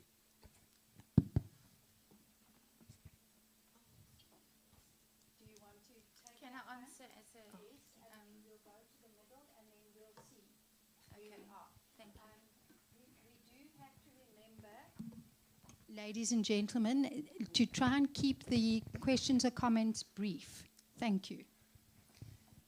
Thank you for your comment. I would like to think my students come to class because they want to hear what I've got to say and they enjoy it. But I I do acknowledge your point. I have got celebrity students, I call them, who make guest appearances. Or I have UNISA students who only come to write a test as well. So the majority that do come to class, I would like to, I think I persuaded myself that they want to be there to see me and to hear what I've got to say. They are a completely new type of generation. I don't know if we're forcing them out of their comfort zone, but if we are, and devil's advocate, is it a bad thing? I often get forced out of my comfort zone. This is not my comfort zone. And okay, I wasn't forced, but in other, or maybe I was, in other areas of life, you cannot go through life in your comfort zone all the time. Otherwise, how are you going to learn? How are you going to be a lifelong learner? You're going to stagnate. So, although it might seem an extreme comfort zone, I think the concept of having fun and making it more memorable doesn't even make them really think that they are out of their comfort zone. So hopefully that's answered. Thank you. Thank you. Our question from the middle, thank you. Thank you so much, and congratulations for the presentation. Very practical, I must admit, and I love the fact that you were in line with the theme and also in line with what the DVC shared this morning about us having a fully fledged graduate who leaves the institution. And what I also love is the fact that you are challenging the narrative of universities being seen as theoretical like institutions rather than being practical. So this is actually proving that we are moving from that mindset, which is where we should be. And then in response to the previous speaker's message, what he was sharing across, I wanted to challenge that and say the aim for me of being in an academic institution is to learn new things, is to discover things that you may not be aware that you actually enjoy to take part in. So I don't think that we are doing a disservice to the Gen Z, but rather we're showing them new ways of doing things, shifting their current perspective of being stuck on cell phones and laptops all the time. And finally, human beings are by nature social beings, meaning they need to engage. That's how we grow. We engage, we communicate, we have different views and opinions, and that is how we learn, by understanding what my friend or my colleague or my classmate thinks of a particular topic. Thank you. Thank you. Would you like to respond in any way, or? No, thank you. Thank you. Okay, we'll go here, and then Bongo, maybe there'll be time for yours. Thank you, Prof. It's interesting. One thing so fascinating is that the old, with old traditions, are supposed to maybe recycle themselves to fit, to teach the new generation. I don't know whether I am seeing correctly here. That's what I am saying here. So it looks like people are not, academics or the learned people, they are not very prone to changing from their old norms to suit the student centeredness. Yes, they prophesy, I'm a student centered teacher, but what they do or what is happening is that they are trying to. Now, there's something which I have discovered during my tenure or my time as a lecturer for more than 30 years now. I discovered one thing. You don't innovate or you don't change. It's difficult for you. It will be difficult. The journey will be so difficult for you to walk. So let's walk the talk by actually being flexible to changing to suit a situation, but also helping ourselves to grow from old norms to what is going on currently. IT, technology, AI, they have come to stay and never to change. Those things are here forever. And when new things are going to come, apart from AI, you are going to hear another AI, another whatever still. So what do we need to do? Let's encourage ourselves to innovate, but mostly, to make it easier, let's have intrinsic motivation than extrinsic motivation, which is the salary. Intrinsic motivation to drive the journey forward. Thank you. Thank you. Yeah, I would just like to agree with the comment that you have to be flexible. I cannot teach or have the same relationship with a student that I had 30 years ago. First of all, because of the number of the size of the classes, but my aim is still to have some form of relationship. So I try and adapt and be flexible. So just a small, simple thing of trying to establish a relationship with a very big class is on campus, I will say hello to everybody. I will say, morning, hi, how are you? Whether it's a student of mine or not, because at times it's difficult to remember all the faces as well. So that is just one very simple example of how you need to be flexible. But thank you, I do agree. Thank you. And it seems, if you can keep it brief, Bongo, that we have time for you. It's also just a comment, so you don't have to answer. But with my research, because I always research the generation that I'll teach. So we're currently teaching Gen Zs, and the upcoming generation is the Gen Alphas. And she's actually on par with the Gen Z's way of learning. Gen Zs appreciate authenticity. That's what they click and like, even on social media, is a person who can express themselves the way that they are and just be vulnerable in who they are. And that's exactly what you're doing. And also they appreciate a person who sees them not only as the student number that comes into the lecture hall, but untombe bongo, you know, the person that comes from home. And that's what you're doing. So they click, like, and subscribe and attend to your lecture because you are teaching Gen Zs. Thank you. Thank you. Let's give our wonderful presenters a round of applause.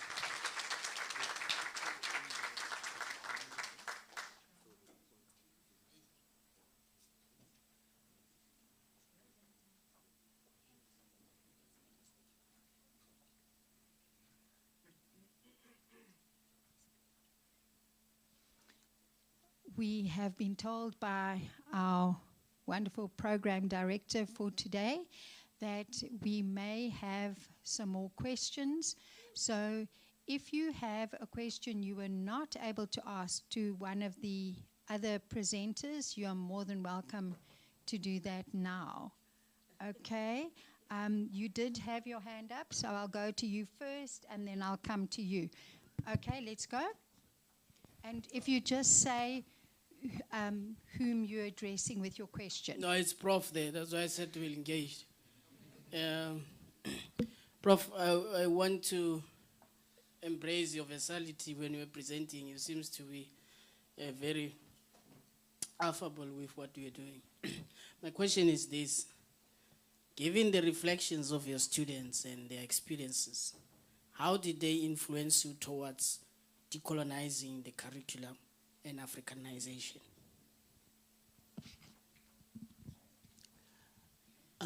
Basically, in my class, okay, I had a class of about 100 at one point, and I divided my class into groups of 10.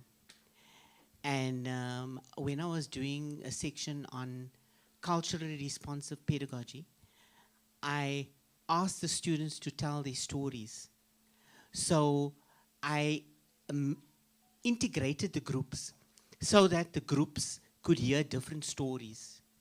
And so through the storytelling relating to specific aspects of culture, the entire class grew in the process.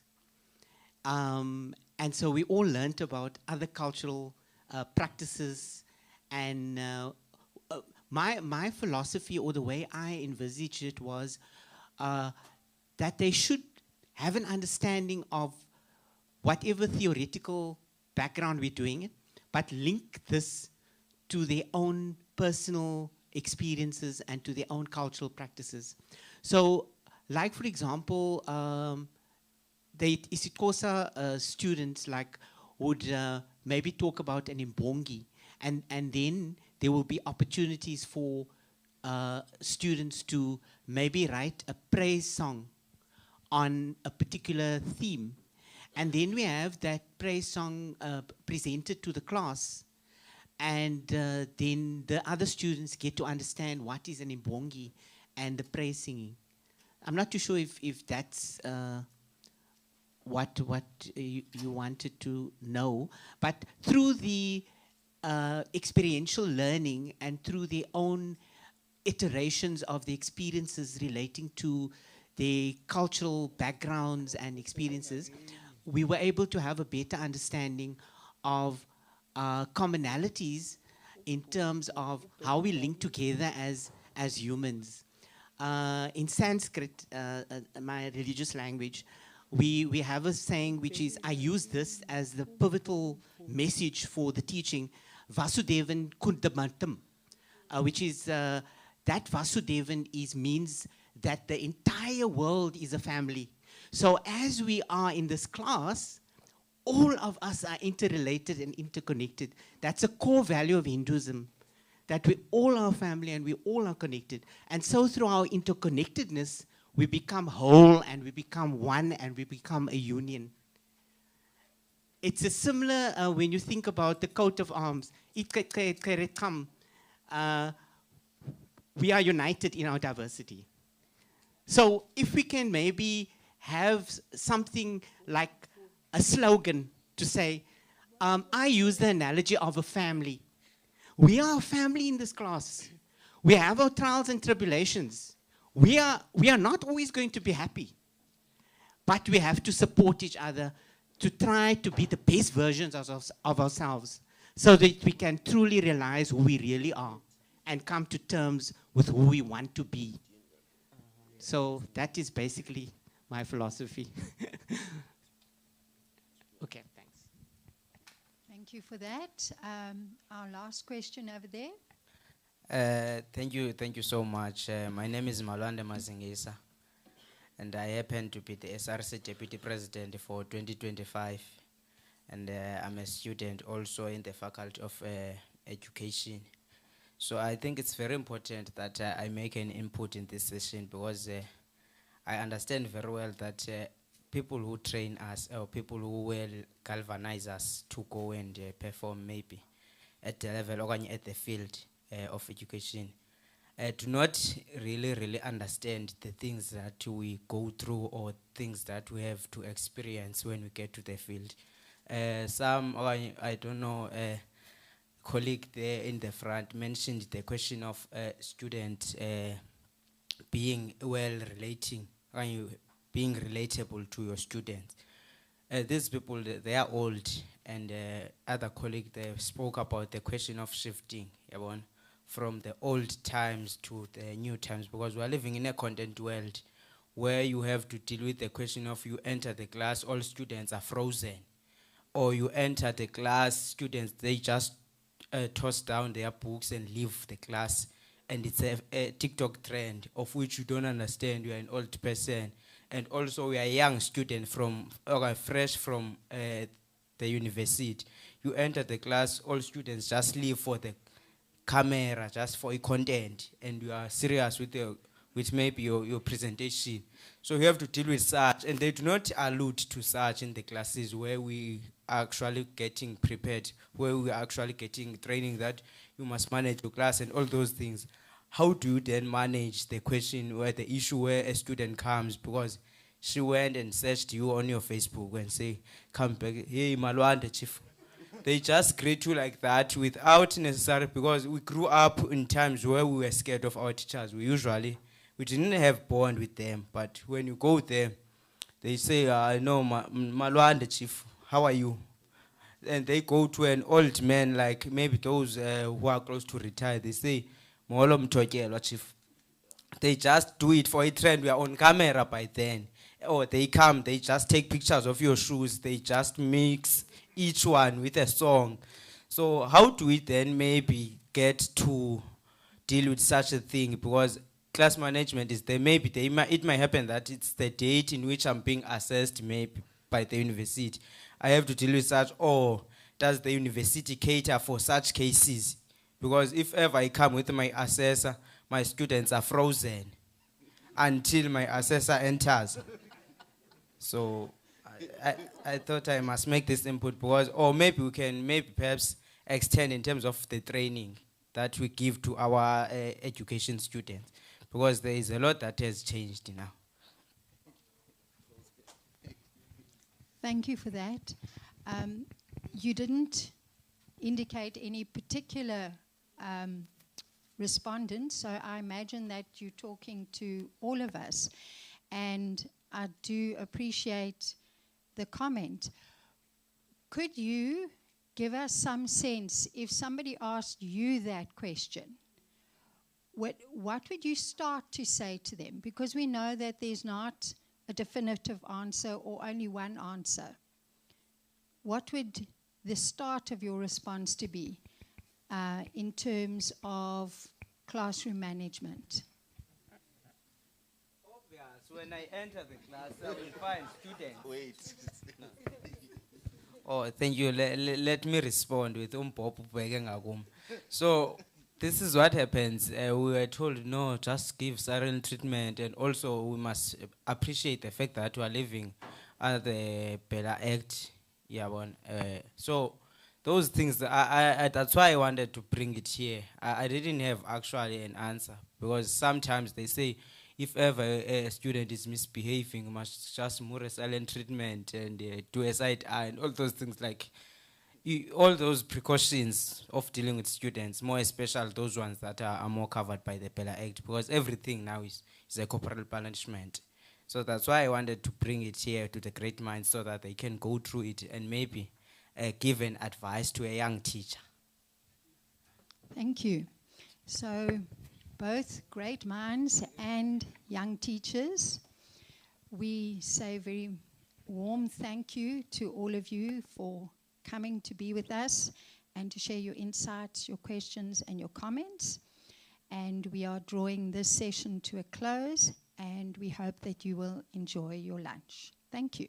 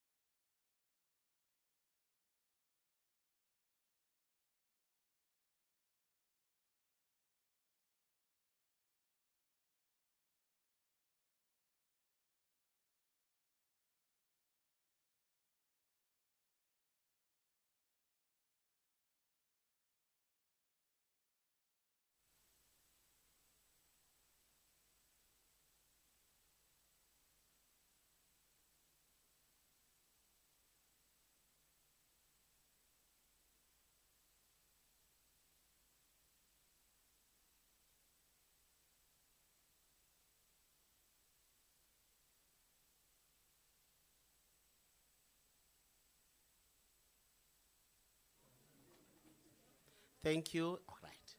Thank you, colleagues, and welcome back. Can I kindly ask our ushers to just check in the foyer if there are any of our guests, to ask them kindly to come inside as we continue with our program.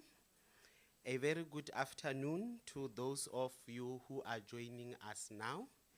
It's never too late to engage in these mind-blowing conversations.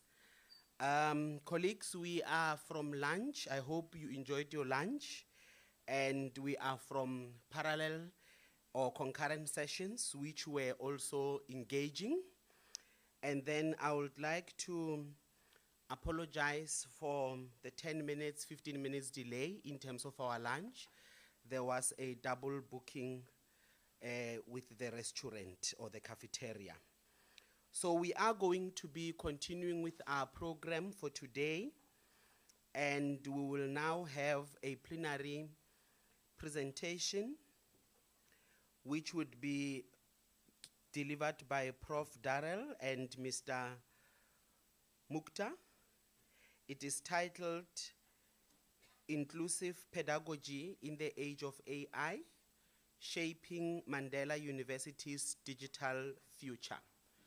So they will have 30 minutes to go through the,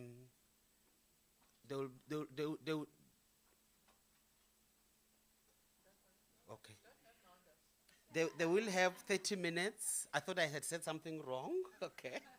They will have a maximum of 30 minutes to go through the presentation, and then we will have up to 15 minutes for engagement with the audience, because we would like to have a lively and engaging environment. So let's put our hands together for Prof. Darrell and Mr. Mukta.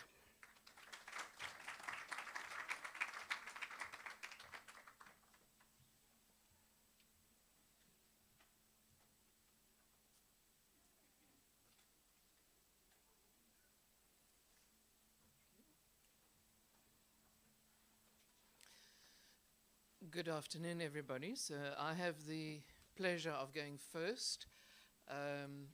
And just to set the record straight, we have a 45-minute slot. Okay, so not a 30-minute slot, a 45-minute slot. Mukta's eyes were getting bigger and bigger there. So we will try our utmost to finish in the 45-minute slot. The two of us will be here afterwards if you want to engage in conversation as well. So the topic that we are speaking on is something that's very close to both our hearts, and I think we often get ourselves into very deep, hot water with what we have to say about this topic. So when DVC extended the invitation to us, we were absolutely delighted, and we took her invitation very much to heart in contextualizing what we are about to speak about. So let me not create too much expectation in case we don't live up to that. But yes, knowing your regular customers, you would probably know what is going to follow.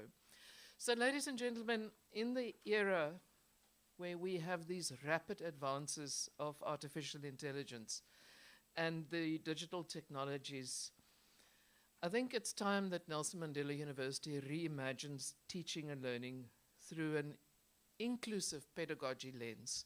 And listening to the session this morning, I was wondering whether maybe we're singing to the choir here, and that the members of the choir that are not in the room are actually the ones that ought to hear this.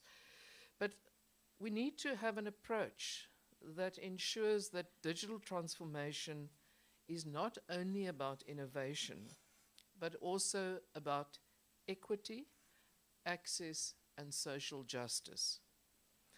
So in saying that, we need to embed artificial intelligence and our digital tools into learning and teaching, whilst we consider the diverse needs of our students and our staff. So we need to seek to create a future-ready, supportive, and human-centered learning environment. So inclusive pedagogy becomes the true catalyst to prepare our graduates as they leave to go into the workplace. So the question is, to AI or not to AI? Now, in most technological environments, let's take laptops or tablets. These are usually adopted as a deliberate choice. But upon the arrival of generative AI, we just had to use it. There was no formal decision to adopt AI. And I'm not going to ask you to put up your hands, because I know that every single person in this room is using AI. Whether it's intentional or unintentional, you are using AI. The number of tools that you are using may differ. So we all just simply began to use it. And ladies and gentlemen, I'm talking about pre-Chat GPT. Please, Chat GPT was not the beginning of artificial intelligence. Those of you who share this distinguished color hair would realize that AI has been around since 1956. So if you've been using Google, if you've been using Grammarly, Google Maps, all of those things, you have been using AI. Predictive text, all of those things. If you have some solution that corrects your language, you are using AI. So ChatGPT was just yet another form. But of course it was highlighted, and the whole world and its wife, dog and flea bought into this. So when it arrived, suddenly ChatGPT had educational institutions scrambling to respond to all these supposed challenges that we now have. And questions about academic integrity, data privacy, all these things suddenly were, on the radar, and we all had to think about this. The truth of the matter is that AI is accelerating so fast that we as a sector, and I want to be as bold as saying, as Mandela University, we are struggling to catch up. Note, I'm saying struggling to catch up. I'm not saying that we were ever there. I'm saying we're still trying to play catch up. So, I make the argument, and Mukhtar will definitely elaborate on that, that AI could save and not destroy education. And there are many colleagues in the room here who have actually proven that already by using AI in their learning and teaching in the classroom every day. So as someone mentioned earlier on, we need to change and how we approach things. Now, some of you may not know, but many, many, many moons ago, I also did in those days what was called an HDE, Higher Diploma in Education. Now, the way that we were taught in those days on how to teach has changed significantly from what you have to do now. And only if you are prepared to be agile and change as things develop will you have success. And then AI will not be this big threat to you. I work in the technology space. We used to change. Change happens all the time. For some, it poses a challenge. For others, it shows innovation and how we can leapfrog into new spaces. Now, if you elect to leapfrog, you can gain access to creating more equitable and effective learning environments. AI enhances accessibility through real-time translation and adaptive tools for students with disabilities. It can deliver high-quality education at scale. So no longer do we have to worry about all the infrastructure needs and all the obstacles and the hurdles that are in place that we cannot execute this. So we don't have to find a reason why we cannot implement this. AI will help us do that. AI allows you to focus on fostering, and this is very important, human connection. It also allows you to teach critical thinking. and it will also focus on student well-being. So what is in it for a student? And there are many students in the house here. There are things, and I'm not going to go into the detail because I know Mokhtar is going to touch on some of those in a lot more detail. There's personalized learning, personalized tutors, enhanced accessibility, access to learning materials, adaptive tools, breaking down language and physical barriers for the diverse learners. And we heard some of the examples earlier this morning. So I think it's, in my mind, almost a no-brainer that we need to do this. And if we subscribe to that, then there are significant advantages. So I want to say, what's in it for a lecturer at Mandela University? Why should we even consider this, other than ensuring that we are training our students to go into the place of work properly prepared for where they will be working hereafter? So it's not only about adopting new technology, it's also about advancing its transformation agenda. And you never thought about AI advancing the transformation agenda of learning and teaching. It ensures that we have an inclusive, socially just, and innovative education system that will thrive in the digital age. There are things like it advances inclusive pedagogy. It enhances learning and teaching. It enhances student success. Strengthens research and innovation. That one to me is an absolute no-brainer. It empowers lecturers through efficiency. And as I said, it can drive the transformation agenda. Now, of course, if we as Mandela University embrace AI wholeheartedly, it will also strengthen our identity as a transformative university, and that we are committed to leveraging technology to shape a just, sustainable, and innovative Africa. So I think that is really, really important for us to keep in mind.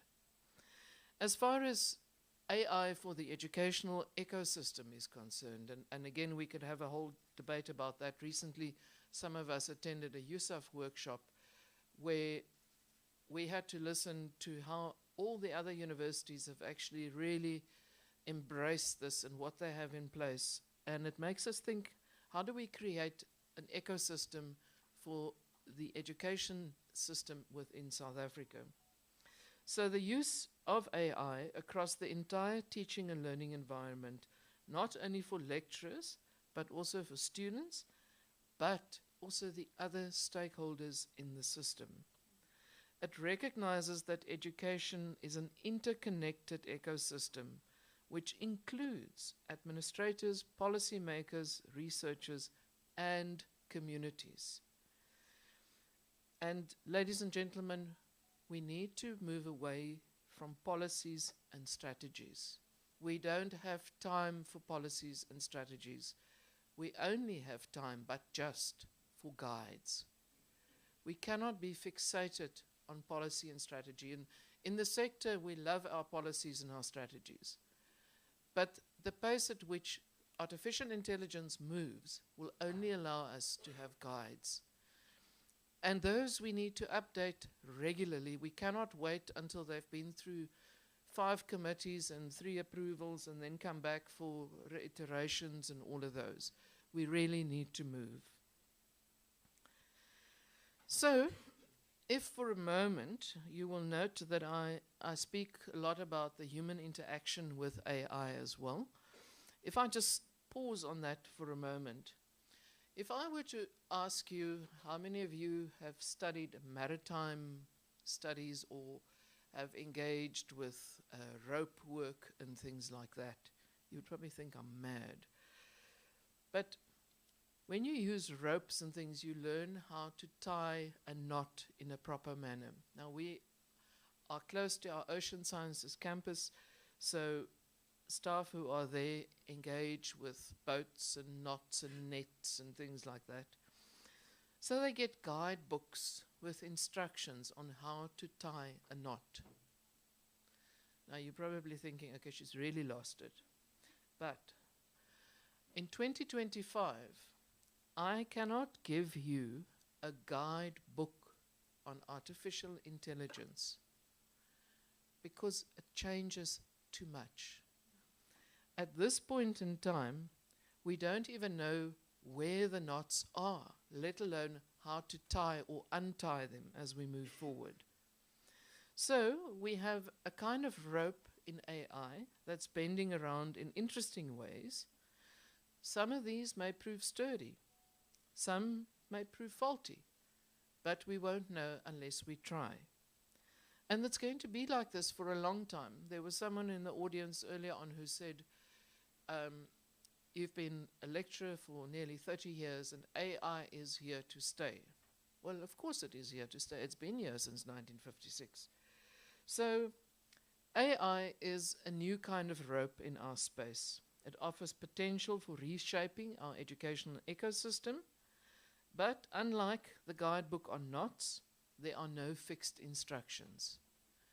And we need to come to terms with that. As academics, I know that's a challenge for us, but that's just the way the world is now. The tools evolve faster than what one can standardize them. And some of the uses will prove strong and transformative, other may just simply fail. And then we need to live with that as well. So I want to remind us that AI is not about replacing humans with machines. It is about empowering people to experiment, adapt, and guide. And if we get that part of the message right, then we know that the knots that we tie today will hold firm for a sustainable and innovative future, and maybe just allow us at some point to create a guide.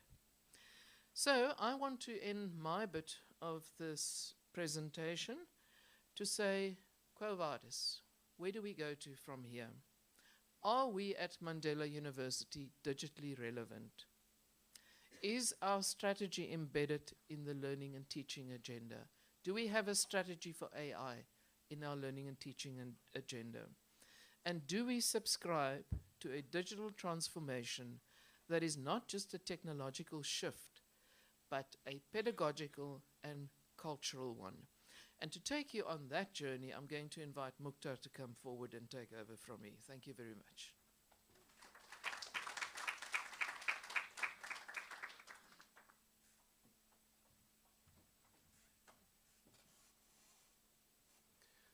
Good afternoon, colleagues. Thank you so much, Professor van Grienen, for that insightful setting of the scene. Colleagues, taking off from where Dorel has left us, she's illuminated AI's transformative potential in the sector. But being at Nelson Mandela University makes us of the scholars that problem pose education. If you're looking for a problem, bring it to Nelson Mandela University. And so I want to pose the question, how do we ensure that AI serves humanity and not the other way around? We undoubtedly acknowledge the shared optimism about AI's role in education, but as critical scholars, we need to interrogate its ethical, social, and pedagogical implications. The argument that I wish to position today in this part of the presentation is that AI at Mandela University must be rooted in humanization, social justice, decolonial thinking, and inclusive access to avoid replicating historical inequities and solidifying new forms of digital coloniality, hegemonies, and oppression. I'd like to start off with a critical reflection. The photo is not the critical reflection. I'm not into selfies. This image was taken for purely reporting purposes. Not only reporting to the DVC, but to the WIC, the wife in command. She prefers visual evidence. But on a serious note, I took this photo shortly after having delivered a guest lecture at UCT. And I had some time left in the day, and I went to a nearby coffee shop. And this is me in the coffee shop proving to my wife I'm alone.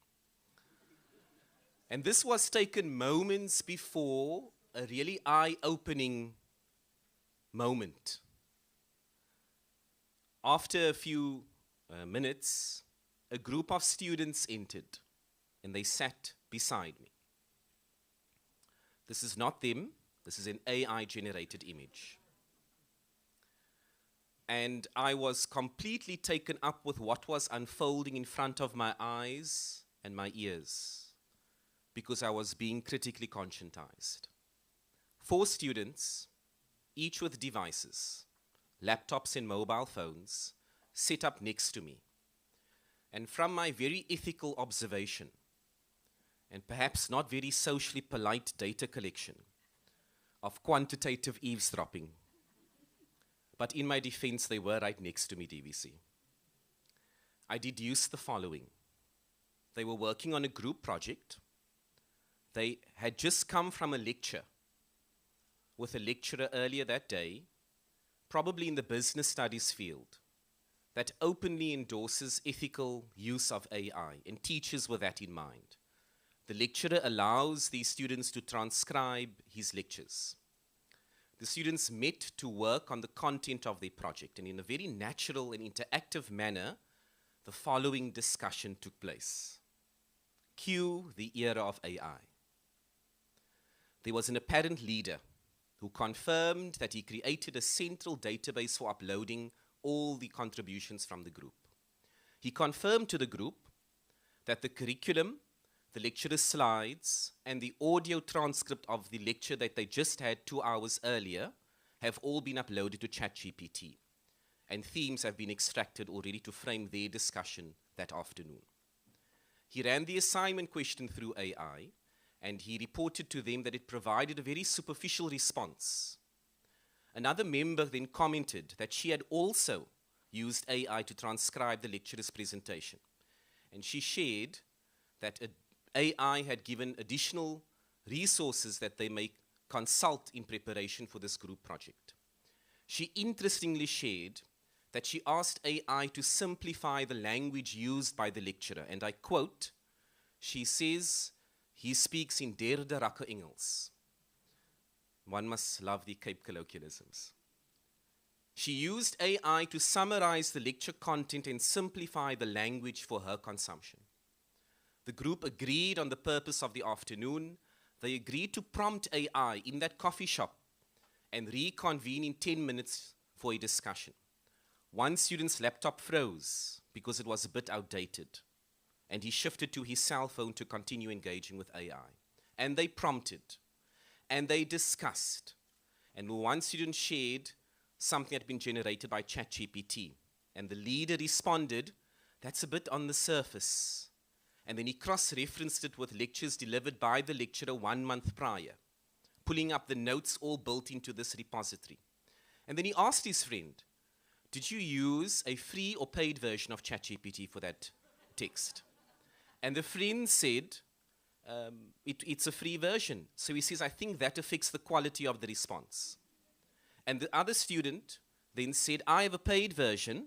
Let me enter it into that. And then the student said, ain't nobody got time for that, referring to the 400 Rand monthly fee for ChatGPT. They ran multiple prompts and had critical discussions, and they debated their findings.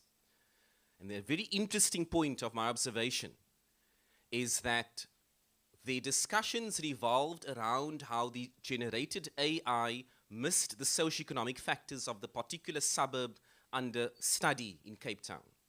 And they then reflected on their lived experiences to contribute to their knowledge co-creation.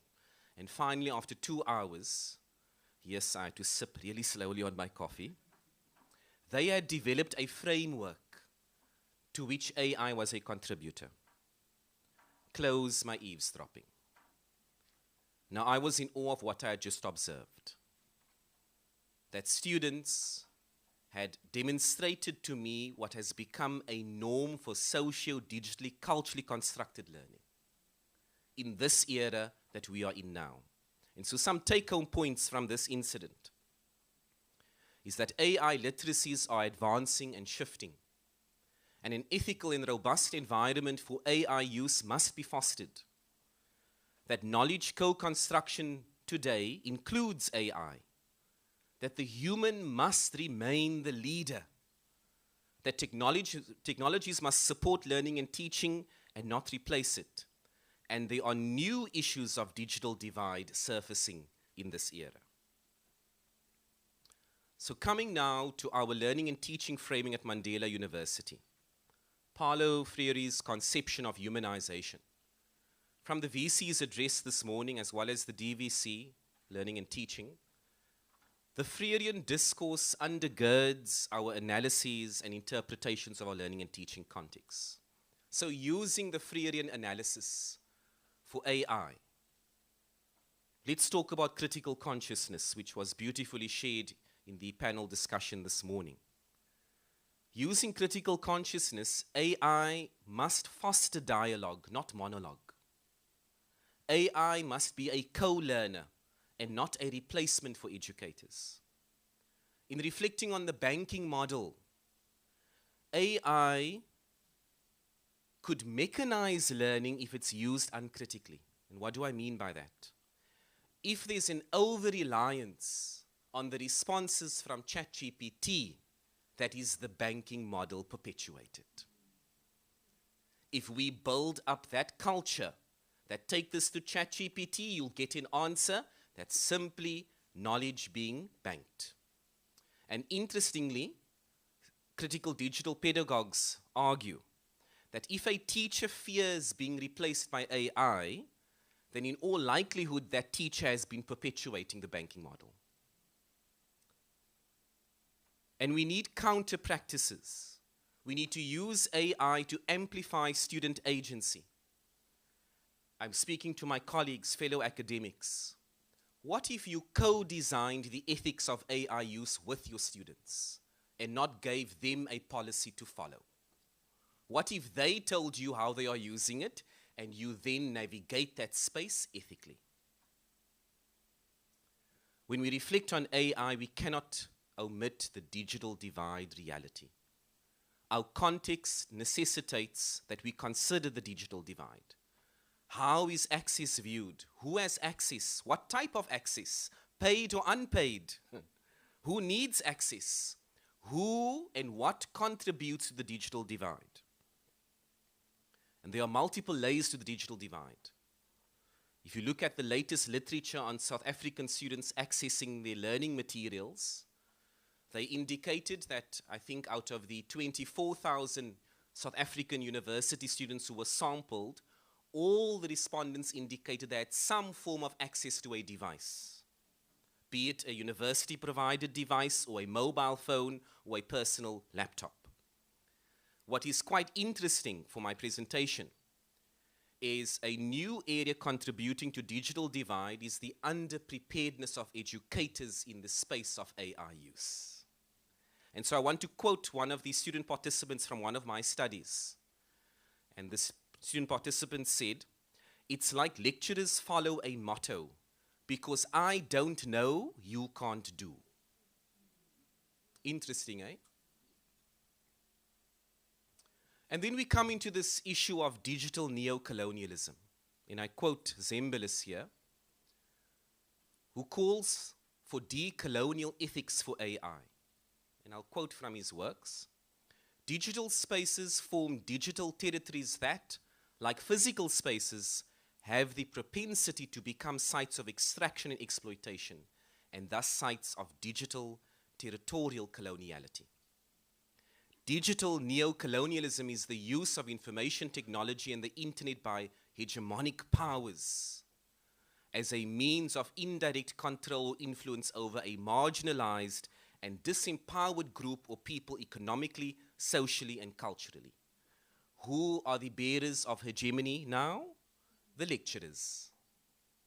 When learners and students are shifting to using AI literacies that many of us do, and there's an interesting article that ran 2 months ago, where a student started a protest, I won't mention the university, and said it is unfair that we have evidence our professor uses AI but bans it in our assessments, and saying this must be relooked at. So this is the digital coloniality that we need to reflect on. Who holds the power and who's not willing to share it? Feinberg's classic critical theory of technology, which rejects techno-utopianism, says technologies are not separate from society but are adapted to specific social and political systems. What's really important here from CTT is that technology is not neutral. It is underpinned by political values. It advances an ideology based upon how it is used. A very quick activity for you. It'll take 30 seconds. If I can just get your attention quickly, all of you. I'm going to put down the phone, see that lady at the back as well. Thank you. Eye contact very quickly, right? I'd like you to close your eyes, everyone. And I want you to draw in the air.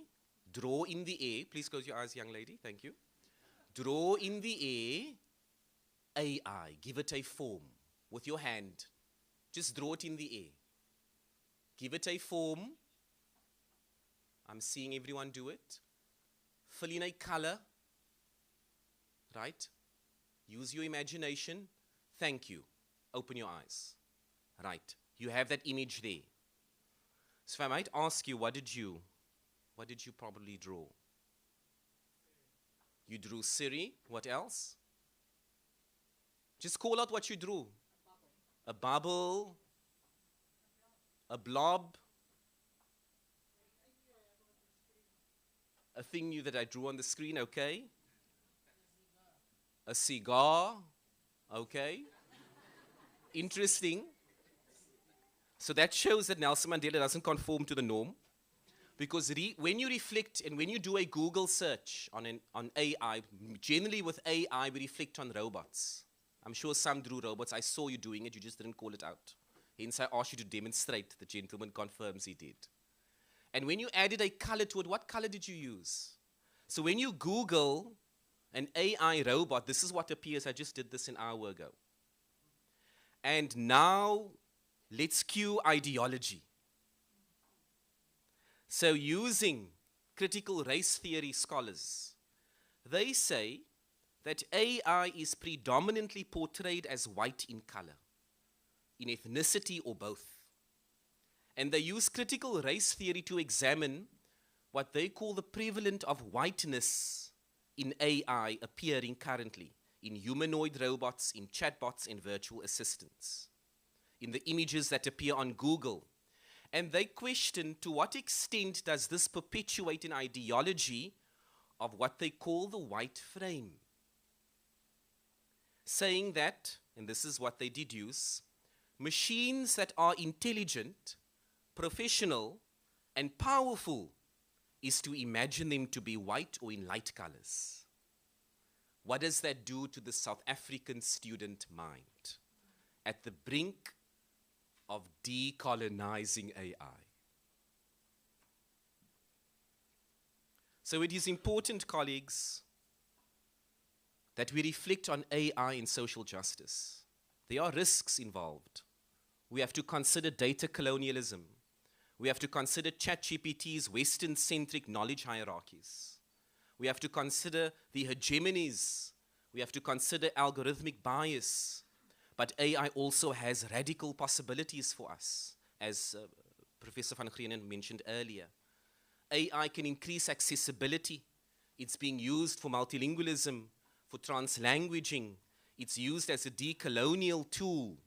And there are many other opportunities, as we've heard in the previous presentations. In the era we are in today, AI literacy is not optional. It's a social justice imperative. We have to consider what are the social justice implications of its use. It's vital that we develop an AI literacy roadmap. For all of us present, we are all learning in this era. What training, understanding do we need? How can we redesign assessment? Because as one of the speakers mentioned earlier today, assessment must be redesigned to prioritize criticality. As that one speaker mentioned quite boldly, and I appreciated that comment, if they can use ChatGPT to respond to my assessment is the problem, not ChatGPT. And I'll close with this reflection. Is policing AI in learning and teaching oppressive and dehumanizing? This has been the knee-jerk response of our education globally. Block it, stop it, ban it. But there is just no way around it. Policing is not the solution. AI detection has become obsolete. False positive AI detection is occurring. The literature abounds in detecting students with English as an additional language and accusing them of having used AI, which dehumanizes them when the lecturer says you are failing this assessment. I have multiple cases at this university where it has occurred, and it inhibits AI-supported academic literacy development. So I close with this, that for Mandela University's AI transformation approach, it must be based on equity and humanization. We have to co-create, in the true spirit of humanizing pedagogy, AI tools and approaches with students. We need to have conversations with them to understand how would they like to use them and what is our role in that. We must rethink assessment for criticality, and we need to re-evaluate access and the digital divide. I thank you so much for your time, and thank you to Darrell for working with me. Thank you.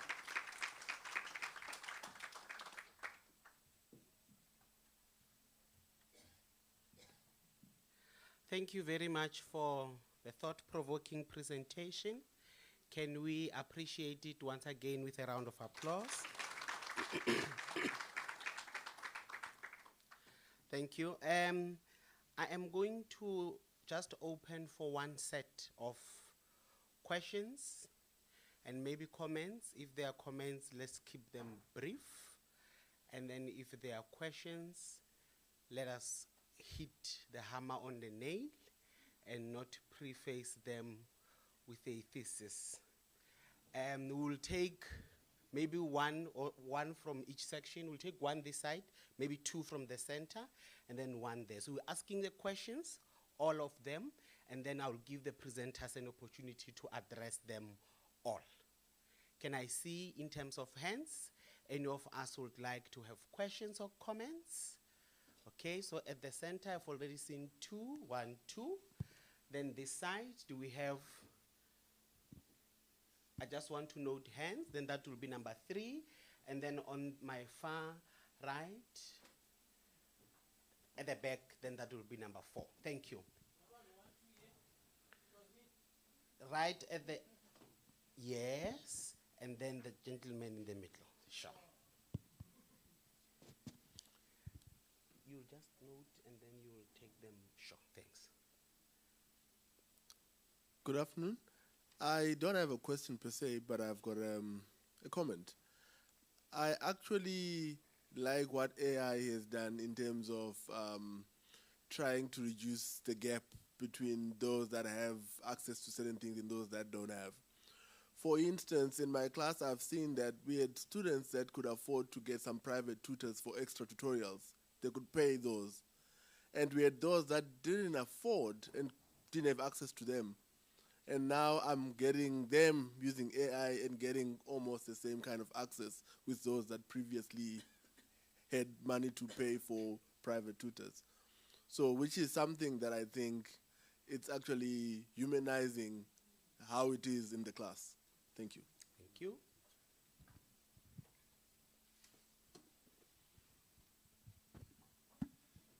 Hi, it's Ernst Ferg from the chemistry department. A question around your last statement around assessment. When we are still stuck in the paradigm of, at the end of the year, we still have to write an exam. In a time-based system where we sit and have to handwrite an exam. And many assessments are done that, from matric right through to board exams and whatever. How do you see this transition in this paradigm actually going to happen, where we I have no idea how to even look at this picture, assess skills within the student that is not traditional. I'm going to sit down and write an exam to know if you know your work or not.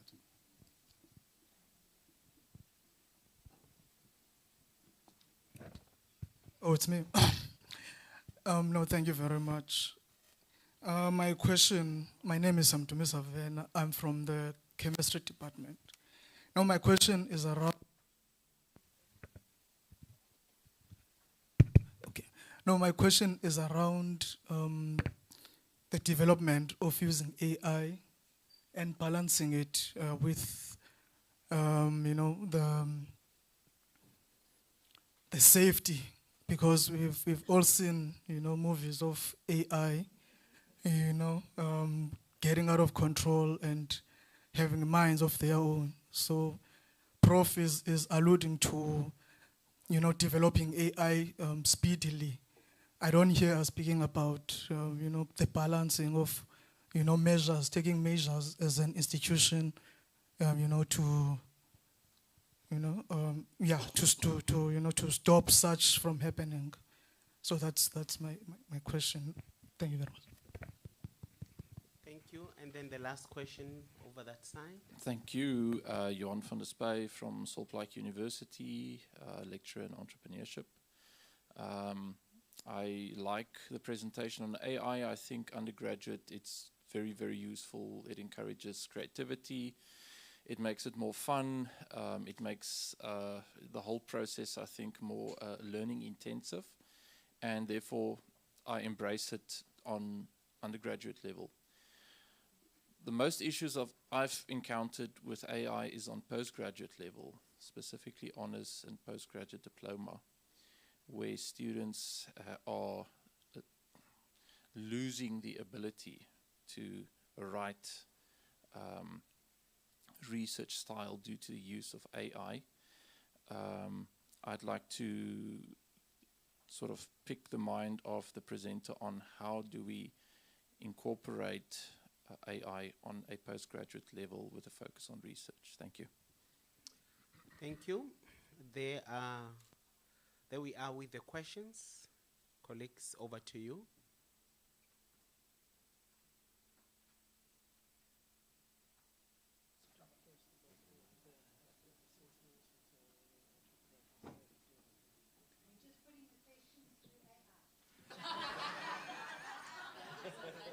Indeed we are. Okay. So we're just quickly dividing so that we don't waste time. In terms of, maybe let me start with the last question. Johan, your question about the postgraduate. Part of that really is proper training and getting your students to understand when it is correct and when it is not correct. I think part of the problem is that our staff don't know when and how to use it. And I mean, I'm not saying you are now, but just generally, that is what I find. I have some of my PhDs, new PhDs, came to me and said, okay, so what's your position on AI? How may we use AI? And that is the premise from where I go, to explain to them what are the boundaries and to teach them how to do it properly. You know, we all know when we supervise students, they'll come to you and say, I can't find any literature on this. And then you as the lecturer type it in and whoops, you have a whole list of things. And then they ask you, but how did you do that? And it's all in the keyword combinations, etc. So I spend a lot of time teaching them how to prompt so that they know how to prompt properly. And in fact, just in terms of the Mandela University colleagues, there will be some workshops later this year on prompt engineering that we're busy preparing now as part of the community of practice under the Virtual Academy. So I think that that's part of the way that we can do to assist them. My thinking about that also is when it comes to language, etc. If I pay a language editor to edit the work, it's no longer the original words of my student. So what is the difference between paying a language editor and getting an artificial intelligence tool to do that? The turnaround time is much quicker. Recently, I listened to a webinar by a colleague from Rhodes University, and her closing remarks in the webinar was, I don't care who wrote it, as long as it contributes to the body of knowledge. And I thought that was quite profound. In terms of the colleague who asked the question about safety, balance, etc., again, that comes back to education. We have loads and loads and loads of workshops and initiatives on cybersecurity, etc., but we have not educated ourselves in terms of artificial intelligence. What is safe, what is not safe? And without going into all the details, the technical details, which of course is a whole different ball game altogether in terms of machine learning algorithms and how do you prompt those to ensure that they do not become harmful, etc. There's a whole science in all of that as well. But I think part of what our task is here is to ensure that we educate our end users and that they understand what the dangers are and not just willy-nilly go in and use anything left, right, and center. And if you go back, many of you would remember the year 2000 when there was the big tick turnover, you know, with computers and people thought they're going to lose everything and so forth. This is no different. We had to prepare for that, and we need to prepare for this as well. And as long as we are educated, then we will be able to survive. Mukta, you want to take over? Thank you for that. Maybe I'll just quickly touch on that last question as well.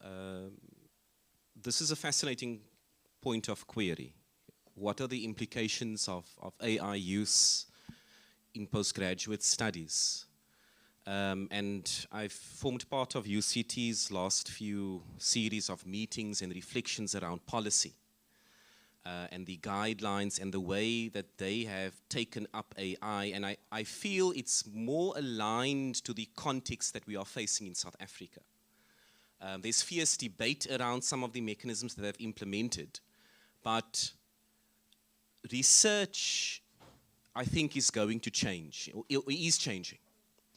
It's going to shift away from largely literature-based studies, desktop studies, to more empirical work, in which we can validate the human reflection criticality, because ChatGPT cannot enter the field. Maybe not right now, but give us 10 years, maybe it might be able to. But where we are at currently, it's to understand what tools are being used. I attended a research writing, an AI-enhanced research writing workshop that another university offered because I wanted to see what practices are occurring in the sector. And this is a leading university in our country, they outwardly encourage the use of AI for literature reviews. And they then say that the quality of the scholarship will rest in how that scholar evaluates what AI has produced, because the professor will be already schooled in that area and would say you have really heightened your thinking and you have saved immense amount of time and so forth in doing so. So I think it's such a changing space. It's difficult to say, but the skills and research literacies and academic writing literacies are shifting, without a doubt. As academics, as practitioners, we have to be bold enough to accept that the field is changing. That we were schooled in academic writing, we were taught in a certain way, we were also trained to supervise in a certain way. That is changing. I'm sure you've seen the debate around UCT dropping the AI indicator from Turnitin. And they've done that on an institutional level because, and of course, having been in some of these spaces where this was discussed, there were academics so afraid of AI, they were still leaning on that percentage and saying to students, you are using AI. And the students are, without a doubt. But because the lecturers were not familiar with it, some lecturers, and at this university as well, they just simply say, I don't even send it to Turnitin, I just want it on email. I just want to look at it. So there's this fear around it. I think we need to grapple with the space we are in and look at what are the new practices. And actually sit down with our students to understand how would you like to use AI. I was part of a discussion where they said, okay, for students submitting their master's dissertations and doctoral theses, what is an ethical declaration of AI usage. So they said the declaration at that university is between the student and the supervisor only. Because they feel that if you send a report to an external examiner stating that a student has used AI and that examiner comes from an era pre-AI, they are going to mark that student down automatically, not even look at the value of the work. So that university has shifted it to the relationship between the student and the supervisor, because the supervisor would have a clear understanding of the caliber of this work. The issue of academic voice also comes in. This is... Can I ask that you... minimize it, up? okay. Yes. Yes, I will do so. So in less than 2 minutes, please. I will do so, thank Thank you. you. Thank you, Chair. The issue, and I'll close maybe with this, the issue of academic voice, because this is fiercely contested. In academic writing, we all are looking for the academic voice of our students. And AI produces this clean, neutral, grammatically sound sort of piece of writing. If we read that writing 5 years ago, we would have probably given it a really good mark. But because we know AI exists, we are now disgruntled with this quality of writing. When students are meant to learn academic literacies and recognize this is a competency. So for English second language speakers, and I'll close with this, Mr. Chair, AI is God-sent to them, because they aspire to get to that language, and when they enter their writing and they ask Chatty or Grammarly or whatever platform, please recommend changes and adjust it, like Professor Durrell mentioned of a language editor, we are getting to a knowledge production that the student had agency in, that yes, AI contributed to, but that's indicative of our times. So I'll close with that, and just quickly, that question about transitioning to exams, there is no answer, because we are in unprecedented times. It's like when the calculator was created, and mathematicians were against it. It will destroy human intellect. Today, there isn't a human alive who can live without a calculator. You don't find that. Everyone uses it. But mathematics has changed. The way we calculate has changed. Thank you. 2 minutes is up.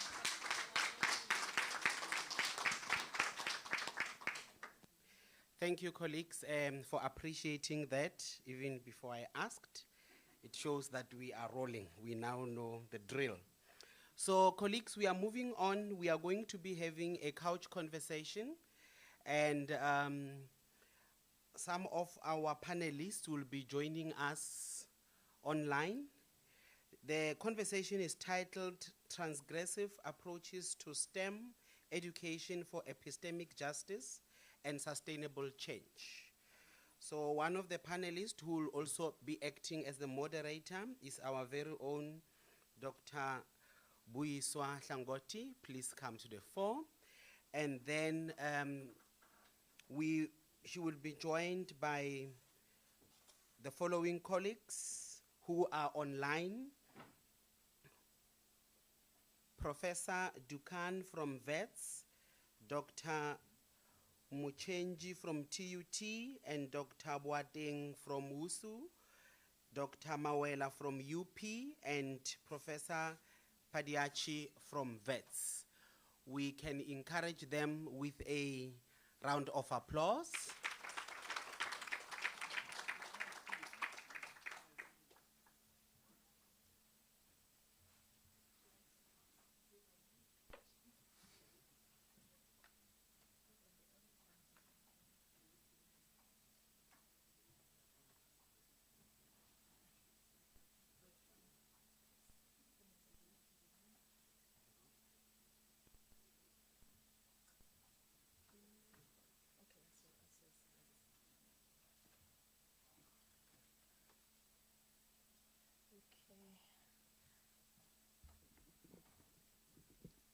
Okay, good afternoon. So let me bring my timer closer to me. Yeah. Why is it changing? So there's been a lot that has been happening behind the scenes. So also trying to get it together. But we are grateful to be afforded this opportunity.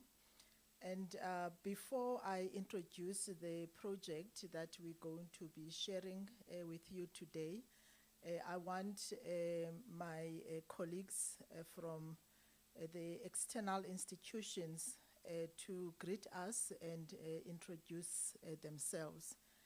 I don't know, I don't see them on the screen. Yay, there they are.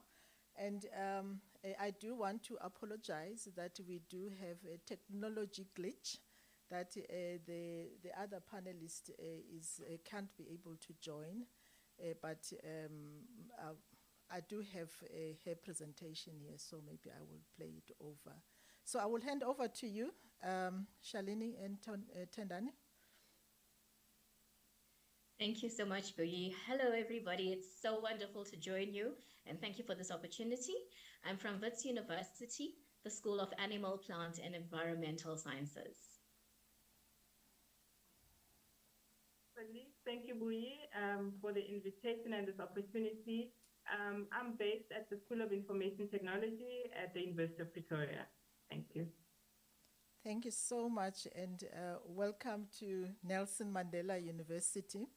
So also, the panelist who could not join us today is Professor Keshri from VETS. We also have Tonderai from TUT. So just to introduce why us, why this group of people. So we were part of a TAU, Teacher Advancement Universities 2024-2025 cohort, and we just finished our term, and very hard one. I didn't know what I was letting myself into, but I had fun because we had this product as a group. We do also have individual projects which we were tasked to put them together so that we can come up with one group project. So what we will be sharing with you today is going to cover the project that we have done as a group. So our project is based on the premise that teaching and learning require alternative approaches in the current context. We view transgressive approach to teaching as one of that emerges in response to the limitations of traditional educational models, advocating for a shift that fosters critical engagement, challenges established norms, and promotes transformative learning, which is also what we are here about today. So the literature signals the need for an approach that moves beyond passive knowledge transmission, and I think we've heard that over and over here today. But instead positioning students as an active participant in their own intellectual development. There is an imperative to explore alternatives that empower both educators and students. And so this resonates with the broader discourses on critical pedagogy and social justice in education, both which call for a more inclusive, reflective, and responsive teaching paradigms. However, as we are discussing here today, it remains less clear as to how we can do this, how we can co-create information, how we can co-create curriculums, how do we involve students in what we do as academics in our spaces, how do we bring in different voices.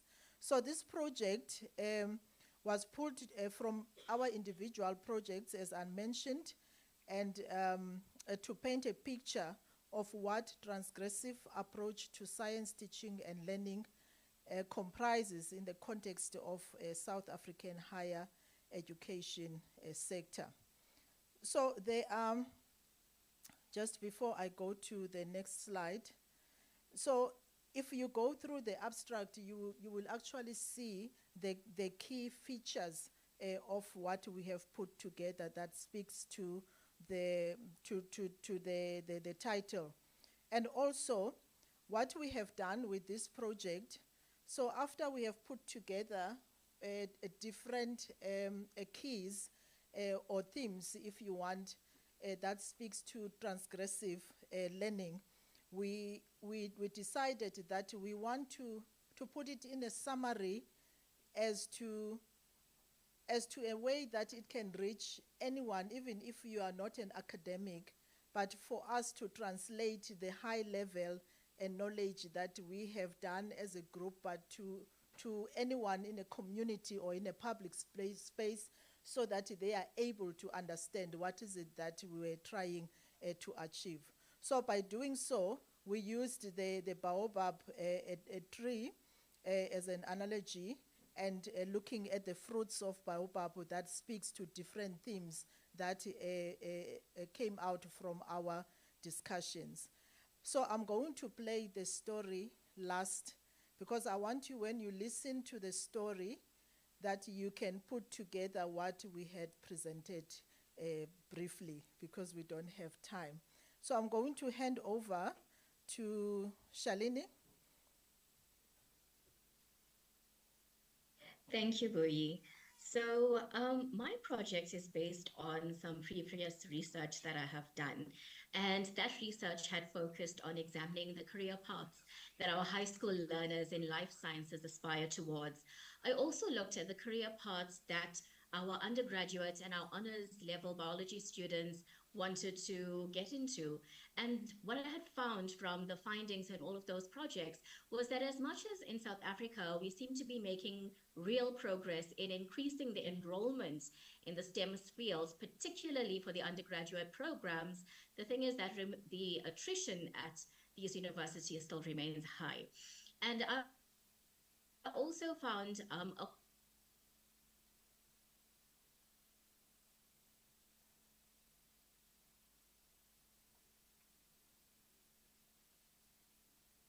Okay.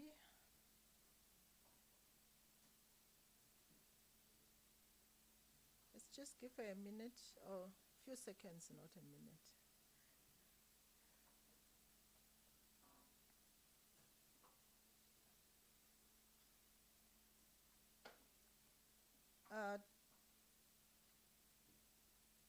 Shalini, I'm not sure if you, okay, she's gone. I think what we can do for now, we can ask Tendani to come through while we wait for Shalini.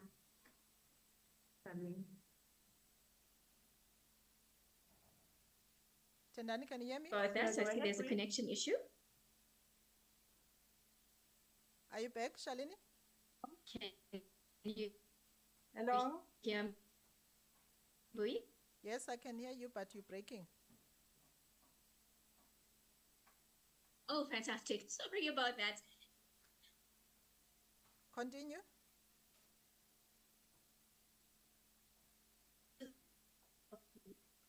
Okay, let me try another one just very quickly.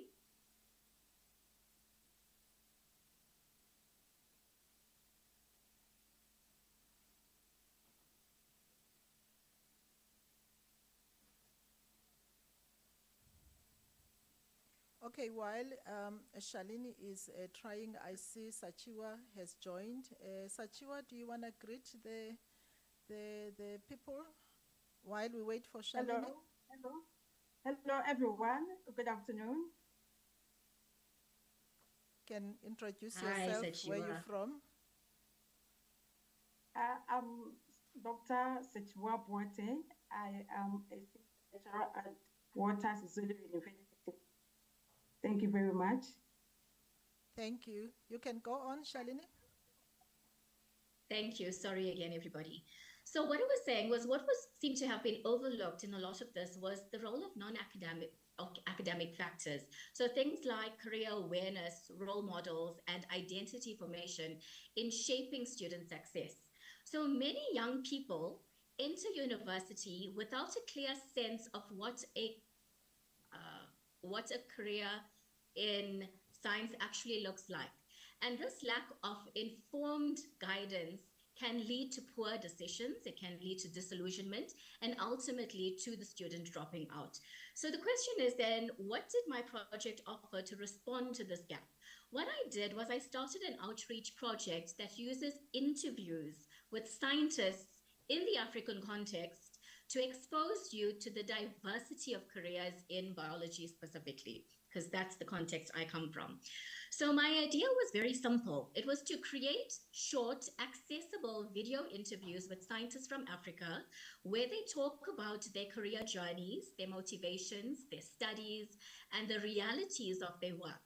So in this way, I thought young people could be introduced to relatable role models who can inspire them and help them make more informed choices.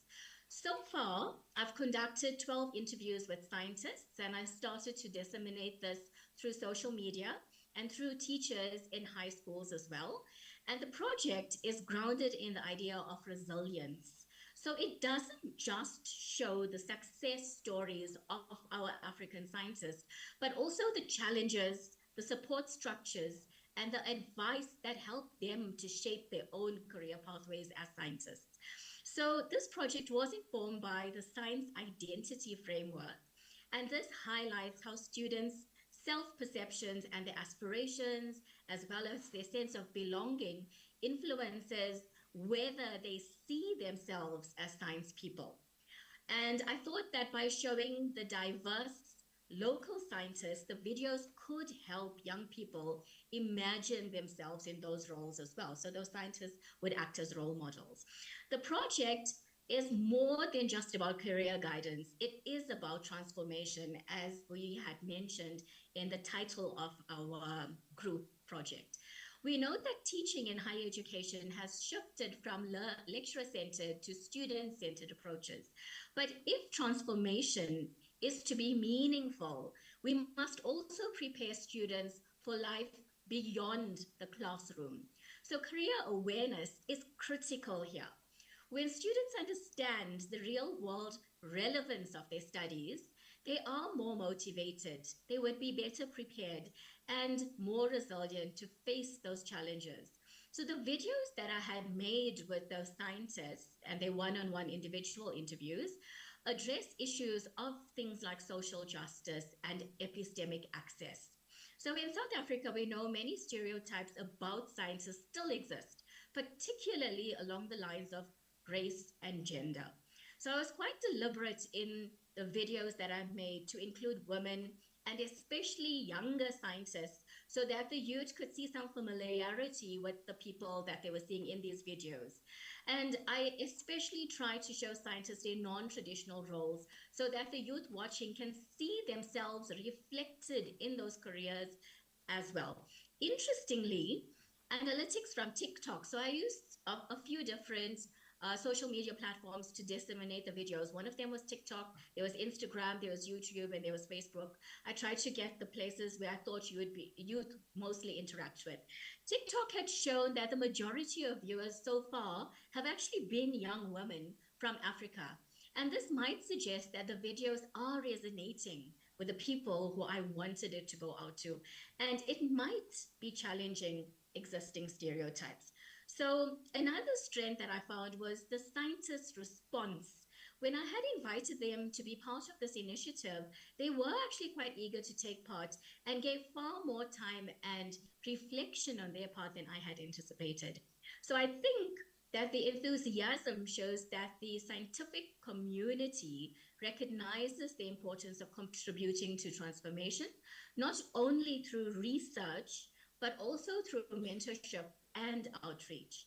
So I believe, just in closing, that this project is small, but it's a meaningful step towards bridging the gap between school, university, and the workplace. So by showcasing diverse role models and authentic career narratives, we can help youth make informed choices, foster resilience, and nurture a stronger sense of belonging in science. So I do plan to continue with this project by interviewing scientists outside biology as time goes along.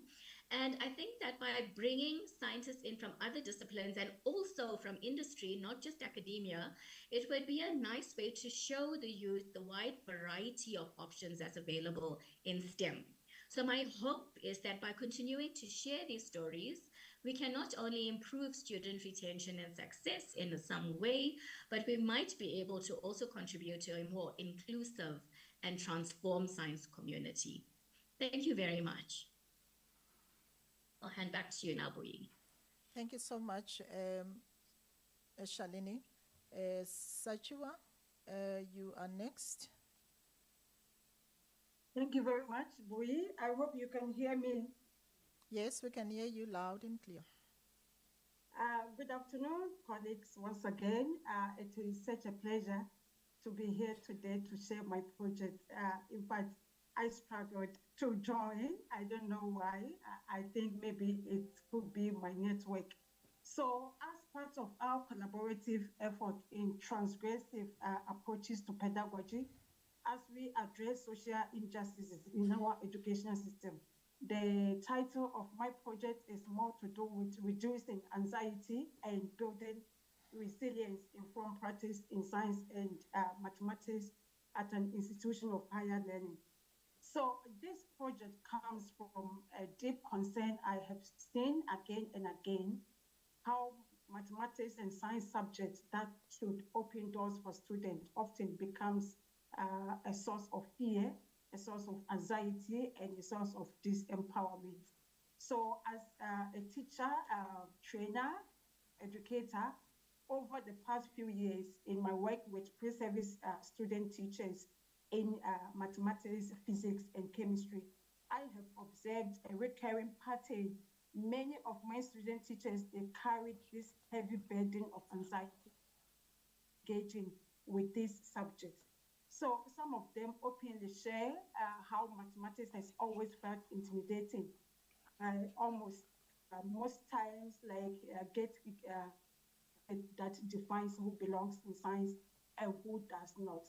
So others, they also describe science classes as overwhelming. And most cases, they express this feeling of the abstract concepts and the nature of the subject. So they feel more like disconnected from their lived realities. So I have also noticed how this anxiety is not just about content knowledge.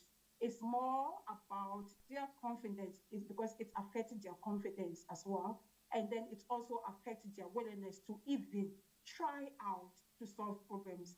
And then they also believe that, I don't think I can even be a future teacher. So many of my student teachers, the anxiety that they always express comes from their past experiences. So they had these negative experiences in schooling. And then it also appears to be more like they lack a strong foundational knowledge when it comes to basis for even basic science concepts, physics, chemistry, and or even mathematics. So as I watched this play out year after year, I kept asking myself, how can these student teachers become effective, inspiring teachers if they themselves are paralyzed by the very subject that they meant to teach? So this question became the driving force for this project that I presented at TAO. I wanted to create a more structured, supportive intervention that would help them recognize and manage their anxiety in these courses, and also to further build the resilience they need to thrive academically and also professionally. So my conviction was that if we as lecturers could shift their mindset and then equip them with the practical strategies, they would transform their own learning and also go on to transform the learning of the next generation of learners in our schools. So, colleagues, I was also inspired by Joe Boyler's words, which remind us that mathematics and science are about perseverance. It is not actually about intelligence. So all that we need to do is to teach the student to embrace the challenges that they will experience, and they will transform not only their own futures, but the future of the society as a whole. So with this mindset, with this in mind, my project asks a very simple but important question. As lecturers, how can we help students cope with mathematics, with physics, with chemistry anxiety for social justice in our institutions of higher learning? That is my question. So I began my project, and my first step was to work with third year pre-service teachers, because in the third year at my institution, they do physics 3, they do chemistry 3, they also do mathematics 3. So the third year courses are often a very difficult point in their studies because the concepts become more abstract and the workload becomes heavier, and then their anxieties become more visible. So I framed my project using the self-determination theory, which emphasizes 3 things every student needs. My students need autonomy, they need competence, they also need relatedness. So autonomy is them feeling they have a say in their learning. And then being competent means that they believe they are capable, and relatedness has to do with knowing they belong and they are being supported. So how do we as lecturers support students so as to build resilience in them? So these three key concepts, they also are key concepts that we use in addressing social justice in education, especially for students from under-resourced background. Most of my students, about 99% of the student teachers we have in our department, they come from these valleys, these rural areas, and they have this background. And as such, they feel more like alienated in the STEM field. So therefore, I organized a series of workshops, and those workshops were targeted for students as well as lecturers. And the first thing was to create about anxiety, self-awareness about anxieties. So in the first day of the workshop, I introduced them to the anxieties that they may experience, and then I asked them to reflect on their own anxieties and share them openly. So I had a couple of papers that I gave out, and students, I told them, please feel free, you tell me all that you feel each time you are going to physics class, each time you're going to mathematics class, each time you're going to maybe chemistry theory class. And students' responses were overwhelming. In fact, many spoke of past negative experiences. Most of them also said that their colleagues and other family members, they were saying that they are not science, so they can opt for other subjects. And then, most cases, these reflections, these responses from the students indicate that they actually admitted more like a deep fear of failure. So that was very powerful, and the student realized that their struggles were not just individual, it was just a shared experience rooted in systemic barriers. So the second phase of the workshop is where I introduce them to the strategies that we use. So I introduced them to those 3 strategies. The growth zone model was used in various ways, in various contexts and scenarios. I also introduced them to the hand model of the brain, as well as the relaxation response model. And then from there, we also introduced what we refer to as peer mentoring and group activities. And then they had to practice all that they were taught during those workshops. And the second thing I did was also to put them into groups. And I refer to that group or those groups as psycho-educational groups, where I even involved counselors from the institution, and in addition to what they experience. And this method aligns strongly with the humanizing pedagogy, where we place care at the center of our teaching practices.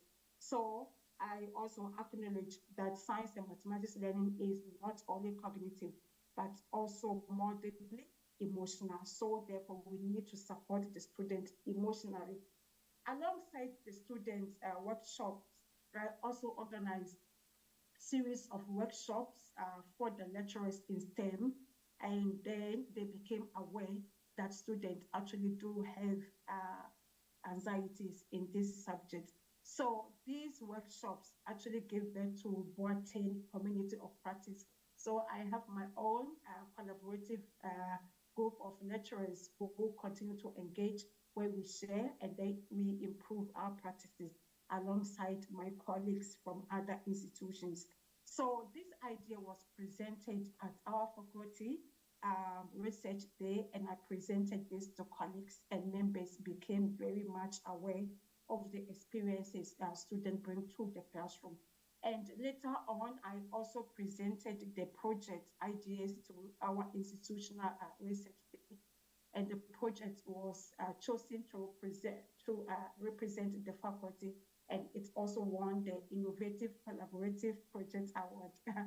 So that is it, colleagues. Otherwise, in closing, I would like to leave you with this question. How can we together scale up this resilience building practices so that all our students can flourish in STEM? It's not about surviving, but we want them to grow. Otherwise, thank you so much for listening, and I welcome your thoughts, your critiques, as well as your suggestions. Thank you very much. Thank you. And then our next presenter will be Prof. Tendani.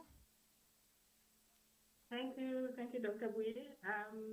So in terms of when I joined the TAU program, and we were challenged with re-looking at our teaching practices from a lens of being change agents, I sat back and I thought, where can I make a difference? Where could I start implementing something that could help my students and contribute to the institution?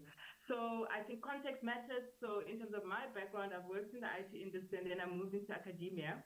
And my research interest in joining academia was looking at how ICTs help society, if they do at all. So it's sort of an umbrella question that I had.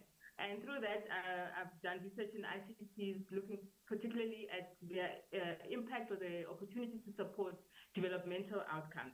And later on, started teaching an ICT for Socio-Economic Development module for the honors group. So I thought this would be a space where I could potentially implement something and try out something from an action research perspective, pulling in some of the themes that TAU, engages us in. So I looked at, the notion of concept of social justice and what it means in terms of education, and also looking at what our institution has expressed regarding curriculum transformation.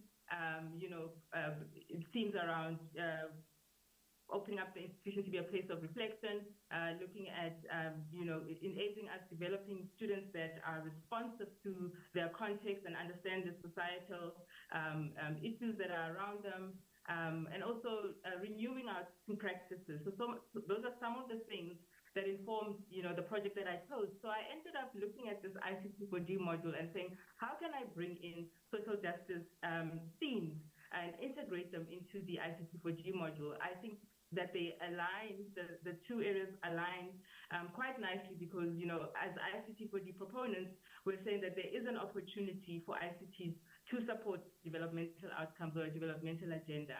So I looked at the module and redesigned it to try and ingrain social justice themes through the practice of reflection.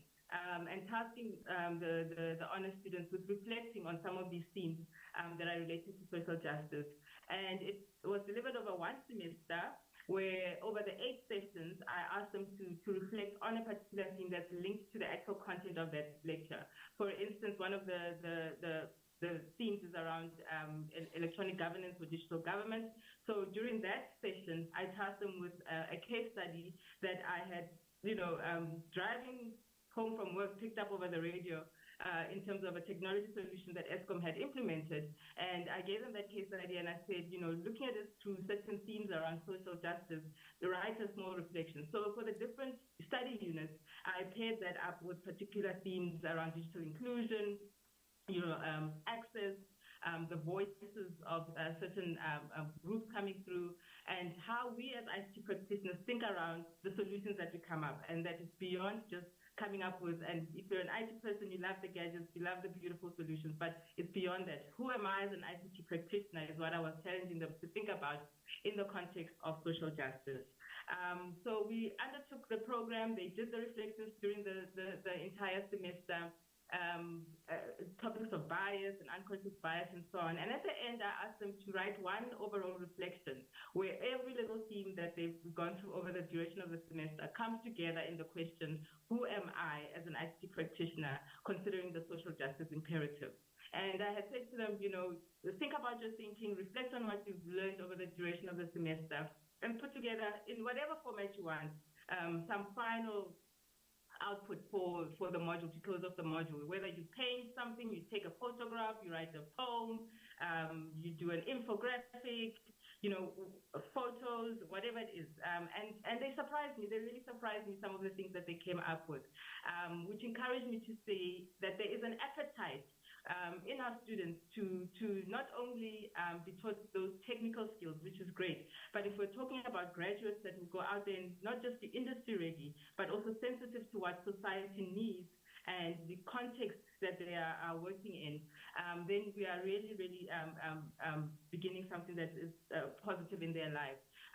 And if I may brief, I have 1 minute. I just want to share quickly a poem that one of the students wrote at the end as her reflection, her combined reflection. If I can quickly put that up, because it really touched for me, it made me realize, okay, this is something that we need to keep doing. And that's what I plan to do. This was a pilot project. And now I plan to see how can we broaden this across the School of IT beyond this just one module where I implemented it.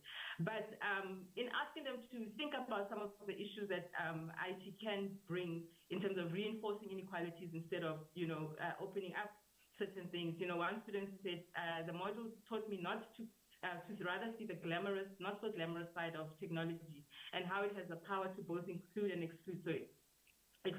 And furthermore, I've learned to question my actions and thinking. And then the other student wrote this poem, which I think, encapsulates what I would hopefully have inspired in terms of an awareness, right, and a sensitivity when they go out there to say, when you design these solutions that are often beautiful solutions, understand, how they are impacting in terms of access, how they are impacting in terms of inclusion, in terms of diversity, in terms of the voices of those people that we expect to use these solutions. And I thought I'll just quickly put up this poem because I think it shares, or encapsulates, I think, the journey that a lot of the students traveled through over that semester with me. Next steps, as I said, I'm looking at how do I learn from this pilot project and broaden it to a school level to package an online, hopefully, module that other lecturers can pull into and can use to bring in the social justice lens into what they're teaching their students. Because at the end of the day, you want IT practitioners that are really adaptable, that are critical thinkers, that are aware of ethics and questioning the decisions that they're making as they're sitting around a boardroom table or as they're developing certain systems and so on. So thank you, colleagues. That was my project. Thank you so much. I think I'm loving this off-couch conversation. It's not on couch anymore. So, looking at the time, I'm going to just share what I have presented in summary, so that I have time to play the story as well, because if I start talking, then I'm going to also drag it. So because we also wanted to showcase the interactive site as well, because it's part of the theme for this learning and teaching symposium, that there are many ways of sharing information. It's not just going through the slides. You can also create an interactive site for your students so that they can go in and out of different pages. So in the interactive site, you can see here, so where they were talking here, but if you come here, then you see the mind maps that they were talking over. And then on here, if you click on paper, then you find all the references and literature, because we did consult literature. So you find it there. But this interactive site will only be available on TAWU page once it is approved. Jackie, ne? I'm correct? Yeah, once it's approved. So for now, I won't share it with you.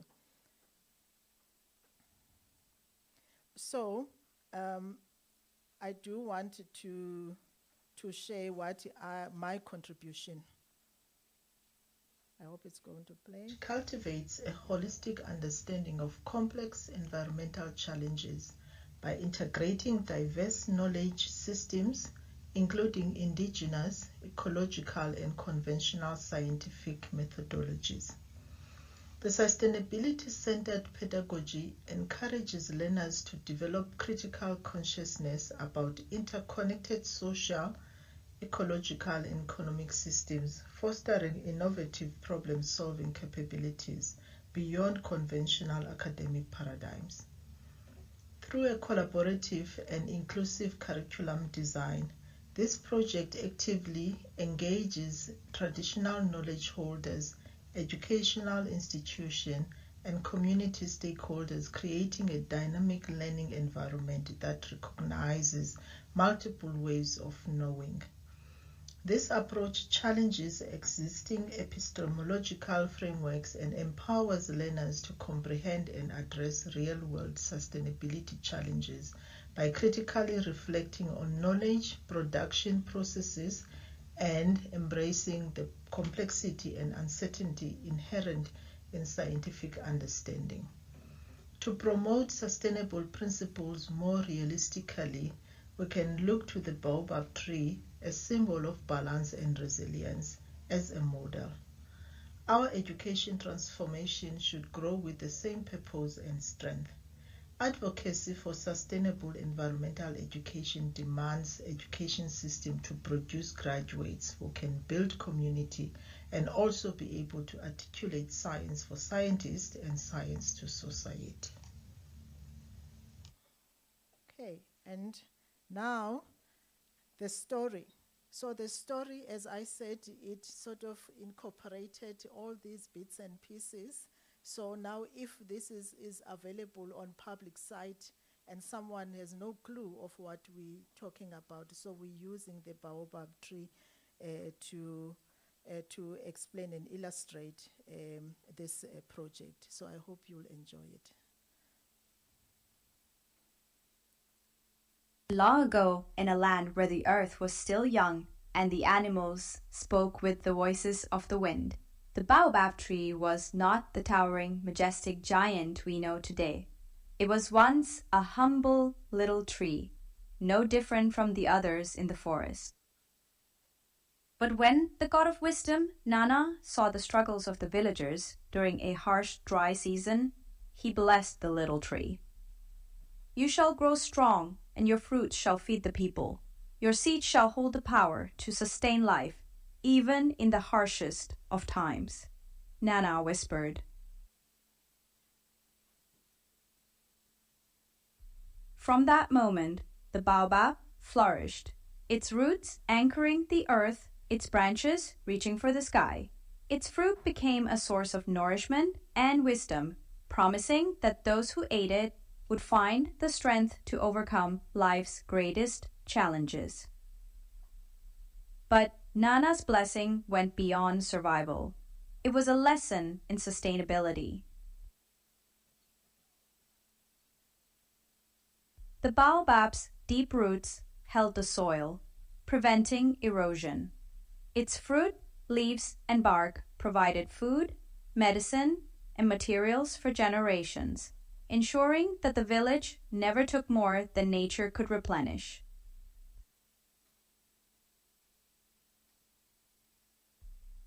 Centuries later, in a small rural village where the baobab stood tall, lived a boy named Teboho. Bright and curious, he dreamed of a future beyond the fields where his family toiled.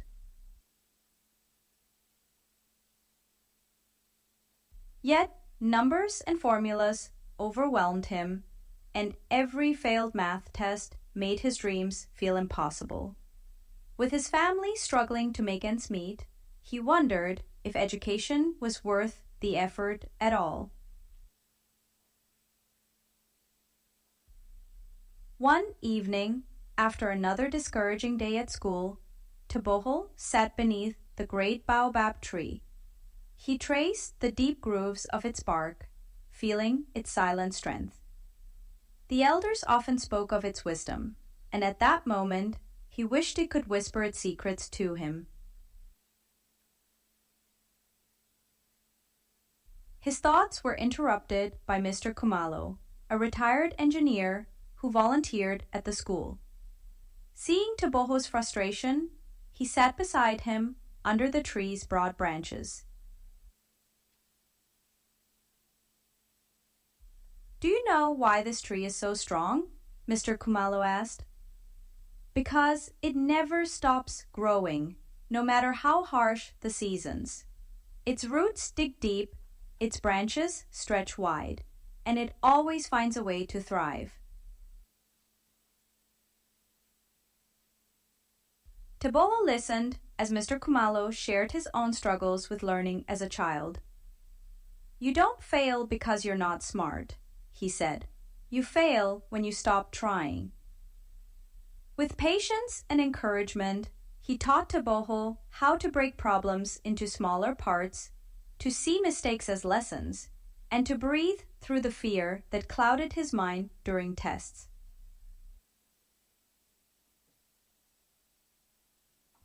As days turned into months, Teboho's confidence grew. He studied beneath the baobab, eating its fruit and drawing strength from its story. He began solving problems he once feared, realizing that resilience, like the roots of the baobab, could anchor him through any storm. Years later, Teboho returned to his village, not as the struggling boy who once sat beneath the tree, but as an aspiring engineer ready to inspire others. He gathered students under the baobab's shade and told them the same story Mr. Kumalo had told him. This tree, this fruit, this village. They taught me that no challenge is too great if we keep growing, he said. Sustainability isn't just about nature, it's about knowledge too. Just as the baobab gives without exhaustion, we must learn and teach, ensuring that wisdom is passed on. Teboho didn't just return to teach math. He taught the village about sustainable farming, conservation, and the importance of balancing human needs with nature's capacity. He helped implement water-saving techniques, plant more baobab trees, and inspire young minds to see education as a tool for a sustainable future. And so, the baobab remained a silent guardian of the land, its fruit falling year after year, passing on wisdom and strength to all who sought it, just as it had for Teboho. In its roots, the land was held together, in its branches, life flourished, and in its story, the lesson of sustainability lived on, guiding every generation toward resilience and renewal. Okay, and that's the story. If you continue, then there are more. There's more information, like activists and citizens, where we explain the transition between mode 1, mode 2, and mode 3, and how we would like to see the student progress in the system.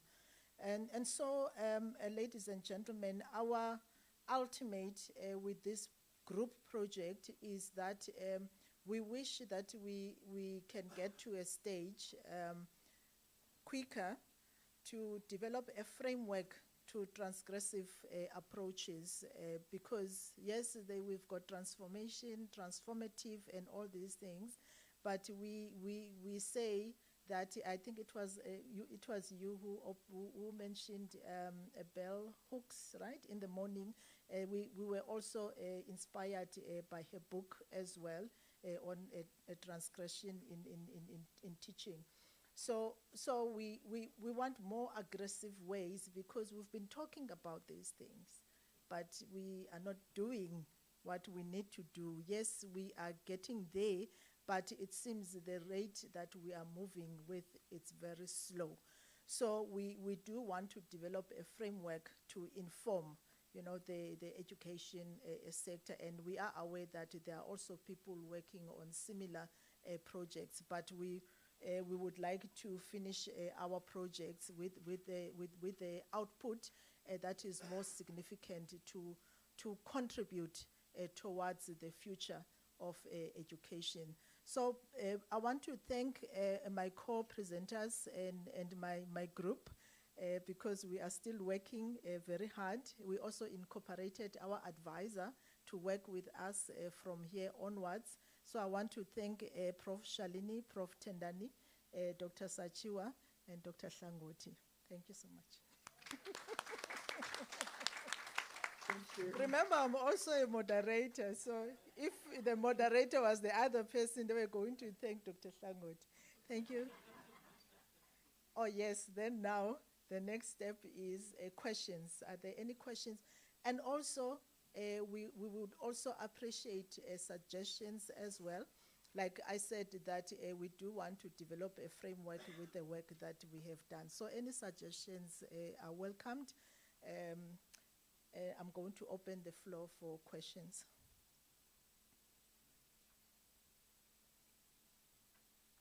There's one question there. There's a mic. And you can say if you direct it to all of us or you just put it there and then whoever is able will respond. This goes to anyone, and it might sound like a strange question. I'm Nicole from pharmacy, but why with the story did you go with an American accent? Okay, good question. So at Tau, we were fellows, right? So we were students in a way, and we had to finish the project, and so we had to do what was available, because because we used AI, and we were assisted by a person who knows how to do these things. So the AI, which was very close to an African accent, was this one. There was they were. Yeah, it was the closest, this one, and we chose this one. Otherwise, there is no particular reason except financial constraints.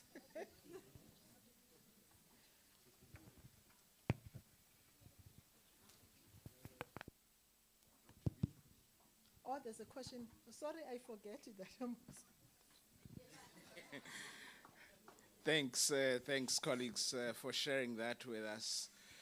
I'm particularly interested in the young women in our classroom, right, who come from certain contexts, and we know culturally at times where they come from, their engagement in science is not always welcome, so they are on their own in that battle often. So I wonder how our colleague from WUSU engages with this question with the young women scientists. Thanks. Thanks, Prof. Chenu. Did you get that, Sachiwa? Yes, thank you very much. Thank you for your question. Actually, in the classroom, in my lecture room, I must say that all my students are actually from that background. They come from this disadvantaged societies. And whether you are a boy or girl, female or male, I do not actually separate them all. Most times disadvantage the young ones, because I see myself as also coming from the same background. So what we do is that we try to incorporate as much as possible everyone's view, everyone's voice, and then as we transgress from trying to shift their mindsets about how they believe in themselves, I am doing physics because I know that it is the only course that once I'm done, I will manage to get a job, unlike other courses that they do at the Faculty of Education. So most cases in my class, I have more females than males. And I always share my own personal experiences. And the fact that we are using these coping strategies, we are trying to make them to see that they can, with a positive mindset, they can do it. With a positive mindset, they can achieve higher marks. Because I have also seen that most of the times they are always after 50% marks because they are used to getting 20% at high school. They are used to getting 40% and 50. Most of them, they came into our university with a mark which is about 50%, or sometimes we also admit them around 45% or so. So these students that we have, they have chosen mathematics and sciences, not that they have passion for it, but the fact that they have heard that the society is saying that once you do mathematics in combination with physical sciences, you finish, you get a job quicker than someone who will opt to do maybe commerce. Now that commerce is phasing out in most of our schools. So I try as much as possible to involve everyone. I try as much as possible to involve everyone.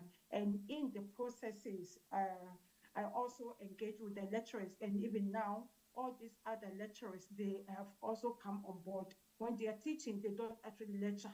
We don't lecture in our faculty, actually, because we are training teachers. So we try as much as possible to support them in order to build their resilience, in order to build more of passion and become better scientists in the course that they have decided to embark on.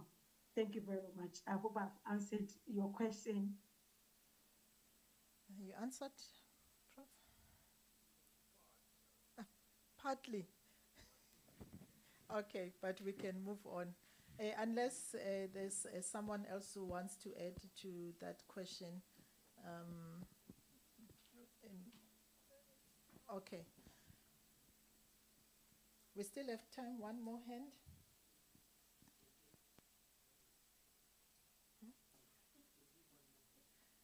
Okay, one more hand, and it must be a very nice person.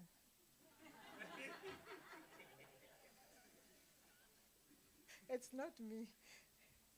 I had something in my ears. But if there are no other questions, we do want to say thank you for your attention, and also thank you for the questions as well, because what you've mentioned, we knew it's going to come at the back, lady at the back. We knew it's going to come, that question, because we asked the same question ourselves. But the bottom line, I think what this project also is motivating the collaboration amongst scholars, because people who work with me, they know where I come from. I couldn't even pronounce epistemology, but now I think I'm getting there. So thank you so much, colleagues. Thanks.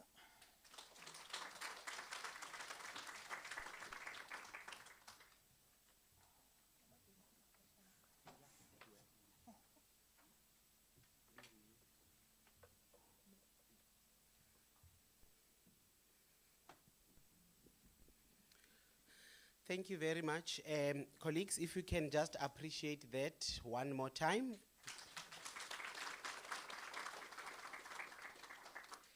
Thank you. Colleagues, we are drawing towards the end of our program for today. And I just want to say the Learning and Teaching Week has just started. So today is just the first day. We still have 2 more days to go on to. And then what is going to be coming up next, Paul Tahing was supposed to lead us in a circle of echoes. And then we decided, no, we are not going out. So it's not going to be a circle, but because I'm from a maths background, it's a scatter plot of echoes. Because we will see it scattered as we are. So it will be a scatter plot, Paul. It will be a scatter plot of echoes. And he will also do the closing remarks. Then on our way out, we can grab tea and coffee in the foyer. And then we'll meet again a little bit later at 17 hours for our cocktail evening. Thank you very much. Over to you, Paul.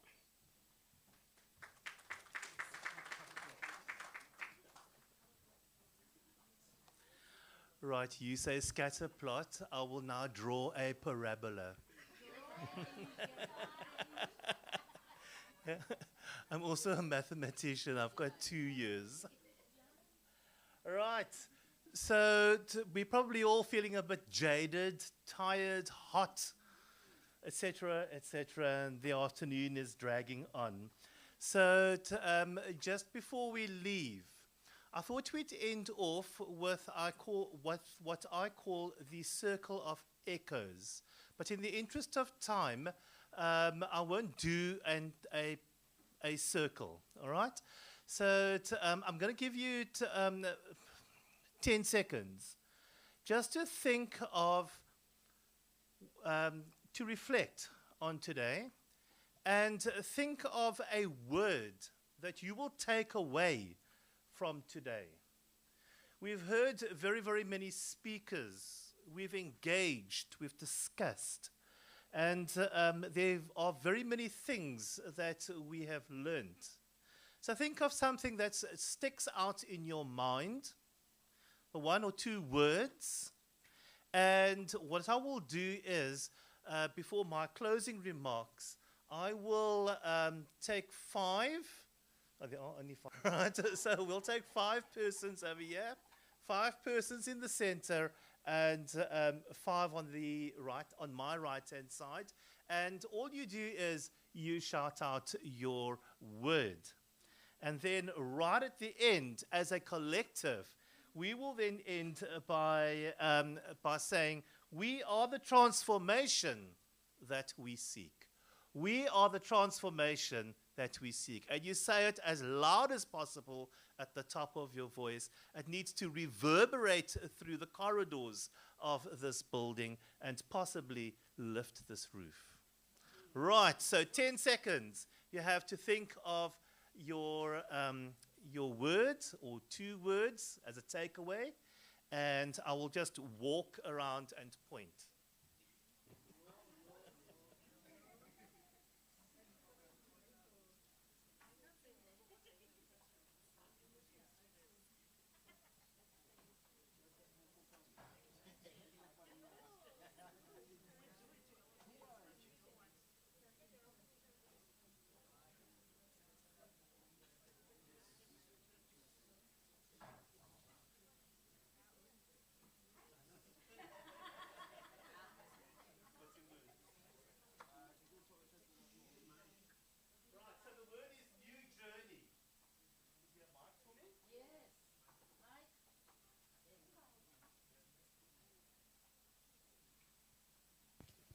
Right, so the first word is new journey. You said 1 word or 2? Transformative. Transformative. Great.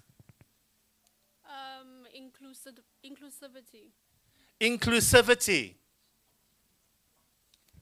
3 words. Adapt or die. Adapt or die. Emerging technology. Emerging technology. Emerging technology. Perfect. Oh my gosh. Funds of knowledge. Fountains of knowledge. Education reimagined. Education reimagined.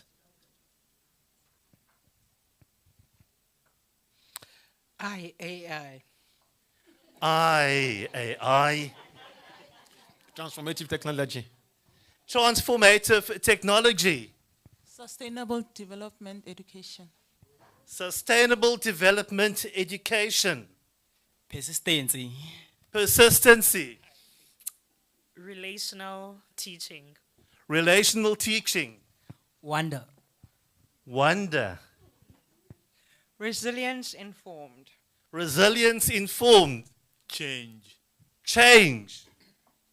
Critical consciousness. Critical consciousness. Critical reflection. Critical reflection. Critical reflection. Equitable access. Equitable access. Perseverance and ambition. Perseverance and ambition. Great stuff. One more. Paradigm shift. Paradigm shift. Ladies and gentlemen, what do we want to be?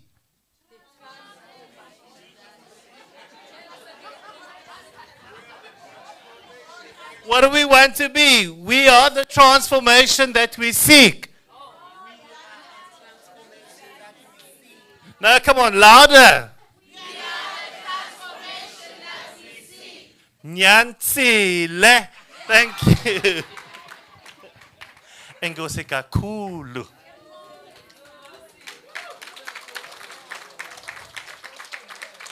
Thank you very much. Colleagues, so we bring this session today to a close. We as the team who've been working on this Learning and Teaching Week, we want to thank each of you for your thoughtful engagement with this theme today, transformational teaching practices. What we've explored today reminds us that teaching is not only about transferring knowledge, but about shaping lives. Inspiring curiosity and empowering students to see possibilities beyond the classroom. Transformation happens when we as educators step forward with courage, with creativity, and most importantly, with compassion. Let us carry forward the insights and conversations from today, not just as ideas, but as actions that can truly influence the learning journeys of our students.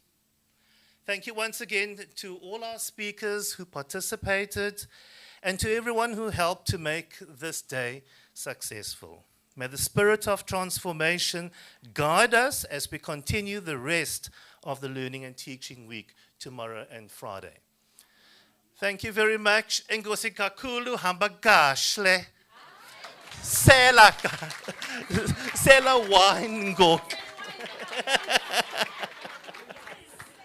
Ladies and gentlemen, before we leave, I've been told that the name tags are outside for collecting, and as well as vouchers for lunch tomorrow and the cocktail function.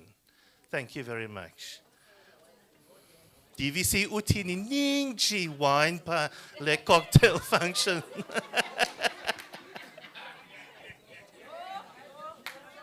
Thank you.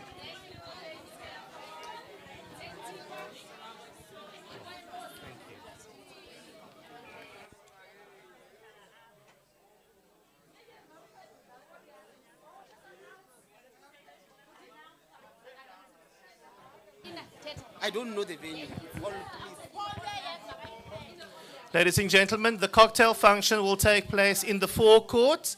It's where the tent has been set up. Thank you. Forecourt.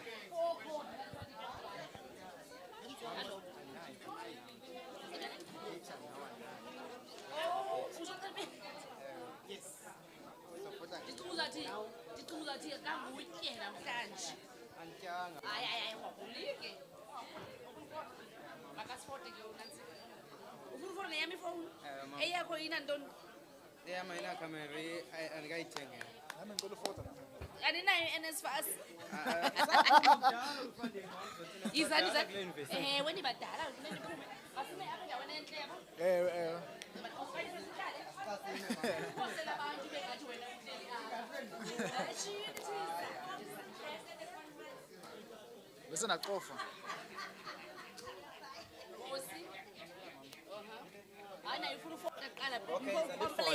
Hayi mams andizocomplain. Oh okay. Andizocomplain mams. Uthe nawe mos uyafuna ufota. Ke mpofu. Utheni uzaba lenhloni?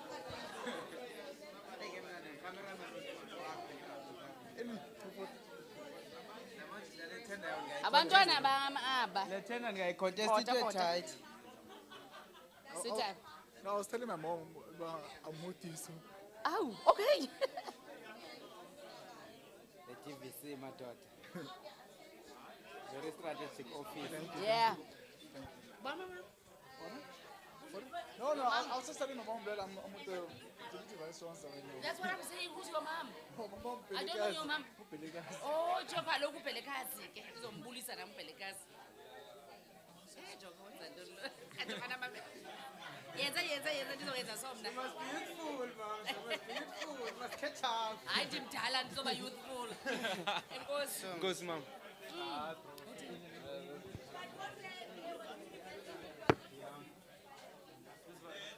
Bongs.